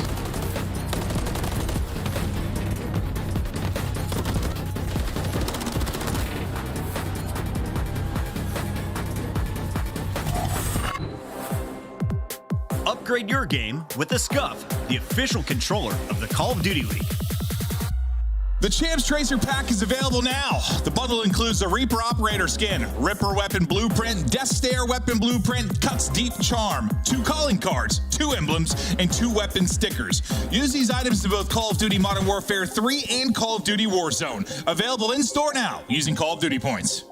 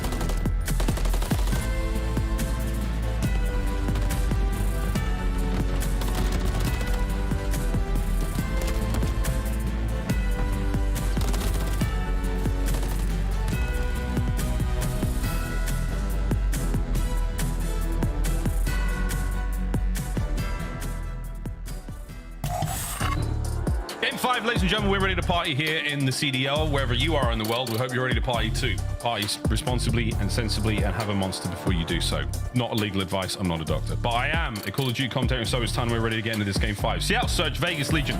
Points on the line. Vegas want winners bracket 2, but they want to get to champs a little bit more, ton. Good God, it's a 6-star S&D and ready to go. I'd be very stressed out about this if I was Legion. You played that second map wonderfully. Now you're heading into a 6-star Search and Destroy when Hook and Abuza have been playing like that over the last 2 maps. Dangerous proposition, a 1.4 on map 5s this season, and you're heading into a 6-star. You hate to see it if you're a Vegas Legion fan, but you never know how these ones are going to play out. The statistics tell us this should be a Seattle Surge reverse sweep. But, yeah. We like the big butts here in the Call of Duty League. We'll find out if Vegas can pump the brakes on the reverse sweep. Over towards A we go. Oh my God, the timing. Turn around, you might see it. I think the play is now on. A has been halted. Turn, here we go. Vegas know what's going on and they're trying to make it happen. Get the way though. Oh no, this is where things just get so chaotic. It was going to revel in it a little bit more. You jump off the bomb, you just sit back and wait for the smoke to clear. Hook is the first one there. Boozer finds a second. Disaster for Vegas Legion. Geo trying to salvage it and down to attach. 1v3, 1v2, and he lives to fight for 45 seconds more. This is not over yet. He's gone for the B-bomb pick, man. He's doing the right thing, but it's just not right. It's just not right, Ton. I don't mind the wrap through. Put yourself in a bit of a different position, but a difficult one at that. And he's wasting a lot of time here. It's just one bit. I mean, yeah, they start to stretch their way through, so they'll know that he's not pushing from that side. They'll start to gain information by the lack of information they have. 20 seconds. Abuza. You were the king of Karachi, now on 6-star. You are simply the bait. Good work from Seattle Surge in that crazy round 1. I think it's the... I mean, the smoke play from Vegas Legion... It's almost a little desperate. It's like you're in that situation. It's still a 4v4. You're keeping them off the bomb. Just play for a pick. And then all of a sudden you have the numbers, make the trades work for yourselves. I mean, it's easier said than done. But yeah, the smoke to go out and just say, well, yeah, send it. I don't know if it's going to work that great against CL. They played just a little bit on the outside of the smoke and they let that madness roll out of its own accord. Round 2, though. Vegas on the attack, straight towards A. The classic 3-1 here on 6-star for Seattle Surge on the defensive look there. So you got the middle of the map all sweet. They're going to not necessarily worry about the middle of the map for too long because you've heard plenty happen over by this bomb site. Trophies down. We're ready to party. Here comes what should be a lovely opener. Big wide route, though, from the Seattle boys. The flank is going to be on, and that's going to be Geo has to worry about that. Oh, no. No, he's not going to expect one more here. I mean, fantastic shots in the hook. It's a decent enough trade. 3v3. Yeah, that's unreal. It's a perfect pinch, though, from Seattle once again. Abuza to the left of you. Done. Huge. Attach takes care of it. Geo to the right. And here he is. Oh, he nearly gets both. 0-4, though. You are toast. Breaks the glass.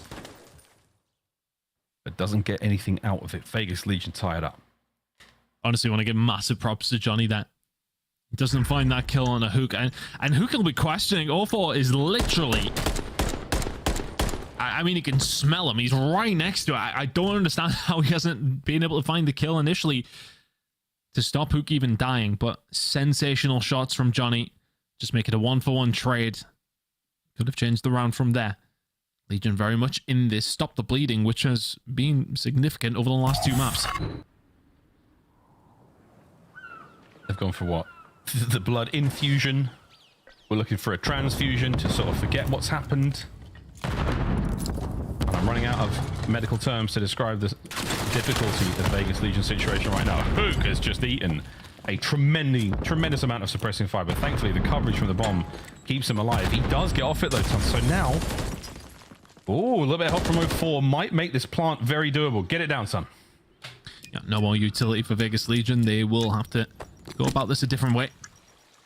Who's holding down the flank here? This is just perfect. Even if he just gets the shots, gets out, that's fine. Good hold so far from Seattle Surge. Vegas Legion, what have you got up your sleeve? Johnny with the last of his lethals now thrown. Vegas, you're going to have to get it done with your bullets. Now, with less than 30 seconds to go, Hook. The tightest of corners. Top security is going to rip into pieces. He spots one out. Lovely patience. Unfortunate chow there from 0-4. Johnny brings him down. 20 seconds. It's a 2v3. Abuza cut down. Easy peasy. Last man was attached. Surge. Good hold. Just playing patient. Don't need to necessarily get overzealous with jumping on the site, getting a hold of the bomb and getting it down. Trophy system was there. Used up, no problem. We'll back up. We'll put another one down. Wait for the rest of the nades to come through either way, and then bomb down again. Really well played. Just patient.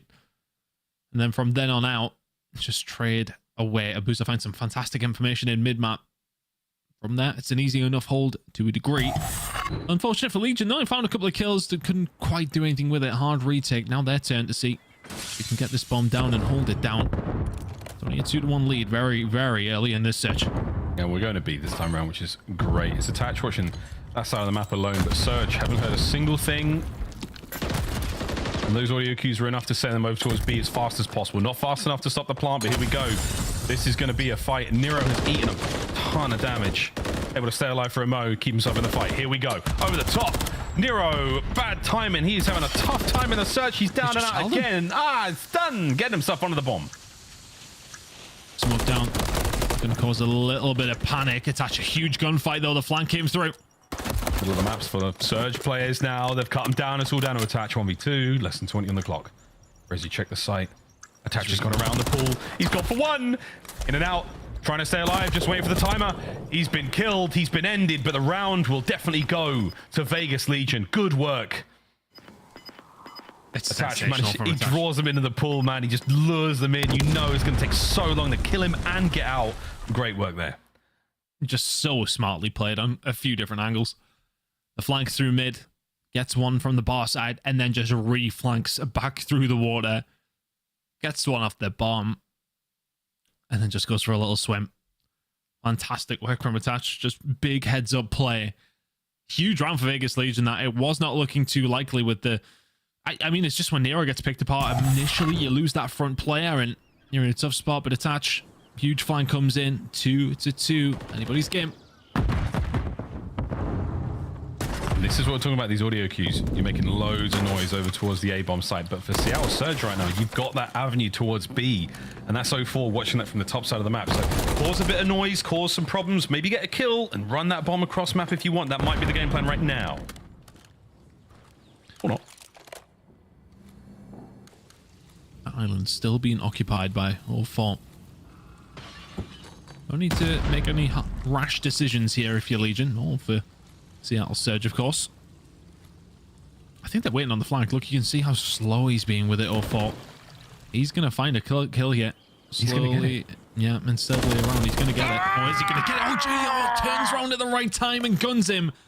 The plan of action completely decimated, but they're going to do it anyway. Oh, that is so tough, man. Geo. Now he's holding a sweet spot. Attach is going to be there to back him up. Lovely work. Bomb down, though. But not a lot of mans left to defend it. There's the smoke.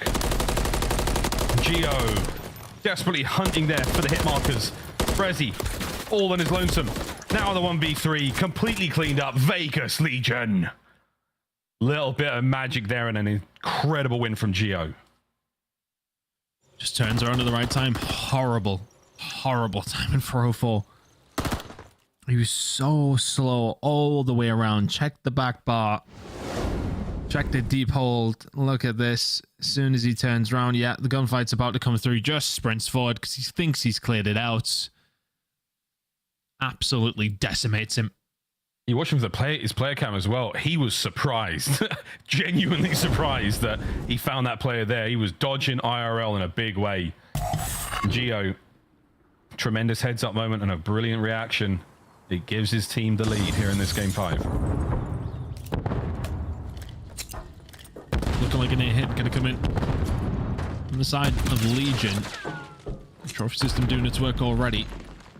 Can't quite be as effective as it once was. Gio holding the flank from an awkward little angle inside of the spot, but he hasn't read 04. He was going to be behind them pretty much immediately. And 04, he is in the most unbelievable position. Good enough to get one. Takes the longest of routes. Abuza joins him on the front lines. That's going to be the pinch now. Breji joins the fray, but it's the Belgian with 2 in the feed. All down to Gio. What a sensational retake from Seattle Surge. It simply doesn't get better than that. They think they have the flank completely covered, and they absolutely do not. Straight into security, and 04 causes absolute havoc.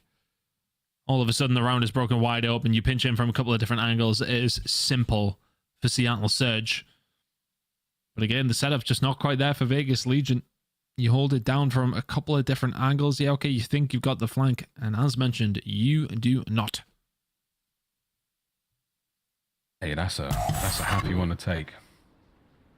Blow for blow, round for round, here in game 5. Over towards A in a big way for Seattle Surge. And all 3 of those boys, there was plenty of hit markers gained there, so this is definitely, the fight is on. Will we be able to get that bomb down quick? Hoog once again, the carrier.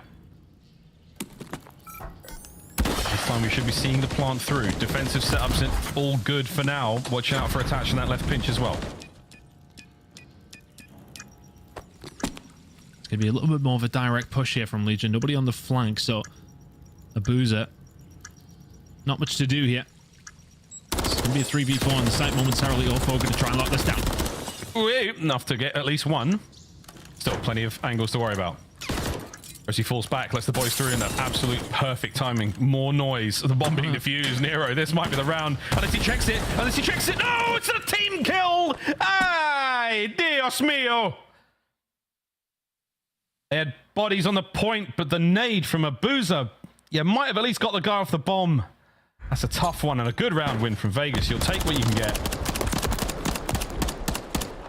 Oh, that's got to hit. Oh, my God. No, I don't want to see it. Oh, from this angle as well. Oh, look what it... Oh, man, no. It's bounced off the edge. I mean, again, it's a straight 4v2. I mean, statistically, Vegas should have had a good chance there. I mean, they probably would have won the round, but you want to give them a fighting chance at the very least. And again, it's not so much about, oh, they got the round or not. It's about that happened. Now in the comms, there's a moment, there's that thing in the back of your head. Brezzy and Abuza, even for Hukan 04, you're like, oh, we're team killing each other in these moments. This is a game 5, boys. We need this. Nades up and about here on the attack for Vegas. It's a big hit through in the middle of the map from both two teams, actually. An absolute scrap inside of the bar. 04 will find another. Yes, he does. Nero falls down, so that's 2 for 04 in the middle of the map, causing absolute havoc. And this is what you do not want to do against Seattle Surge. He's working on the ace. Geo, last alive.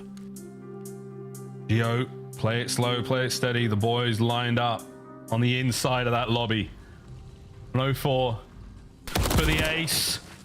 Absolutely slammed. Geo gets 2. Disgusting. 1v1.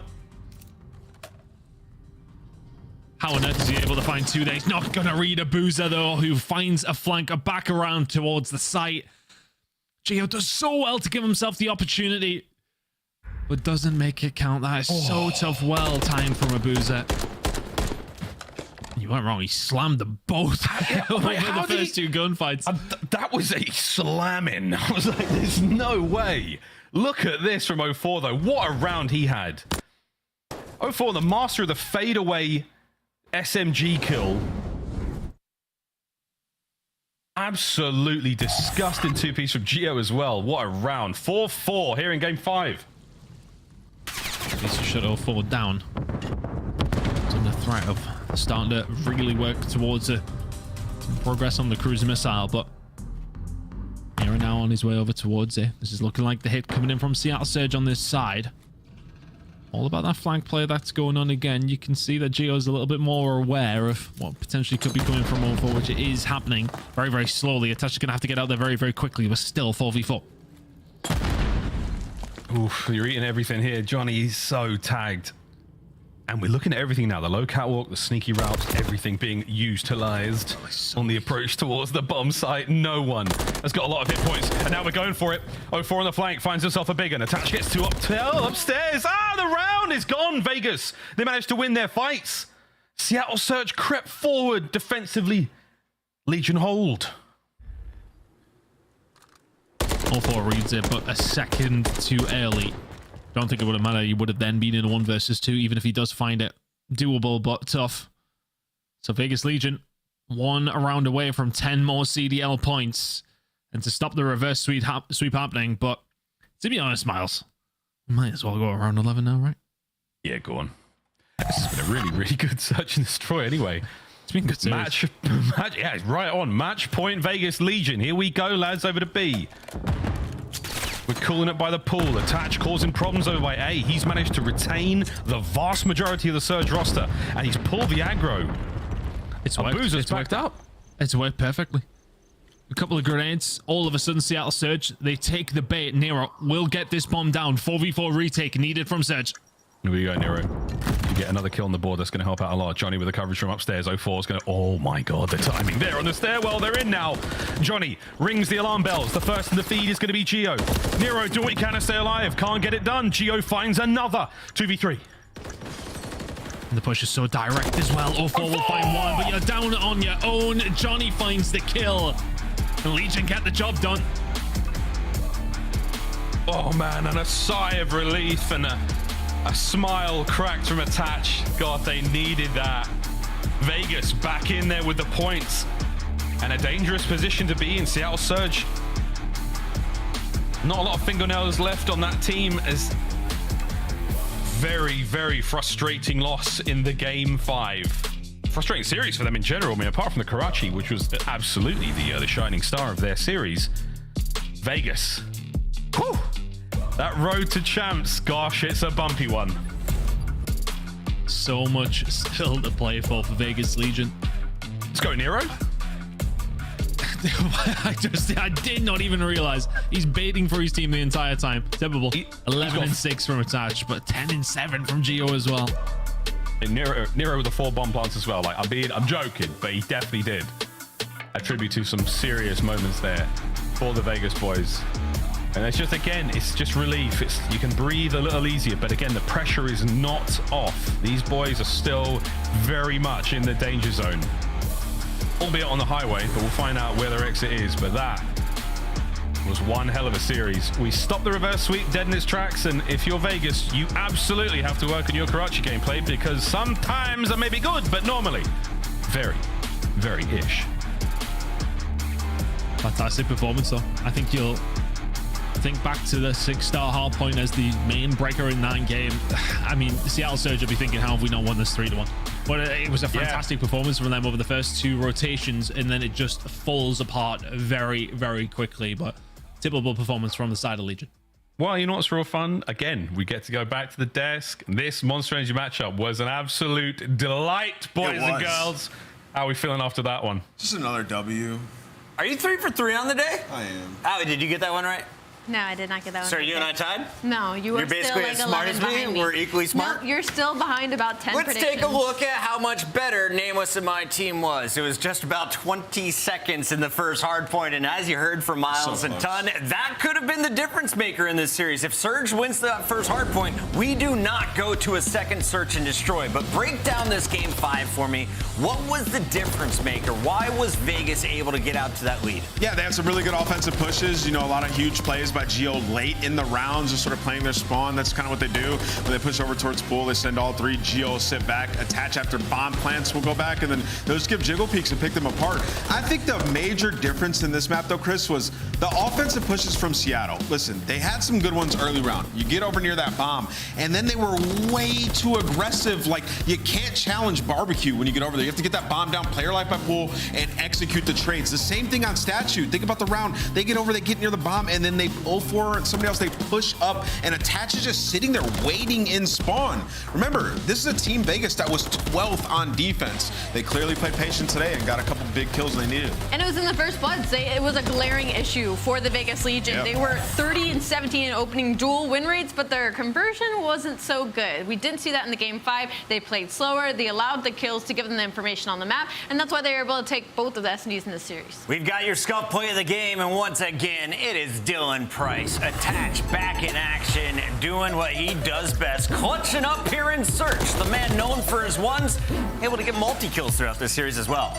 Yeah, I mean, just beautiful plays on the side of Vegas Legion. Once again, I like the way they played both sides of the ball here, defense and offense. A lot of those offensive pushes, like I said, it came down to Attach and Geo.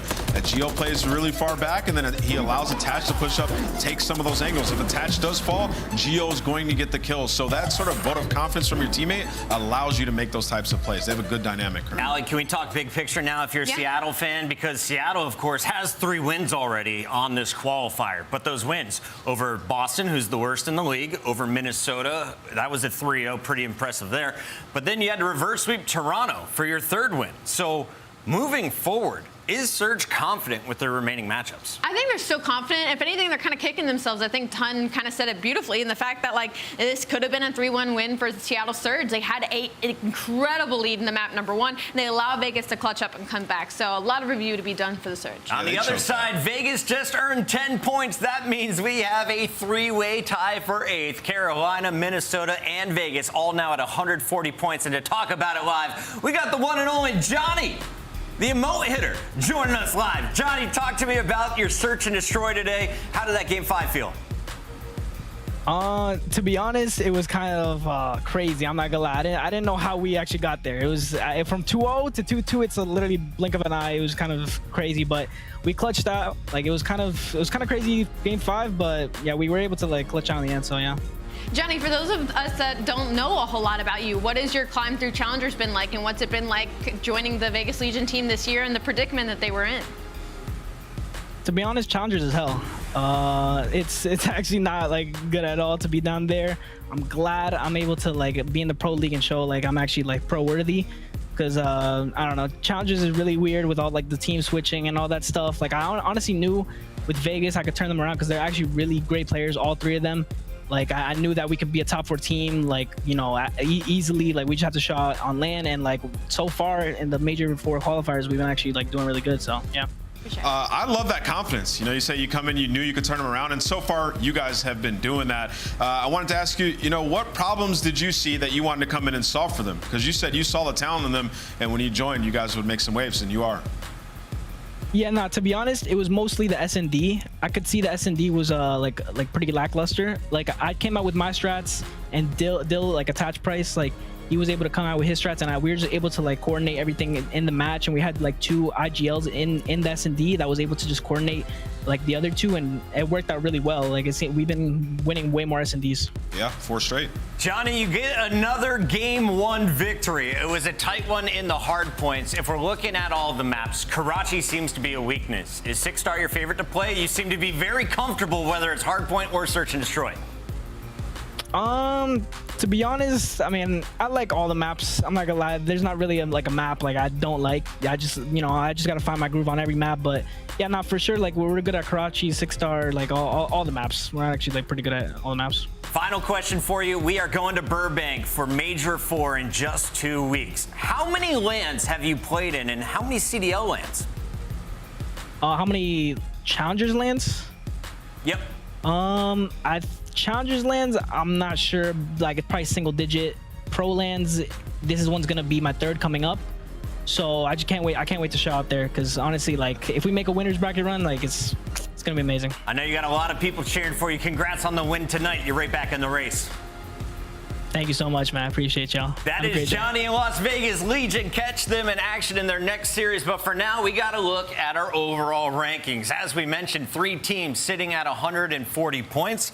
And we've got the Guerrillas now after their win, just 10 points behind that. When it comes to Major 4, though, these are your teams that are looking locked for the winners bracket. If it ends tomorrow, Vegas is there with the number 2 seed, Allie. That is absolutely insane. But they've only played 4 matches. That was Seattle's 5th. Miami has also played their 5th, as well as New York. So still some movement to be had with these qualifiers. But like we said, there's so many implications this weekend. And name what's on the bigger picture. Vegas just outside that top 8. Carolina in the 3-way tie has the tiebreaker, but Vegas still has more matches to go. And Royal Ravens, they only have 1 more to go. I mean, you got to think about it. Vegas have played, you know, basically all the teams in the top 4. They just played Seattle, who are in 6. So who's left for them to play? The schedule only gets easier. I see them rising.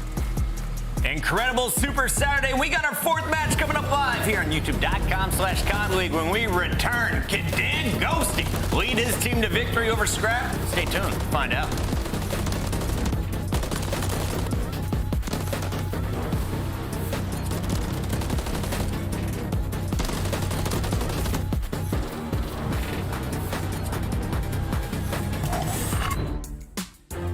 Upgrade your game with the Scuff, the official controller of the Call of Duty League. Start the season strong with the Call of Duty League Pack. Grab yourself the CDL Operator, Weapon Blueprint, and so much more. Check out the Call of Duty store in-game now.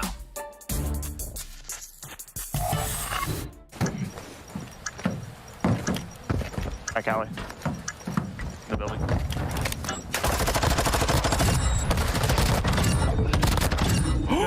What? No. Who's going on Twitter? What? Bro, what the f?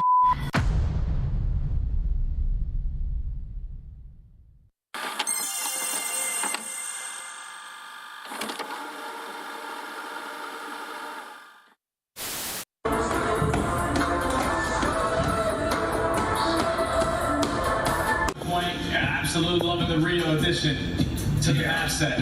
And you get into the Karachi S&D just so. Where? Trade.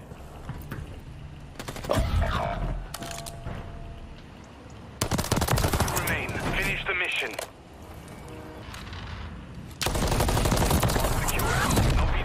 I'm the GOAT. Solid work.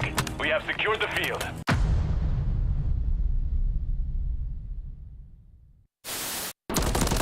El otro, cerca del... El otro tiene que estar por el under, creo. Going alley. No en el Eli,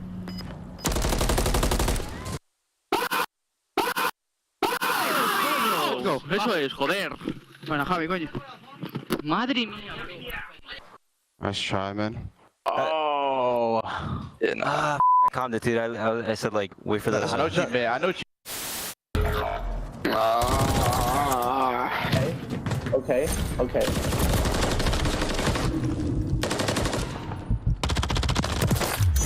Okay. Keep running out Okay.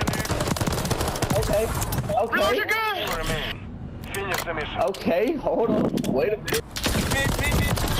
Oh my God! Go crazy! That guy! Yeah, that guy! Yo, he's good.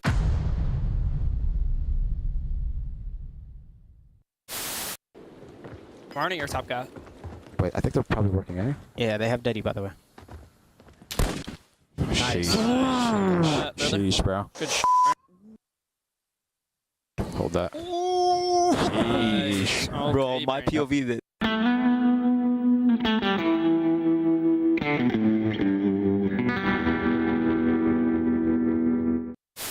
Secure the target area. Help me.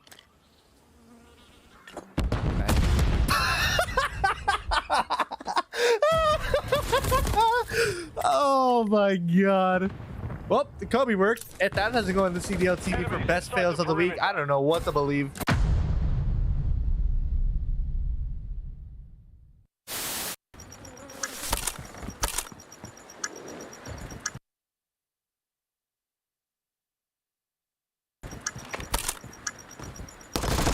He just pushed you out. To your right. Oh my God. He jumped right in front of you, my boy.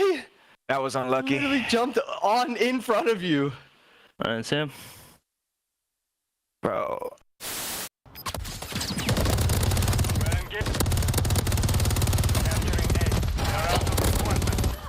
We're attacking Alpha.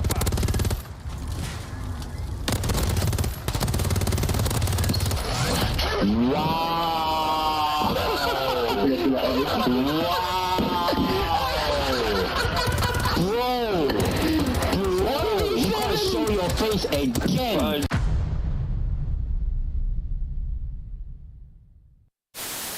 Do you think you could beat Kenny in a dance-off? Yeah. Oh, he's lying. Wait, did I? Really? Yeah. In my head, I'm thinking he's unstable on his feet. He's lying. No, this is broken because I'm dead ass not lying. I could smoke him. I'm just thinking about his front door porch where he was like trying to control his legs and he crippled on the floor. That's like the first thing I got. Damn, I'm lying on that? That's bullshit. What? I mean, I'd smoke him. Where is he? Oh my God, man. Y'all need to lock in! I'm trying to make ends, I don't want to make amends, and I came to the lens. I mean, seriously! 1, 2, 3, 4, 5. Yeah, I'm turning up to the sky. Yeah, I go up till I get right. I ain't feeling trip till I get by. Yeah, I'm going up to the top, Dubai. If you think I'm playing, just know it's on side. What you on? Hit you with the Muay Thai. You don't kick till you dome, bitches on sight. Try to walk in with the limelight. I come up with the kush right. You know better than a shot right. What is yeah, I'm cooking. Yeah, I'm coming in, feeling super saiyan. Oh my God, you think you was it? Use a little. Yeah, I'm coming in. Stop playing. What the fuck you talk about? What you saying? I love when the good news coming in on a day-to-day. Already know what's happening. I don't gotta shake the hay. Big moves, big stepper in the right direction. The trip continues. Every double use a psychedelic. I think they gon' need a minute. Look, I'm interested in making ends opposed to making friends. Double bags, I've been paranoid, I've been the safest place. I'll take a check. Finishing this drink should only take a sec. But Mark just cut me off, he told me that I go on stage and tan. Walk out to my own shit on the main event. Vinci my cologne after the show, she told me that shit was a favorite sin. Sprint advantage spacious, we can take it friends. What happened next, you could take a guess. Welcome back, everybody. everybody. We got Toronto taking on LA Thieves, and Thieves right in the mix of things. 145 points is going to put them above Carolina and the rest of that bubble, but you're not safe in 7th right now. And you go up against a juggernaut. Allie, we have the maps and modes. The players are ready to go, so let's jump right into it. Who do you see having a statistical edge when we look at these game types? As far as map pools go, Toronto has one of the deepest, if not the deepest in the league. So definitely Toronto Ultra when it comes to the series. But if you're LA Thieves, like you're looking at the Rio and the 6-star at the beginning of the series and you're feeling great, I would imagine this probably goes to 4. Yeah, Toronto's testing some maps here. You know, high-rise control, their worst control they'll be playing in this one, and then Vista Hardpoint, also their worst HP. So LA Thieves feeling pretty good when you get to the middle part of the series. Time to make our Scuff Pick'ems official. Nameless, can you make it for 4 for 4? I think I'm going to troll here. What am I up on, LA? 3? I'm going to troll here. I'm going LA Thieves. I see the vision, 2 S&Ds, and they will take the high-rise control. You agree with Dan Ghosty and LA Thieves? As much as I have faith in Dan Ghosty and the LA Thieves, I'm definitely going to go Toronto Ultra in this one. I got Scrap. It's a mistake. Scrap's going to win this fight, and I think they have the energy. The fans agree as we send it over to the British boys here on an American show. We got Miles and Ton. I'm not going to acknowledge that one. I am going to acknowledge Nameless's pick, though. If he gets this one right, Ton, honest to God, I mean, that's some Nosferatu. No, I think it's some Nosferatu stuff. Like, he really does know. He wrote the script. Today was his script. Exciting stuff, though. Toronto Ultra, LA Thieves. Whew, I mean, this is a coast-to-coast battle, boys. This is going to be a tough one. Thieves, we've seen good, bad, and ugly from them. Ultra, a wonderfully consistent and dominant top 4 squad, Ton. They've been fantastic all year, right? They've been consistent, as you mentioned. It's going to be a tough battle, but, you know, agreeing with Ant in the sense that they are testing maps here as well, so that may well give LA Thieves a route in. Sitting in an awkward little spot around that little bubble, sitting in 7th, you absolutely do not want to be giving anything away here, but yeah, Scrap over the Hardpoint stage 5. Looking pretty good. 1.17 stage 4. You know what? My Roman numerals never was that great. I was wondering where you were going with that. Stage 4, indeed. IV. We need a drip, folks, because we're going to drip feed ourselves back into this lobby in a moment. That's right. We've just had a lobby crash. That's fine. Ghosty's very, very upset about it. Everyone there on the Thieves very, very upset about it. Toronto Ultra, cool as ever. We'll do a classic Ultra listen in during this matchup. Don't you worry, folks. We'll get to hear the very soothing sounds of Radio Ultra. Put some folks to sleep, especially their opponents. For the Thieves, it is just chaos. It's about as wild as their intro video, Ton. Yeah, absolute chaos every single time. We were just talking about it. It's such a weird amalgamation of players, right? I mean, I always just laugh. Like, you look at the roster, it looks like just a standard middle of the road, and then you just got Byron Plumridge slap bang in the middle of Los Angeles. just not got the complexion for it whatsoever. He doesn't have the complexion for it, but the weather right now is terrible, so he's having a good time. And he's also staying indoors, trying to be one of the greatest Call of Duty players in the world right now. That's the series ahead of us, folks. Thanks to Scuff for the layout. It's a very sexy way to address the series ahead of us, to lay the pieces out. The board's there, the pieces are ready, the curtain's being rolled back, and here we go. Take 2, ladies and gents. Back into 6-star we go to start the series off. These hardpoints have been a lot of fun. Let's find out how this one goes. Yep, both teams with good records on this map as we head into it. Look, I mean, realistically, we should expect Toronto Ultra to make light work of this, but with the way that tonight has been going, who the bloody hell knows, Miles? Yeah. Well, so far, all good for LA Thieves. This is a very nice opener from them. There'll be the white arrows on the minimap. The purple will be the Ultra boys. Envoy not really able to get too close to the hardpoint. And your boy Byron Plumridge back at it again, another feed with a couple. Joe Thieves and Ghosty, they take care of the player by steps, and it's Kleenex on the big old rat. And trying to get anything done here, and not a single gunfight is going Ultra's way.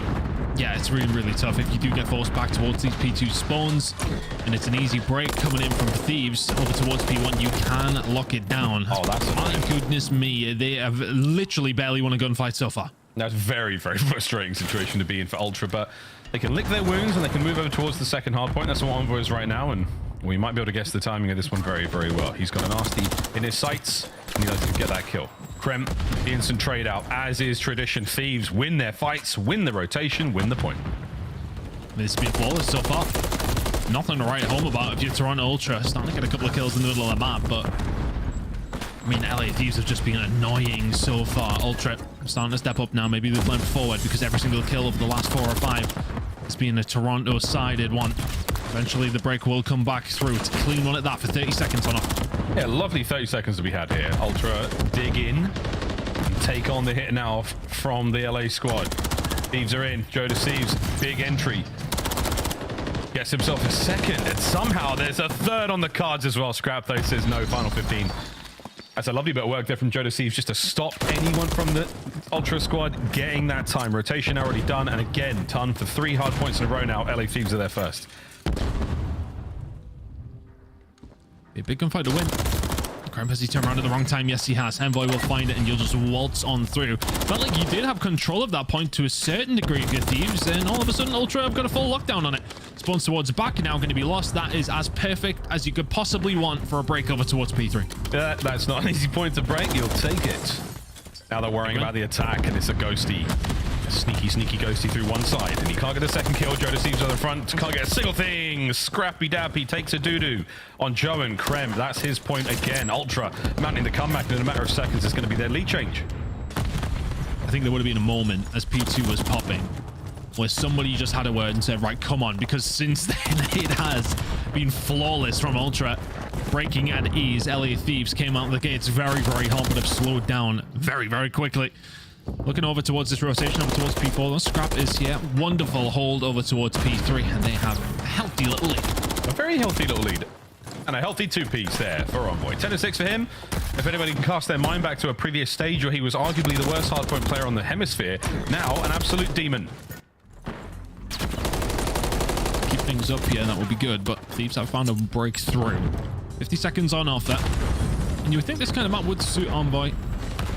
Solid SMG play. You think he's going to get in amongst it. You think it'd suit Kleenex even more, but not necessarily having the best of starts. It's felt like when Thieves do get themselves set up, they're finding a lot of success, but Scrap finding 2 is just going to break that wide open. Kleenex on the flank. That's a clean wipe from Ultra. 30 seconds on the clock. You can get every single second here if you're the Toronto side. That's one thing we've been seeing time and time again now is Ultra with these absolutely superb breaks. Hard points get knocked wide open. Envoy once again another sweet 2. Goes into the back pocket. Scrap's on a pinch now as well towards the middle of the map. He's not going to check every possible corner because it's an awkward situation. He's let a teammate get bopped. Trade's done. Back over to P1 we go. From the first go around, 20-odd points separating our teams. We were in for a good 6-star. Thieves had a good time with things over towards P1 on the previous rotation of hills. Can they do so again? This time around, they do have those P2 spawns, so it's not quite as easy to hold it from this side.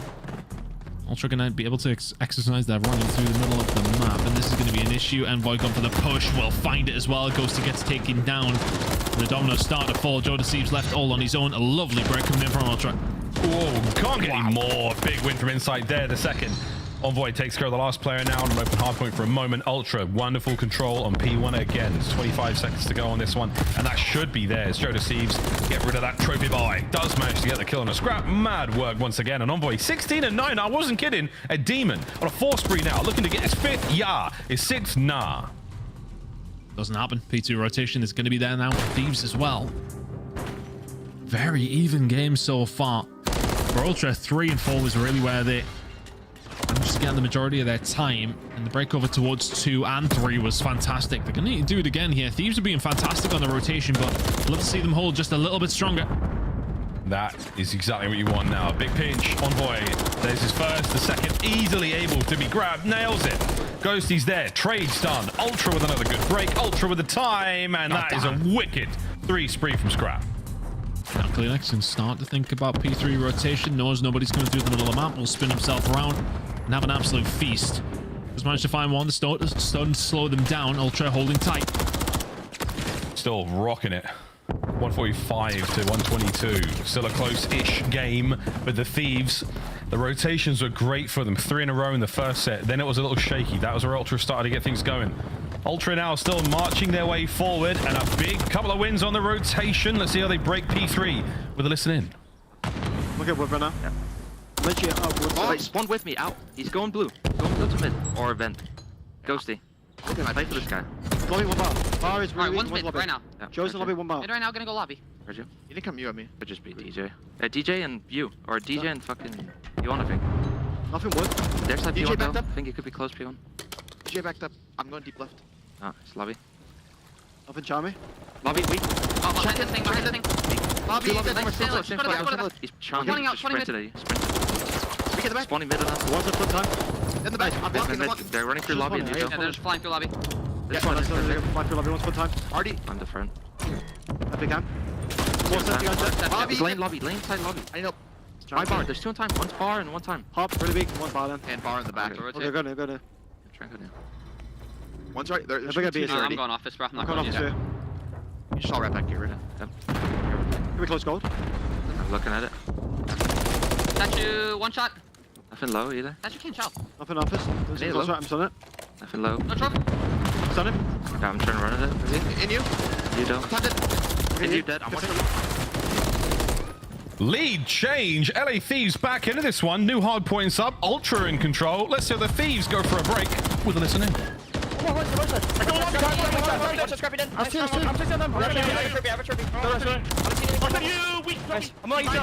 Sage, right side top. Right side top office. Right side top office. Yeah, one's you as well. Me. Right here. Heard you. You're trying to throw. You one shot. Two. I got a split. Okay, I should have. I'm going off. They're not gonna know. Check up Simon. Yo, listen, they know. Pin time. I need a pick. Can you kill this guy? I'm trying to. What's on time? They're trying off. One shot pit. He flanked me office. He pushed it. He's back office. He's back office. I'm rotating. One back office. Oh no, nice. What's office now? Are you Toby? You dead? No street. This is back office.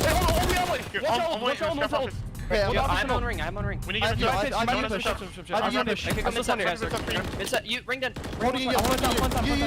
Mid steps and ring. Just count. Take a section, guys. Take a section out. Nading their set time. Time dead. One more you. Stay.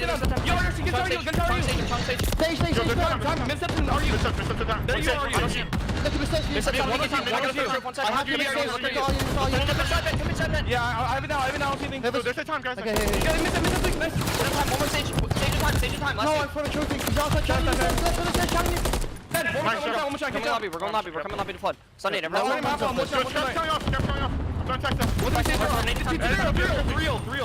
going now.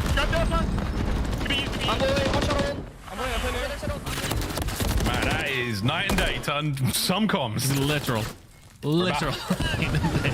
It's so fun. Either way, though, it's 20 points for the dub for Ultra. LA Thieves haven't really able to bounce back here in our third set of hard points. They do win the row. Can they kill Envoy? It's been the same story all the way through, though. Have some decent success over towards P1, find a rotation, and get broken pretty much immediately. Is that going to be the same story once again? How's Envoy getting away with this? There's two. There's the break. That might be the game. That might be the game. You've just bent two players over your knee, two massive red handprints across them. Kleenex throwing some mean shoulders.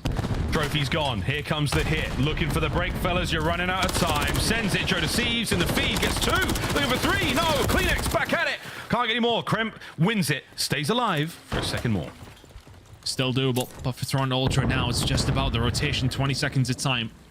It's going to be fed over towards Thieves for absolutely nothing. Apart from a setup that you're going to have to make very, very difficult to break. You've already lost a gunfight in the middle of the map, though. It is going to give Thieves time to force their way up. Inside going to have to backtrack here just ever so slightly. A good break here for Thieves. Makes it very difficult for Ultra. That's not going to work out. Thieves, you're trying to bang your way through the front. Can they get it done? Hardpoint's now ready to go. Oh my God. Kremp and nasty find there. Scrap staying alive. Insight doing it as well. That's a massive two. Finishes it up. That's game. Toronto Ultra. A strong showing on 6-star. Just absolutely brilliant breaking. And orchestrated by that man there. That is Flack recently, of course, but my goodness, that was a fantastic performance. Just absolutely everywhere across the map, and the breaks were all spearheaded by him.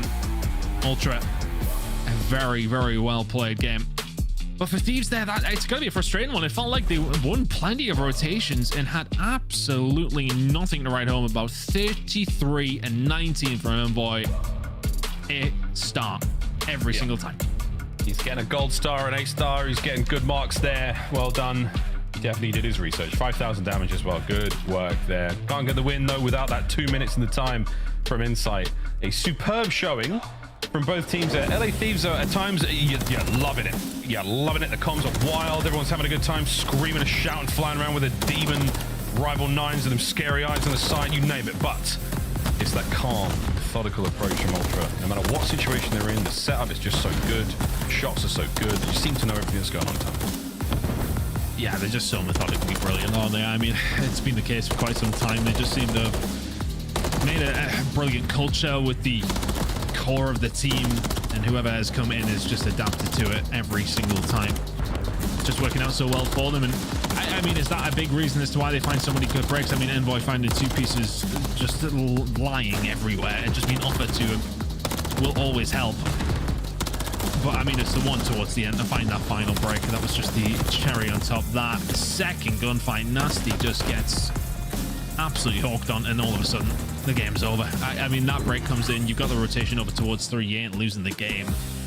But it was a back and forth one, but Ultra just not necessarily rotating brilliantly, but the breaking was superb. No, that's a good looking hard point either way. I mean, hands off to LA Thieves. Again, when you fall outside of the top 4, everyone's got eyes on you. They know that these games typically go the way they do, but kudos to them. It's not been a dreadful road. It's not been a fantastic one. Hopefully they can keep the things going. Rio S&D coming up now, though. LA Thieves said no thanks to the 6-star. Toronto said no thanks to the high rise. We find ourselves on Rio. That's going to be an interesting one. I mean, again, we've seen some great Rios today. That Surge Vegas Rio was so spicy. Ninja defuses some great clutches, 3v1s, you name it. Wouldn't be too surprised if we get something similar to that ton. But again, Ultra, they don't want to let that sort of stuff happen. They just want to play their game real smooth.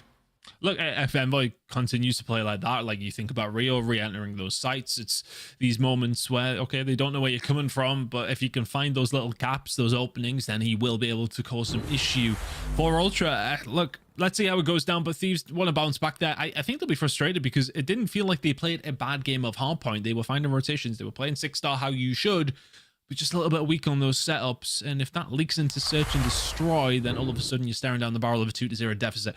They need to switch on very, very quickly because there was some good fundamentals there for Thieves, but not quite the execution. I also feel like, yeah, lose a couple of mean gunfights, Envoy with a couple of 2 pieces, Scrap with a couple. It's just like it's that individual skill thing that both teams ludicrously high skill players, really dangerous. But if it just hits so much harder when Ultra win it, you know, like they seem to take advantage of those mistakes or those 2 pieces a lot more. Either way, to the search and destroy. Not been perfect there, or not even ideal for Toronto Ultra. That 12-6, that's more game 5s really for the LA Thieves. That's what we're looking at there, but we'll see how this one goes. Opening dual rank though, good God, it couldn't be more different. That's the first bloods we're talking about. And that is going to be important, especially when it does come down to this map. Those first bloods are very often going to be a 4v4 retake along those lines over towards B. It happens a lot. So where can you be on that side of things if you are Ultra? If you can find those breaks, it does just make your life so much easier. Looking over towards the defensive side though for Thieves, that has been their strength. Opening duels on defense, sitting in first. That will be important on this map as it is on every other one. But here we go into it. What can Ultra do? Their strength is attack. Can you manage to make it count here though? It's a difficult map to read into these stats, to be honest with you. It can get very mixy over towards B, but Ultra, fantastic at map number 1. Can they convert that into some sensational S&D prowess? Rio turns on its head, you know, so quickly. It's great. Both teams, big old standoff. Ultra seeming to be the first team with the courage to run forward, but that courage is quickly tested. Nasty with some shots downrange there. Towards the inside of the map, that's where the Thieves are moving now, looking towards that B-bomb site. Bridge is going to be a hot spot. Will they take the fight? Joseph deceives. Reeds finds his first. Speaks his head round. Envoy got caught out very quickly, and immediately Thieves are hitting a big rotation on a potential flank, but they may well just go back through boxes and force the issue here. Ready for a setup of anything will coming over towards A, but this plant will be free. Clinics and Cole will presume that everybody's down towards the elevators, and that's the escalators, and that's exactly where they're going to end up. Oh, this is 3 in favor of Thieves. Kleenex, you're about to turn around the corner and run into... Hey, boys! Sees all of them. Oh, my God. Run, Kleenex! He was so fast, not fast enough. Insight gets there just in the nick of time to get some damage in, but not really stop anything here. You could jump on that bomb. Watch out for Scrap. Big damage in. None of the kill. My God, Ultra are getting slammed here. A weird setup ton from the start of though, and again, you get the first blood on Envoy. You know that he carries the bomb typically. You don't check the body. And then they run over to A immediately thinking there was a play elsewhere. A little moment like that could have seriously cost them, but at the end of the day, thick as thieves, shoulder to shoulder. find their trades. Yeah, it's tough as well, though. You know, when you're in that situation, if you do have those numbers, finding that first gunfight when you're in a 4 versus 3 helps out big time. I mean, Kleenex peaks at the right time and just didn't quite have the cover to help him get out. Look, if he gets traded out there, it's not the end of the world for Ultra, but he doesn't get traded. Nobody near. And all of a sudden, the round is very easily over towards the side of Thieves. Very patient from them, though. I didn't mind the push over towards A. You're covering any kind of flank that can come through. You can set up your own flank. You're keeping Ultra guessing to a certain degree. Now your turn to attack. B will probably be where we end up, but a little bit of bait out over towards the A side. Keep Toronto guessing once again. You know the moves. It's time to dance, and right now, Ultra with a 2-2 on. A and B covered. Eve's just waiting for a pick, waiting for a little bit more than just information. But right now, I don't think any lethals and tacticals remaining on the side of the Thieves. One frag from Joe Deceives. Checks it. Oh, man, he's moving. He's going to get that bomb down. He's got the boys there to help him out. But here comes a very, very fast counter-attack from Ultra. Up the Eskies, into the feed. Trades are on. They've slowed down, and oh no, Ghosty punishes them. One more left on the stairwell, and that's going to be Scrap, red, dead, done. All Dano in sight. So he's in his sleep. Oh, the smoke just created an issue. The problem is there, they get the kill on the bomb carry, but he just gets the bomb down. If they can stop that happening, then all of a sudden they don't have to spring into life. Nasty is here to pick up the pieces. Insight dealt with very, very quickly. Well played from Thieves. Really good job across the board. Opening duels again. It was the first blood over towards Toronto, but it's answered very, very quickly. Thieves 2-0 up. And that's 2 good rounds. That's the first bloods again that we saw statistically they would be having. And all the calm focus in the world is not really helping out LA Thieves. 2 solid rounds so far.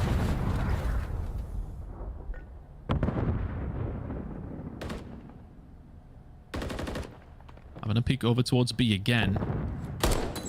Teams are running this game, though.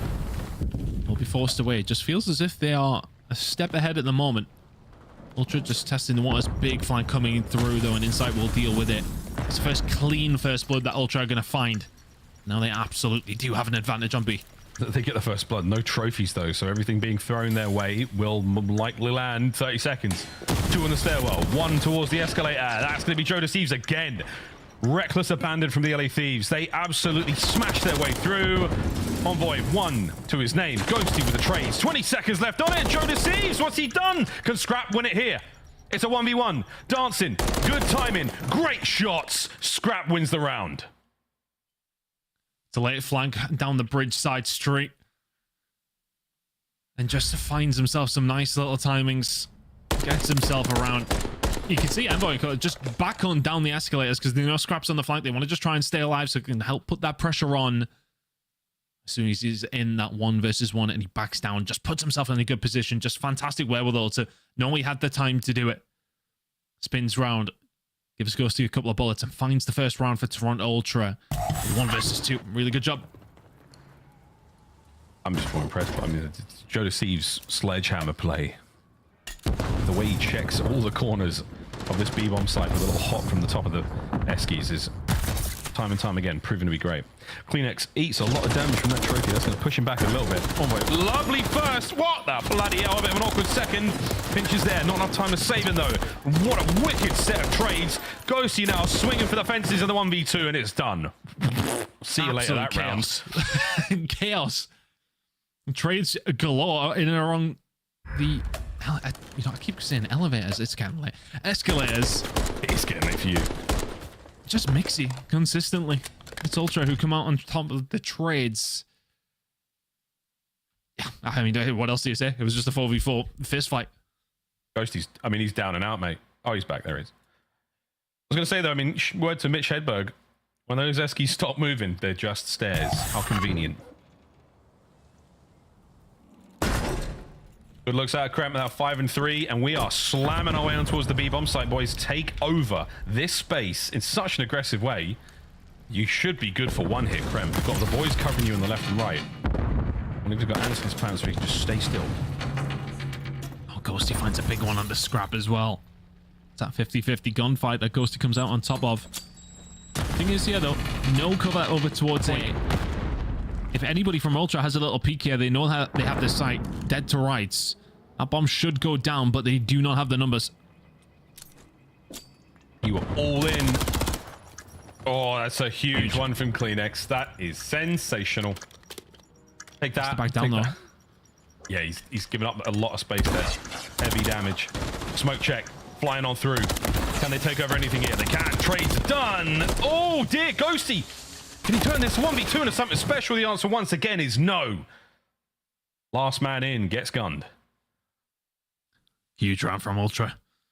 And I respect the commitment from Thieves, but as soon as you're there and not seeing anything for a little longer, they maybe just lingered a little too long. Find themselves coming over, lose the gunfight over towards boxes. All of a sudden, the bomb's down. Your advantage is very much gone. Good job from Ultra, though. That's back-to-back-to-back rounds. Commanding position now. You've started to fall apart after a really, really solid start. 2 rounds in a row, and they have had nothing in answer to Ultra's aggression over the last 3 rounds. But Smoke's down over towards A. It's merely a bait. And B is the prize that is in their eyes at this moment in time. I like the serve from the Thieves. They've moved fast enough to actually be able to get the bomb down and do something with that little smoke joke. Here we go. Envoy's going to check it. Exchange of fire, but there we go. Bomb planted. Counter-attack now on from Ultra. 4v4. Big flank coming in. The rest of the players will start to wait this out. So Thieves know that there's no aggression coming in from the front side. We'll start to panic. That's a big stun. Kleenex needs to do something with it. Ghosty needs to survive. Kleenex cuts him down. Envoy inside. Everyone gets their piece. Nasty now. 1v3. Envoy on the bomb. Are you going to be able to check this? You better do it fast, Byron. And it's not going to happen. Ultra with the defuse. They go to 4-2. Just a devastating flank. Just take their time, pick them apart. 3 kills come flying on through. Kleenex with the opening one, and that is the difference maker. Nasty, very, very little he can do there. Ultra are good for 4 rounds in a row. Already 1-0 up. If you can find the search and destroy, this game might be over before it is even started. Yeah, Ultra, it was a slow start there in that search. Thieves, I'm loving what I'm seeing, man. There's a couple of lovely little moments. The smoke plays, how fast they are, very decisive in the decision making. But when it comes to the post plant position, they are getting smacked around. Kleenex on the 3 spree, sending it, looking to make it 4. Trophies are gone. The stun doesn't land, but it's going to force those players back out of the stairwell, all over to Ozieski side, and now Kleenex shuffles his way in position for the potential pinch. Just a peek. Next up, a couple of bullets for it. And then a few more. Kleenex will get dealt with. A big amount of presence over towards this bridge side. Yeah, Ultra gonna have to answer this. Kremp finds more than just a way in. Finds the kill. Bomb down now on the backside of the map. Scrap's gonna have to move over to try to help out. Gets it done. Kremp's shoulders eviscerated. Pulled from the sockets, and Nasty. He plays the same game. Inside now 1v3. On a 4 spree as well. So any kills he gets are gonna be handy. But can he stay alive? We'll find out in a moment. You might choose to try and just do that, you know. You absolutely would take a cruise missile here. Oh, he goes for the fight and gets dealt with. Ghosty. Crispy shots. Is he alright? Nails it. That's a really, really sweet angle. Another door being open. That's basically useless. So Ghosty, good stuff. Ooh, and it's starting to get a little tense, you know? It's just getting tense. LA Thieves, again, another team who are in a difficult spot when it comes for that 10 points. The road to champs again, a very, very precarious one. And a single round now separates our 2 squads. Here we go. Look at this pressure coming in from Envoy pretty much immediately. We'll be expecting him there, at least on his own. Let's see if he can find anything. Smoke down. Welcome to hell, and that just forces them away. They don't want to get they want nothing to do with it. Oh yeah. Smoke works out in his favor. He's got no help there as well, so he's basically up in that top mid position completely alone. Now, bomb over towards A. Kleenex is going to see absolutely everything on the cross. He might not be able to do a lot about it, but his teammates will. That's not There's the smoke. Here we go. Man number 1. It's a big kill from Kremp, and that should be the bomb down. I thought the smoke was maybe just a little bit short, but they will eventually get this bomb down. Crap, in a dangerous position. They know he's going to be close by. I think he might have got called out by Insight there as well. Expecting the flank, not going to come. 3v3 retake needed. So close to the boxes. Aye, finds one. A superb bit of damage to the next player. And now it's a 1v1. Nasty on Scrap. AR on AR and Scrap with a perfect little heady there. He's going to be able to nail this one. Could even dive on the bomb. But it doesn't seem characteristic of Scrap. He wants that fight. I think it might have been a little bit obvious, so he holds the off angle, shots into him again, but Nasty takes a couple of 15 seconds to go and jumps on it now. And that's it. You play the player, not the game. Oh, Nasty, he's not going to check this. He knows what Scrap's like. He's on the bomb. Look at that player reaction as well. What's this guy think he's doing? What's he doing? What's he doing? What's this guy think he's doing? I don't know what I'm saying here. It's getting late for me too. I'm still jet lagged. That is a great play from Scrap. Yeah, phenomenal. I think it's just the first shots he puts in changes the angle completely, because for Nasty there, he's thinking, right, I can't see the bomb. This is a dangerous spot. I need to start to get eyes on. Scrap's giving him a different angle, puts a couple of shots in, and then immediately jumps on the bomb. It's perfect play. Big brain. In we go. Thieves are right back at it, though. They're not going to go quietly in this round. And Crimp, from the toppest of ropes, drives the Thieves' elbow into Ultra. That round barely existed. It's what, 5-4? Straight away. Just like that. I'm not going to say the good work has been undone from the previous one, but you lose the first gunfight and then crumble from there. A lot of commitment from Thieves on that defensive side. You can see Nasty's still a bit annoyed about that 1v1, isn't he? Yeah. It's so frustrating, man. He played that well. Again, just that position he was in, he's not able to really get on top of that bomb. Anyway, we could pick that one apart, but that's a perfect example of, like, you know what a player's like. You've really got to play them in that situation. But anyway, whatever. 5-4, still map point Ultra, but Thieves. A little bit of sauce left in this squad. Hello, darling. Kremp again. Just right into the fight, man. He just somehow finds these kills. He's alone, essentially, on this side of top mid, waiting for the boys to help out. Envoy got some horrible timing. Despicable. Kremp would find him. There's the first blood again. It's felt like Thieves had the better of that. Look at this flank coming through, though. While they're reading it, they were aware of something. But the next gunfight is going to be huge. Well, now you know that you've got players behind you, you've got players in front of you. They're going to try to overwhelm Scrap. Scrap is never going to read this. Like, boys, there are 3 red dots on my body. Like, what are you talking about, man? That's not true. It's like, I ain't lying. They're all over it. Quickly towards A. Insight should get one out of this. Kremp is so tough to kill. Nasty there for the coverage. Kleenex loses it. Here we go, Insight. 1v4. Or it's a round 11. And that was 6th kill in a row for Nasty. He is eventually going to fall. But the cruise missile obtained for round 11 on Rio Search and Destroy is a hell of an insurance policy to have.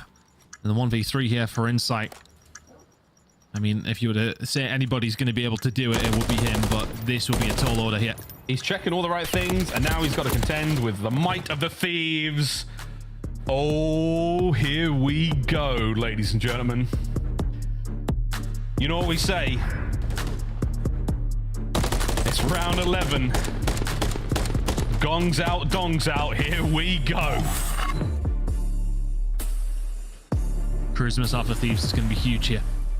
And this is how the game has went down. First bloods, just ever so slightly on the side of Thieves, which has worked out in their favor. A couple of big plays coming through from Ultra forced their way here. But Nasty with a 6th spree could be the difference maker. And again, statistically looking, just the amount of times you get that first blood, it's not amounted to nearly anything. That's 6 straight. It hasn't amounted to many round wins, so it doesn't really matter if they're hitting them. This is going to be a stinger. Slow looks here from the Thieves on defense. Ultra not biting onto anything quite yet. They're just waiting for the optimum moment from Nasty. It's going to be the perfect moment, to be honest with you. They're just about to jump on. You have to get the hell out of dodge. Tell the boys where to go. Nails it. Kleenex goes boom. Overwhelm the bomb site now. Oh, and I like this little run over towards the A side of the map. You don't account for it. You've lent towards the top. The Toronto have gone down low. A bomb site, all yours. There's the stretch plant. They know now. Bomb will go down. It will have to be a 3v4 hold, but the Thieves, they're going to have to dot their I's, cross their T's on this flank. They're going to be checking every single corner. Ultra, they'll have a little while to wait. Insight's so happy here to be looking this side. He's going to spot Krem Ghosty out in the distance. Ah, this is a stinger as well. Scrap loses his fight. Oh dear. We're wide open. 25 on the clock. Insight finds one. The pinch Envoy deals with it. All down to Envoy. Less than 20 to go. He hit the stretch plant and he's gone the other way round. Ghosty's on the bomb. Checks in. Possible situation. He can't get it. See it. Oh no, he went the wrong way. The bomb was planted for boxes. He had to abandon the position. The Thieves moved in, hit the defuse. That's the round. And ladies and gentlemen, we're all tied up 1-1. That was a 5-3 lead for Ultra. Decimated. Nasty's cruise missile kicks things off. And the final round goes the way of Thieves. It was nearly a very, very good 2v4 effort coming in from Insight and Co. He was set up so well, but a couple of gunfights don't go there. I'm not too sure how Joe Deceives was managed to find Scrap on the backside. Scrap was set up in such an awkward spot, and yet still Joe Deceives is able to find him. And Scrap finds that, then there's another reflank coming back through the mid. Ultra probably win the round. The Thieves managed to get the job done. 13-7 from Kremp, but Nasty with the big boy damage. With the cruise missile alongside of it. Wins the game for Thieves 6-5. Hell of a search and destroy, and a hell of a series now on our hands. One apiece. What did Nameless say? Both searches and the control. Uh-oh. That's just the way it goes. But hey, man, a shout out to Kremp as well for getting the boys to that round 11. I think 2 rounds in a row, absolutely sent it. The amount of times we saw him in the air when it seemed to not matter. The ban found kills. Well, that is a very, very good turnaround for the LA Thieves in the series. 1-1 here so far. We're going to play high-rise control in a moment. We'll find out if Nameless is correct. He's been pretty sweet so far. Let's find out if he can keep the guesses going. After the break, we play high-rise control. Don't go too far. He died in the P4, bro.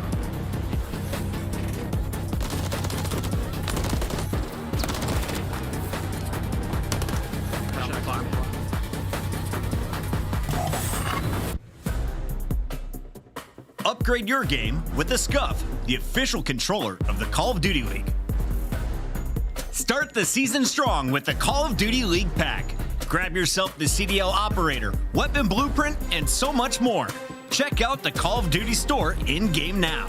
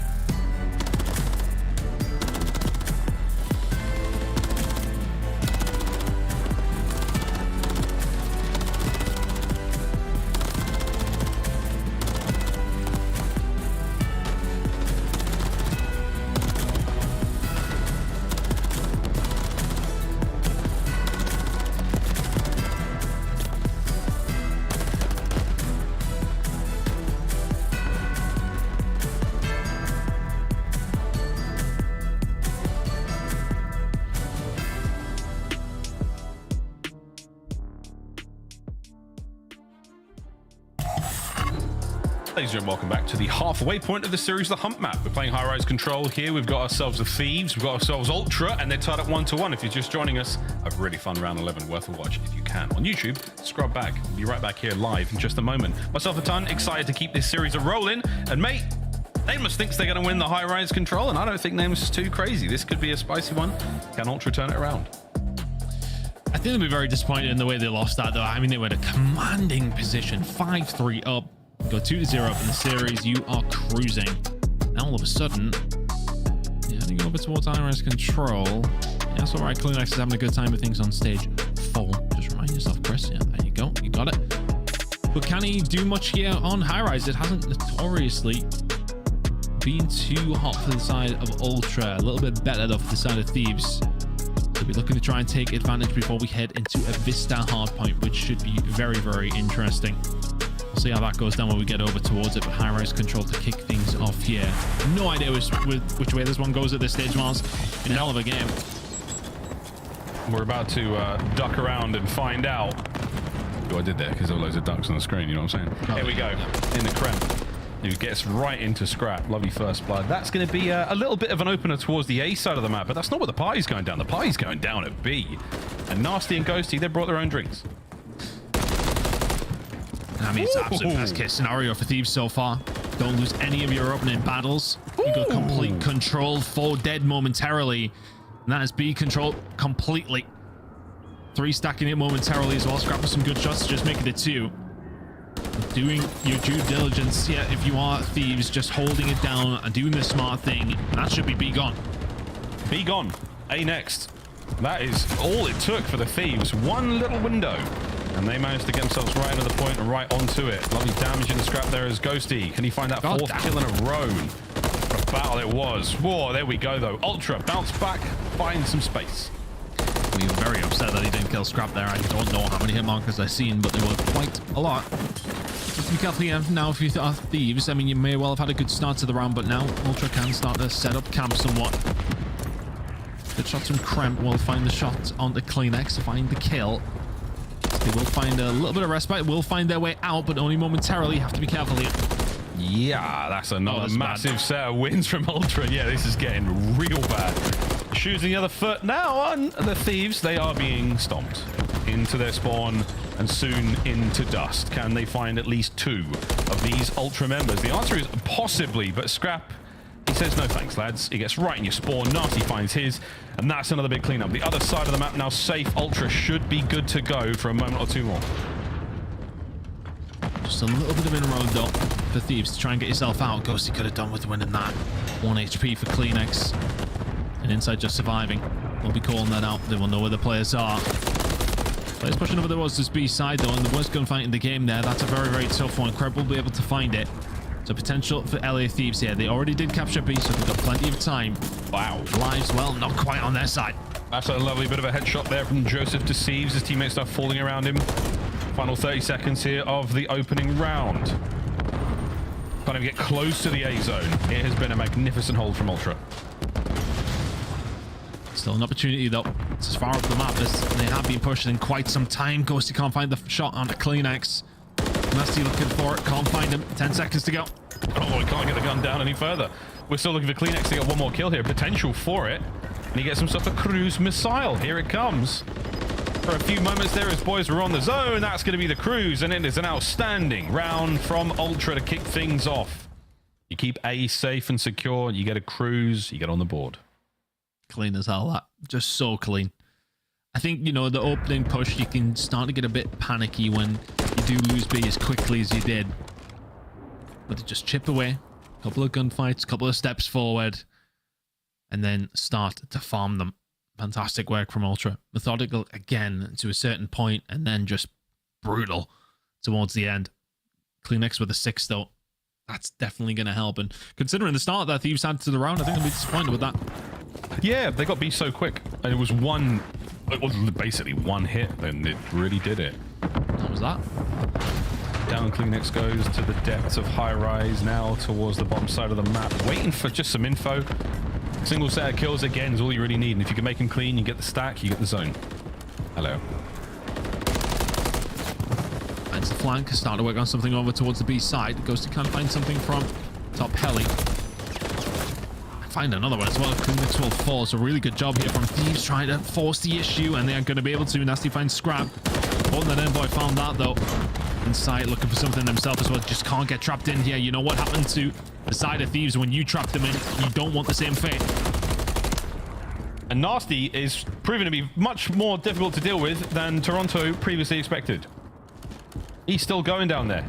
All he's doing is drawing the aggro. Envoy brought down again. Nasty finally took 4 men to kill him. He's but a man. He bleeds. And they do manage to get on a B now. A contested as well. That's now been cleaned up. 2-man stack on a B. The last 2 remaining members of Ultra on the map for now. Gonna start squeezing the net though. Kremp will find one. All of a sudden, Insight left all on his own. Yep. Just get the hell out of dodge. Want nothing to do with that. Nasty will find him. Really good job from Thieves. Finding kills across the board. Just making the right moves. Scrap trying to find an opening now for the boys to get on towards the A side of the map. Envoy there with a big, beautiful pinch. That's lovely work on towards A. Now, Envoy will be the tip of the spear. Slow the reinforcements, allow his teammates to get up the map, and that's just what he's doing. Lovely shots. Dylan Hannon, 11 and 9. 3 Spree Ultra are in a sweet spot here. Just going to stack it. Just so difficult now for Thieves to try and get yourself out. Everybody backs up just to jump on the point. Look how quickly that one is coming in for Ultra. A 2-0 lead. If you can get a hold of B, forgot they didn't get that, Miles, but the hard part is done. Yeah, they were a man on B the entire time.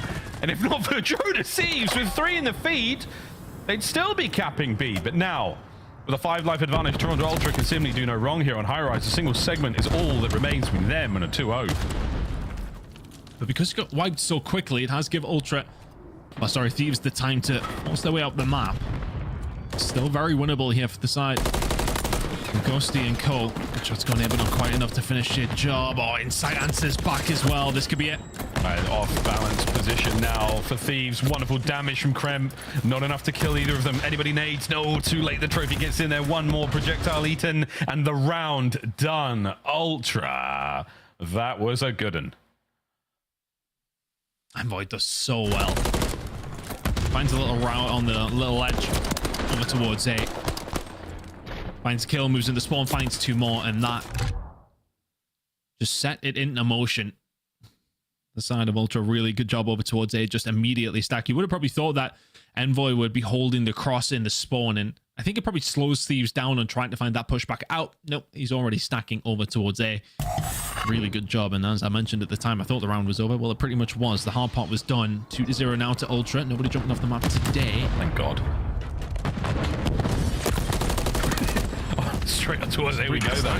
They're right on it. And Kleenex gets a freebie and gets another one. 14 and 6 there for the Great Dane. I'll tell you what, he's making a lap now. Kremp, you're up next. Oh, nice shots there from Kremp with the Renetti in hand. The stairwell fights continue. Envoy cut on top of that one. Joe Deceives B Street cleaned up. Envoy last man for the boys. Here over by B. Nasty reads it. No problem. On to B we go. Similar start for LA Thieves. Get some control. A couple more kills. Kremp has been insane on that side of the map. He's found 4 in a row. Pushed on A and gets dealt with, but here comes the cruise. I mean, he gets a lot of work done on A. A single segment done. The cruise is going to hit. See you later, Joe.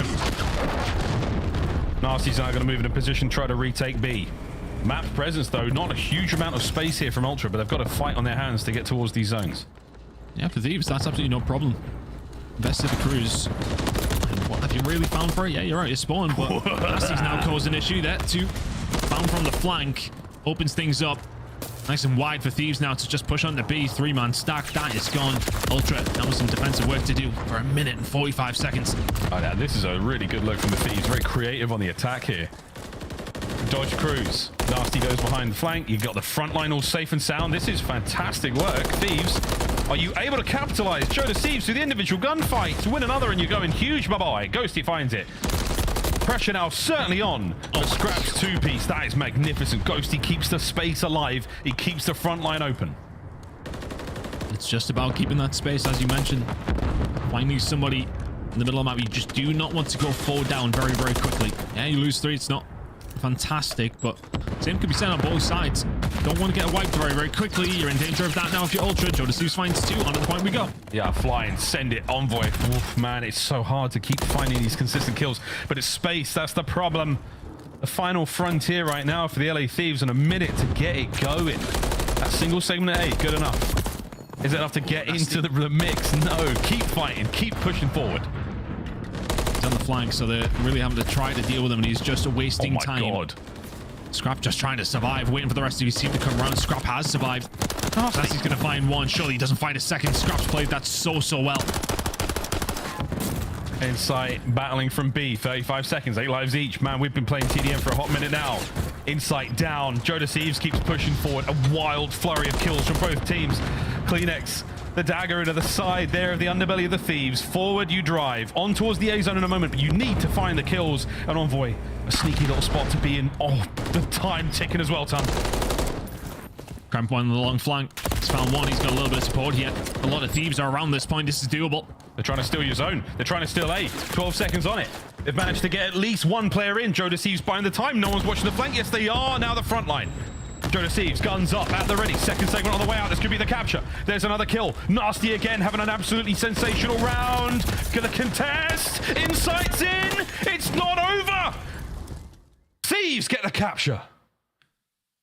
How stressful is that? Just get the bodies on there and hope for the best.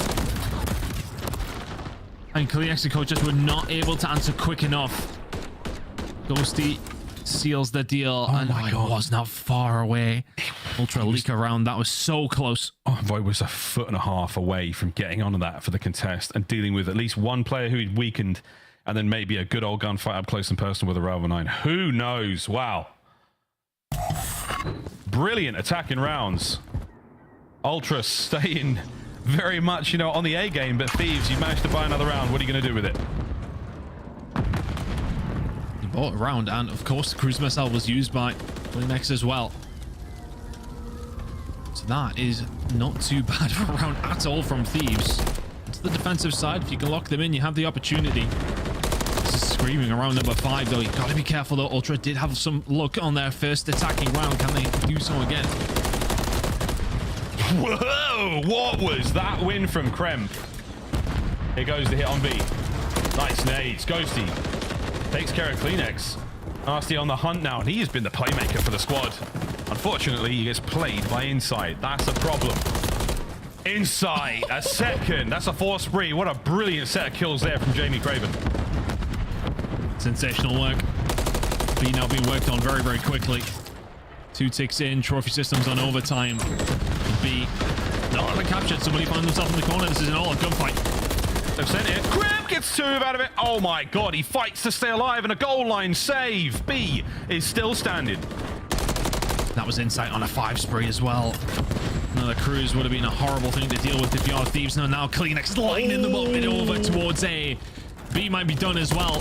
Kleenex working on everything over towards B. Kleenex is having an absolute field day. Nearly finds 4.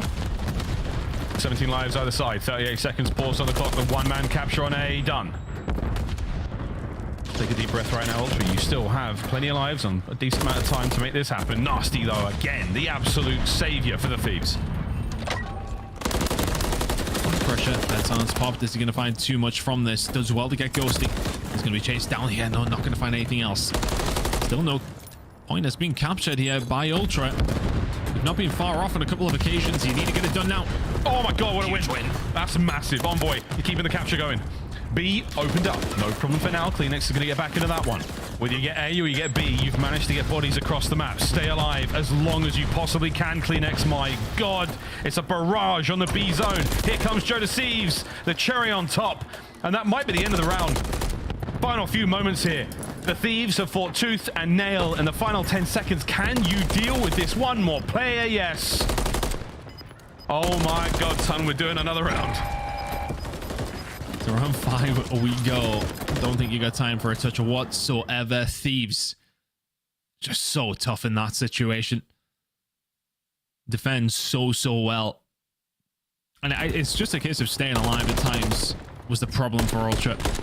They had so much presence over towards B, that one opportunity to get a hold of it. They never finally solidified that extra minute.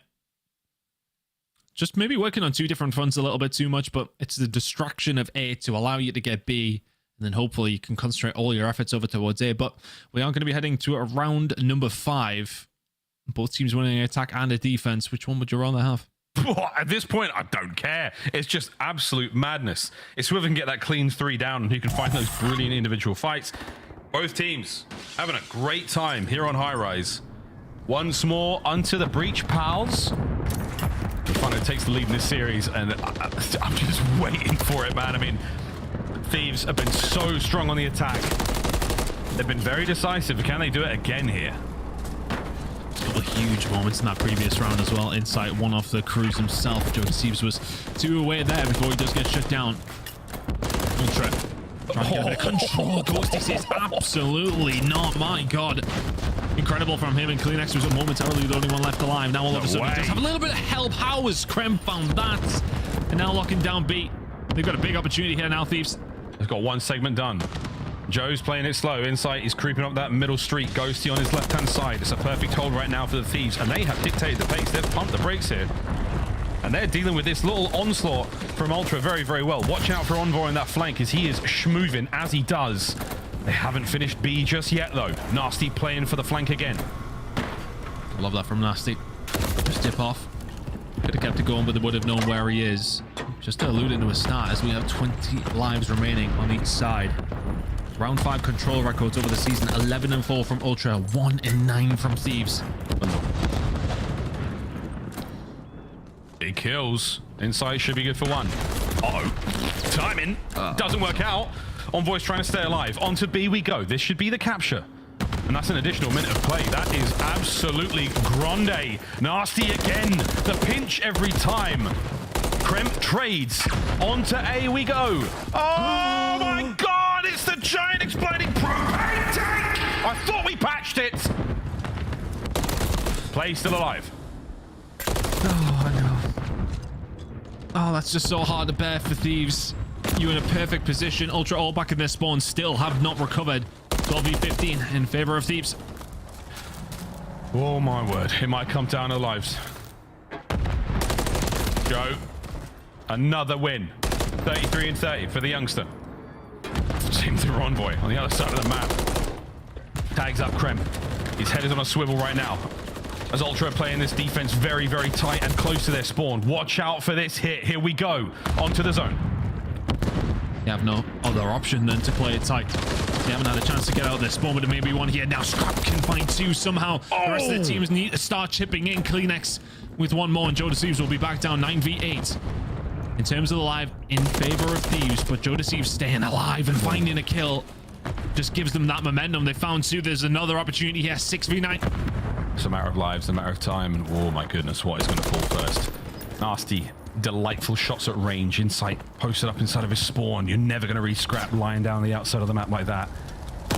Not a chance. There it is. A massive win. 6 lives now either side. Krem through the fence. Can he get the second? No. Middle of the map tagged up, but no one there for the trade. Final 15 seconds. Final 5 lives. Envoy finds another. Oh, and he's dipped out as well. 1 more opportunity here for Thieves. Oh my God, final 5 seconds. Thieves got to dive on it. You got to stop the clock, boys. Wait for Joe. Find the kill. Gets it. Slides on the time. On the time. He's there. Kremp. The trades are done. And it's over. Oh my. The deepest sigh of relief there from Ultra. The prophecy has not been fulfilled. And a matter of seconds and a matter of kills, and the LA Thieves fall on high-rise control, and Ultras can scarcely believe it. Envoy goes on a 6 or 7 spree to close the round out. Even Ultra are kind of an investigation on how that was so close. I don't know how they even brought it back. It never felt like Ultra had that much control in the defensive rounds there. It felt like it was very, very stressful every single time. They will get the dub, but they don't necessarily look too happy about it. Some work still to be done on high-rise control. 39 from Envoy. He's having a series. He is Mr. Respawn right now for this team. Huge work across the board. 30 non-tradeds. 30. That's a lot, boys and girls. Same with Joe Deceives. Big flank plays. A lot of opportunities from both teams, but I mean, at the highest level, it's very, very tough to make these sort of things work out. Wild game of control. Tons of fun as we're going to look across these highlights. So I'm not sure how far we're going to go into this series. Maybe this Hardpoint will be the last one. Maybe Ultra just managed to break the resolve of the Thieves there. We'll get to that. But either way, it has been one hell of a show. Kudos to both teams for really bringing the thunder. I mean, every single map tonight has been sensational. We've had so many back and forths. Everybody is just leaned forward, sprinted everybody else, and see what happens, essentially. It's just been ridiculous pace all throughout. I mean, that is huge as well from Scrap in that kind of moment to find 2. I think he found 2 as well over towards Propane at the latter stage of the final round as well. But yeah, I mean, you've got to feel the Thieves in that moment as well. I think Insight gets the Propane double. Yeah, Scrap found 2 there. Kleenex, fantastic. But yeah, when the Propane blows this time around, that is, wow. Yeah, that's not okay. It's not okay. I mean, look where Krem was. It just gets worse. The more you look at it, the more you think about it, it just gets worse. Anyway, we'll be having a word with the boys at Sledge about that one, see if that can't be removed ASAP. As everyone inspects the tops of their heads. Ultra, though, it's just fist bumps. And look at that. Real relief. Just going down 2-0 in a series against the Thieves, not something you want to be. Vista Hardpoint. Sheesh. It's going to be a fun one. Again, blistering pace, high-speed gameplay. I don't know, man. I mean, I think... I don't even know, Ton. I think it's the sort of map that you can definitely see Toronto look fantastic on. But LA Thieves, they do love a bit of pace, man. They love going wild, and this is going to be a map that they can be very happy to do so on. Karachi for the game 5, we have to get there. Woo! Been up on their COD. That is all I know for absolute certain. The water is wet, the wind is cold, and this is going to be a good map.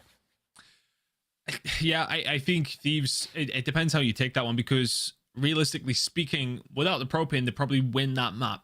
Yeah. And then, okay, so do you think to yourself, right, okay, we've just been unfortunate, we're heading into Vista, let's get it, we can do this, no problem.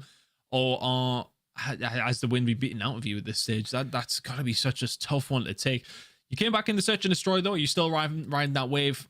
I don't know. Emotions would be everywhere for me right now. I'm not too sure which way I lean on this one. That's the Even thing. Ultra looked kind of pissed at the end of that control, though, right? I mean, where are their heads at? I think when the Propane explodes, you see Insight get 2, you're like, thank God. Thank God. Well, these two teams are neck and neck so far in the standings towards the Major IV Qualifiers. And again, they've both got winners, but a loss here wouldn't be ideal. I do believe both of them would retain that for the time being. But again, it depends on how many more matches they have in the run-up to the Major. That's going to be taking place very, very soon, folks, in Burbank. You will be able to watch it all online. We'll be bringing the noise from LA. But for now, gosh, what a brilliant contest. We've had great matches all day today. You're not wrong, Tom. I mean, again, for the victory for Ultra, a slightly Pyrrhic victory where they put a lot into it and they are counting their blessings.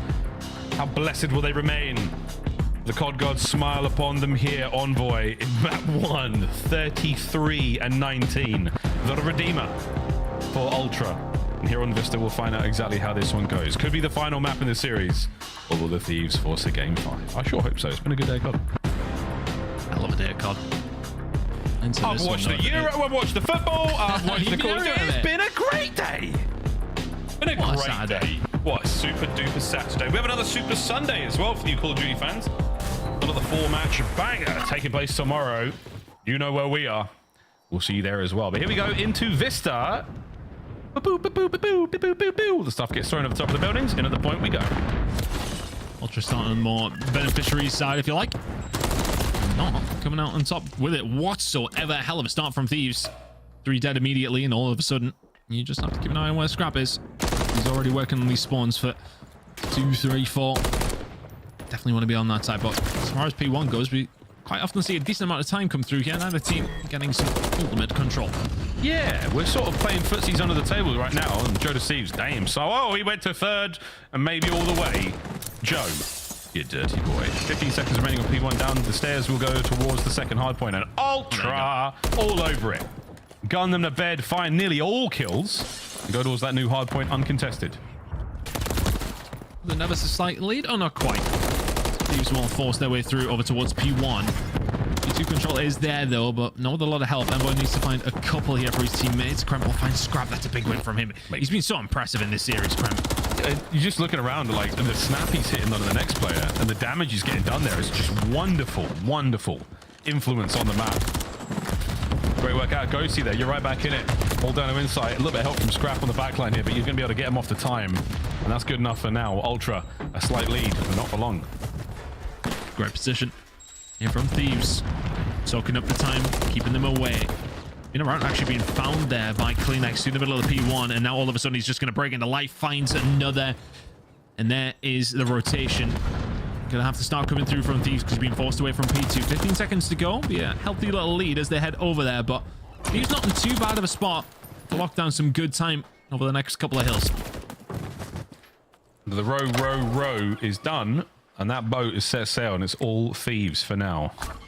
The USS LA Thieves has docked in the new hardpoint. Kleenex is going to be the only man down low looking to scuttle the plan. And he's off the map. He's on the map. He's off the map. For now, it's all just good time. Scrap finds one on the flank, so they start to get some spawns towards the backside. Hopefully for Ultra. Kleenex finds 3. It's Insight to clean it up in the end. And there you go, just like that. The break comes through. And 3 and 4 is looking very good for Ultra. Oh, he's loving that. Insight's got the bottom side of the courtyard covered. Envoy downstairs. It's another set of kills in the feed. It's 4 for Insight. It's 4 for Kleenex. And it's a race to see who can get the streaks first. Sitting tight. Just fantastic breaks coming through, but really good job from Thieves here. Finding a couple of kills in the middle of the map, but Kleenex here on the flank. Insight makes it 5 in a row, but this is a very nice rotation. There's 5 in a row from Kleenex as well. 2 cruise missiles would be huge. It's a photo finish. They're coming around the final corner. Insight. Oh, he's ready for it. He's got the gun at the ready. Insight's done it. He's won, ladies and gentlemen. He's won the race to the streaks. Oh, Kleenex has bottled it. He's absolutely crashed, and he's flipped his vehicle along the way. Envoy v Krem. What a battle that was. But that's still a cruisy woozy in the back pocket right now for Ultra. You don't mind it at all, but you did lose the spawns heading over towards P4. Maybe a little haphazard. Both of you playing for the streaks. You know how often it can change the way that players are stylistically playing the game, but Ultra now trying to find a break. Thieves hanging on, man. Hanging on. Scrapping Insight on the stairwell. Envoy backing him up, and it's Krem. Find yourself a corner. Tuck it away, boy. Tuck it away. Looking good so far. That's the pinch. You are in. And this is still a good hardpoint hold from the Thieves. Not bad whatsoever. Nasty with a quick damage. Krem keeping the spree going. That man was tweaking down there. Not sure what he was looking for. He certainly found it. Down and out as Ultra still with a commanding lead. Rotation's up there for the side of Thieves again. It felt like a very similar story to what we've seen in map number 1. Can Ultra continue to punish them as they have been able to? The shots coming in from Ghosty. Oh, the second as well. Played so well. 4 dead, and that is some good time on the board down for Thieves. Absolutely smashed them. That's 4 down. Clean. Down and out. This is a setup opportunity here. You've got tons of time, Thieves. Don't blow it away. Oh, no. That's 3 down. All down and nasty. We're still getting time, thankfully, for the Thieves. But at this point... Whoa, a couple of big gunfights keeps them going. How on earth has he found that? Thieves in the lead. Picking up some very good time. Oh, Ghosty. 180 onto Insight. Good job from there. But P1 and the rest of P5 on offer here now for Ultra. Good position for the next rotation of hills, but we'll be heading into a tied game as we head into a second rotation, unless Joe Steve's got something to say about it. With the Thieves are coming to life in this second half. Insight's up next. Ghosty, the 2-piece machine. Looking to win this very difficult battle. Quick reposition, and that's a lovely bit of work there from the Thieves again. Damn, not enough from Joe. Onto the second player there. Simply not enough hit points. And Ghosty, wow, he's pushing pace. Hardpoint once again in the hands of the LA Thieves, and they are holding on magnificently. Yeah, our battle just seems to be being won by Thieves time and time again. Getting a little bit more value out of them. Scrapper a slow game by his standards, but Nasty, not the case. That is a brilliant chunk of time from Thieves over towards P1. They may well get the rest of it as well. That's going to be the first very significant lead that we're going to have throughout this entire map. Rotation now starting to come in over towards P2. Thieves are feeling it. Thieves looking great. You've slowed Ultra right down to a snail's pace. They have not looked good so far. Second hard point in our second set is on its way. Once again, it's Ultra in first. Now looking towards the break, and your boy Byron Plummer is finding it. Here comes the second. Nice shots there. Ghosty backs him up. You're in the point. You lose at least one. And that is Envoy and Kleenex with the immaculate break back. Oh, wow. We are going toe-to-toe here on P2. Ultra needs some time. They don't have rotation over towards the next, but 40 seconds to play for here. Envoy just sitting tight in sight on Overwatch and finding 3. You now start to stretch the legs back over towards the next hill. Start to put the pressure on and continue to collect time. Cruise missile still available for Insight. Hasn't chosen to use it. He might have another one in a second. That was 5 in a row. Eventually does fall. The damage is being done. This has been such a clean hold from Ultra. Insane work. Ultra right back in it. P2 was good to them, and they're looking towards the third as well. It's going to be Insight. He is Mr. Do-It-All right now. Scrap with a kill. Scrap with a time. New hard points open for business in 5 seconds, and Ultra will be there. Really good hold. Hasn't quite turned the game yet, but kept themselves within touching distance. How can they hold down the spawns? Can they keep this alive? Insight with the cruise. That's just going to slow things right down.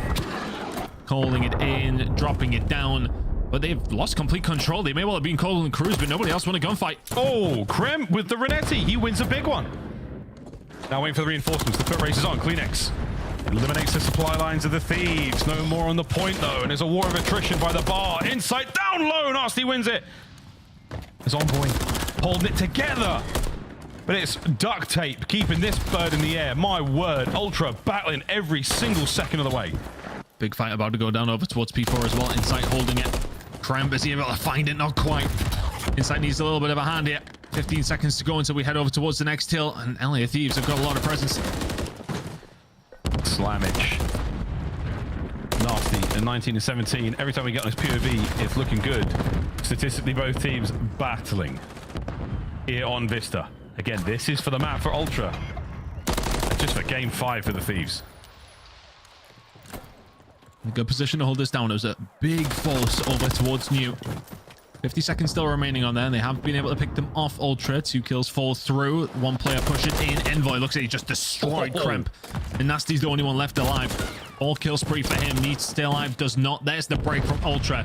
It's quite similar to how map number 1 went. Ultra's starting to find some breaks now later in the day. And the crazy thing again is this could be the lead changer. This could be the backbreaker. Thieves test the resolve right now. 1 good break's all it's going to take. Trophies are down and out. Here comes Joe Deceives over the top, but no help from the boys. The numbers are thinning out as Ultra perfect control here on the hard point. Now they can start to stretch their legs. 15 seconds to go. Arnold, big gunfight. Joe Deceives wins it. You're going to get the rest of the scrap time. Scrapping a 5 streak started to wake up into this game, and is that now just transpired? And Ultra finding themselves in an ever so slight lead. Scrap will be playing for this. I think, do they still have one to work with? I'm not too sure. I don't think they do. So getting a hold of this would absolutely make it easier to find the break over towards the bridge point, but he needs some teammates to help him with as he secures it. Whoa, okay. Scraps on a 7. I mean, it's absolutely disgusting work for him so far. Insight has that left flank covered. Hard point now. That's where we're directing our attention, and that's where the last members of Ultra are. They've been wiped off the map. Again, for a Scrap. 8 spree now comes to a close. The hard point is anyone's game. Held them at bay for so long. They might need that cruise missile pretty much immediately. Here it goes. Target rich environment. There are so many members of the Thieves down there. They've got to spread out. It won't be able to get all of them. And you will be able to push him out into the fight. Kleenex sends it right to the point. Envoy from upstairs. All down and out. That's huge from Ultra. The walking UAV. You would have called them all out. Scrap just shooting everybody on the map, apparently. Teammates getting it as well. That's some good time. Over towards the backside. They will break 200. They're in a good position at P1 here as well. Thieves, you need a decent break now. Oh, man, it's still so close, though. This was the way we saw it in the last set. Scrap. Massive work. Envoy backs him up again. This is it. Last chance for the LA Thieves to get a big old break here and not let this get too close. And it is non-stop individual wins. Everywhere you look, Ultra win the fights. Again, I don't think anyone from the Thieves has picked up a kill in quite some time. It's been brilliant from Ultra. Call-outs coming through. The comms would have been clear. Everybody just working at 100%. They are 15 seconds away from closing out this series. Total dominance right now. Ultra keeping it together. A couple of kills go the way of the Thieves. Envoy finds 2.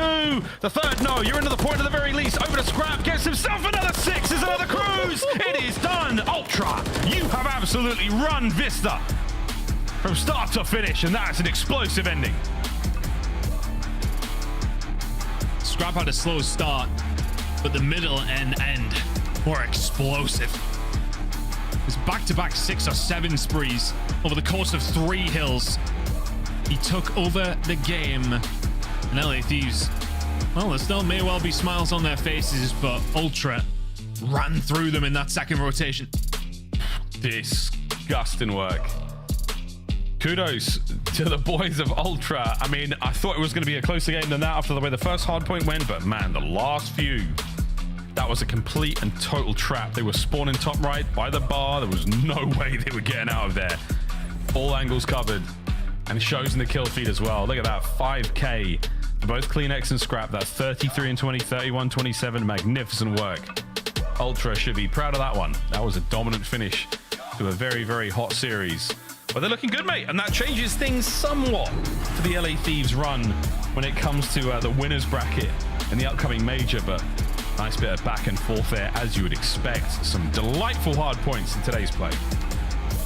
Yeah, just brilliant. And when you look at it from P2 to P1 for the Thieves in that second rotation, I mean, you get 36 points over the stretch of 5 hills. It's a big difference maker. And the other side of things for Ultra is a 130-point run. Fantastic work from them in the last stages of that hardpoint. Deserved winners here in this series. Go search and destroy close across the board, really. It was only really a 50-point game. Comfortable one for Ultra in map number 4. Other than that, tight game. No game 5, but look, if the high rise had gone any other way, I'd be screaming Lisan Al Gaib right now at Nameless, but actually no, because we'd be in the search and destroy. But either way, that's the way it goes. That's the way the cookie crumbles, and look, it could have seriously gone either way. We could still be playing right now, but we're not. We're going to the desk. Thank you, gentlemen. And reminder, Father's Day is tomorrow. Get Miles a gift. Allie, let's start with a high five. We got a correct prediction. Ton and Miles got to watch our prediction come true.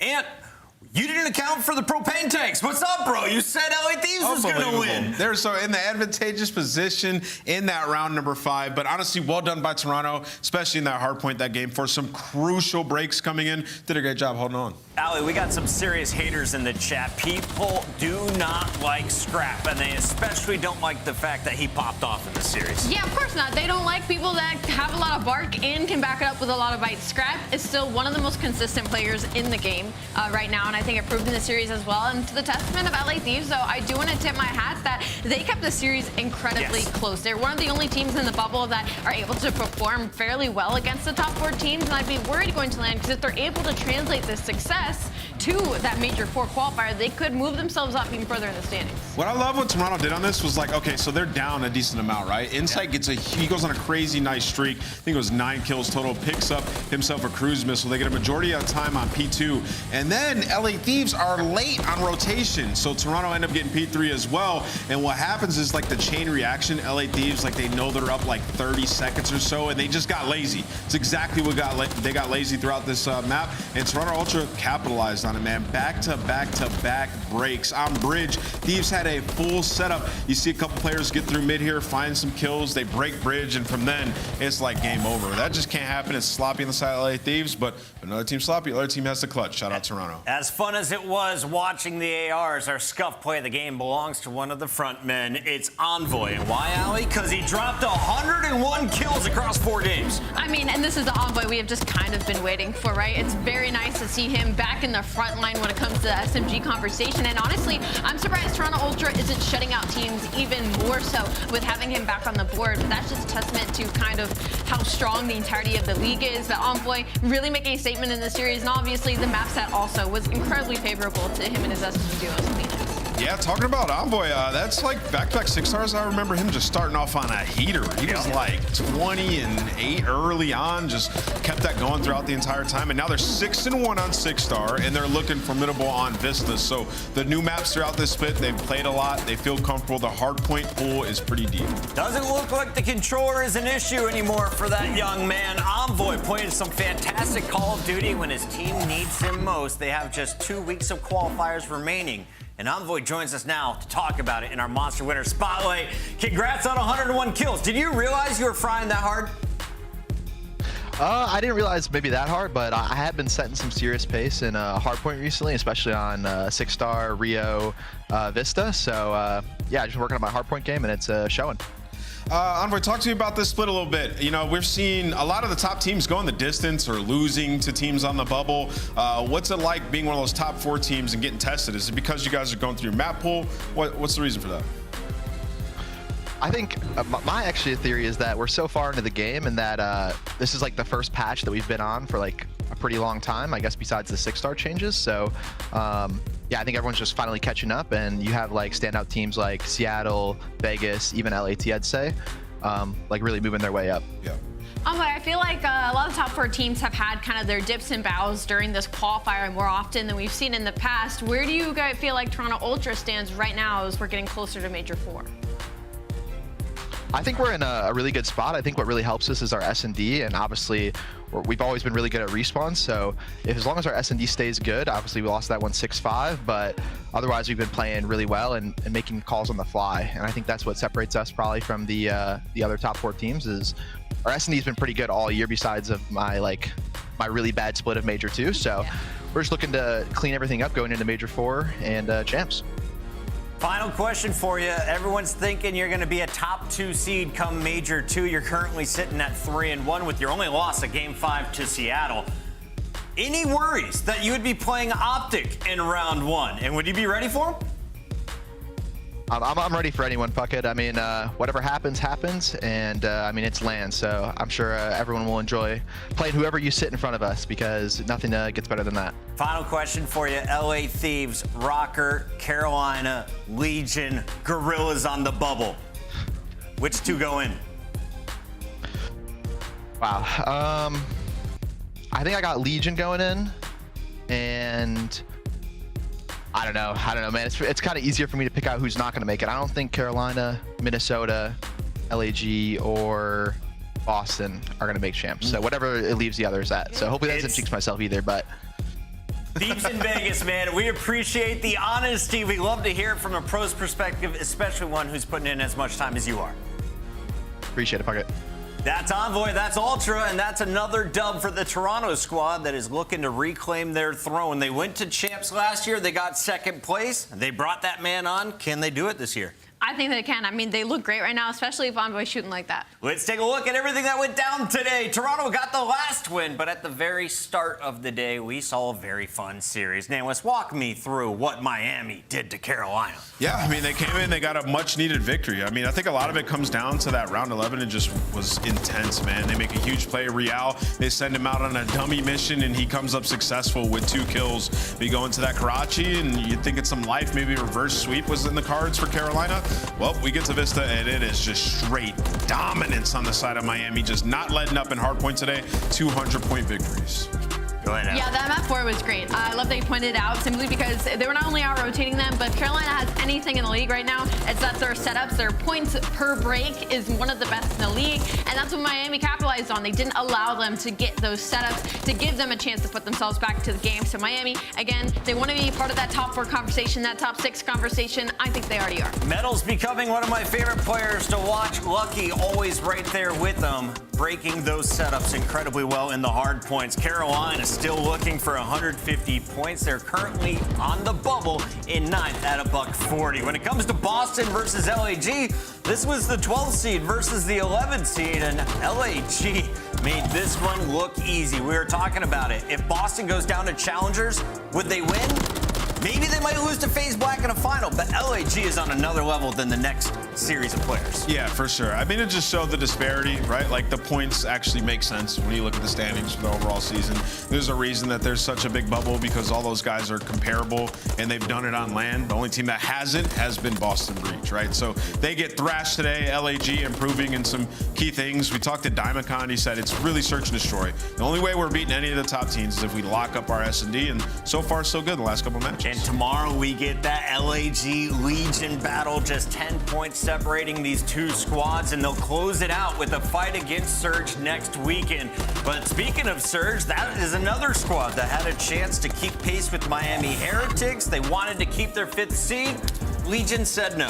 Yeah, this was not a good outcome outcome. If you are any of the teams sitting below Seattle Surge, you were very much cheering on that the top seed would be the favorite in this series. With Vegas Legion not going down without a fight, still keeping those dreams alive for making that top 8 heading into champs. It is a grueling game 5, but it is through the search and destroys that Vegas Legion are able to take the W. And Vegas is done with the hard matches, Nameless. Look at what we got left. The 11-seeded Guerrillas. You got LA Thieves and Rocker, all winnable matchups if you're looking at the stats. Yeah, I think they went out.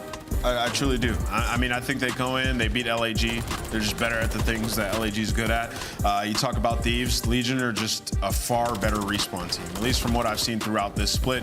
And then versus Rocker, they would be the favorite as well. So I think they went out and secured themselves the top 2 seed going into Major. Well, if our local Dune Star is correct, that would mean Vegas is going to finish 6-1, which is probably good enough for a top 2 seed going into Burbank, and the 4th and final Major before champs. Taking a look at our standings, Toronto's win puts them up at 420. We got Miami Heretics breaking a $160 and past the Seattle Surge. Legion right outside the bubble in that 3-way tie with Carolina and Minnesota Rocker, and Guerrillas right behind them. I mean, there's just, again, still so much movement to be happening, and we still have 4 more matches tomorrow as well. It is a super, super weekend. There's your look at Major 4. It's all going to change by the end of tomorrow, though, Nameless. And I got to ask, which of these battles are you most excited for? We got Toronto, Minnesota, LA Thieves, Atlanta, New York, Texas, and LAG Vegas. That ain't even a question. Optic Texas versus New York Subliners. That match will tell us everything we need to know about Optic because they have to bounce back. They lose that, they will be in loser's bracket. 3 losses for Optic, 2 losses for Subliners. A huge matchup for both teams fighting for their spot in the winner's bracket. We will see you all bright and early at 2:45 Eastern, just before noon out there on the West Coast for another round of Call of Duty. Yeah. You gotta hear, you can feel it right. Light it up till it's feeling bright. On the move like we feel it groove. Out of sight like we got a mic. Bustin' in like we finna fight. Get the pin it right, I'ma pin it right. Kinda going on the winning tight. Heat it up, let's hit it rice. Bet I beat you to the finish line. Cause we out to get it feeling fine. Keep it up or we'll be creeping up. Running up the mountain, sleeping rough. Jumping over hurdles, keep the rush. Hold it like a girdle, going out the burners. I'ma keep believing till I touch.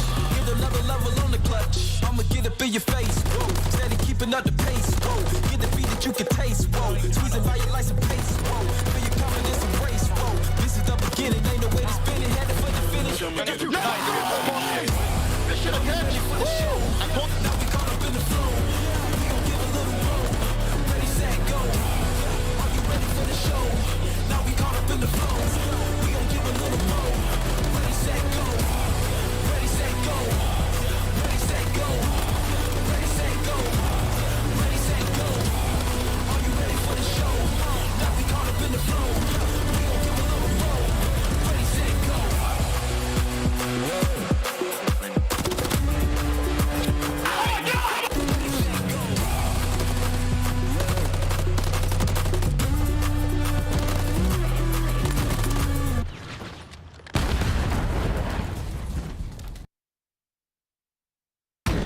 Take your time here. Yo, what dead? Front up. You're dead. No, I'm one shot, I'm absolutely. Another front up. Nice, Top right corner. I'm one shot, I'm absolutely. Go in. Alright, sit down. Yep. I'm looking up. I need it in front of you. One shot, hop. One shot. Dead.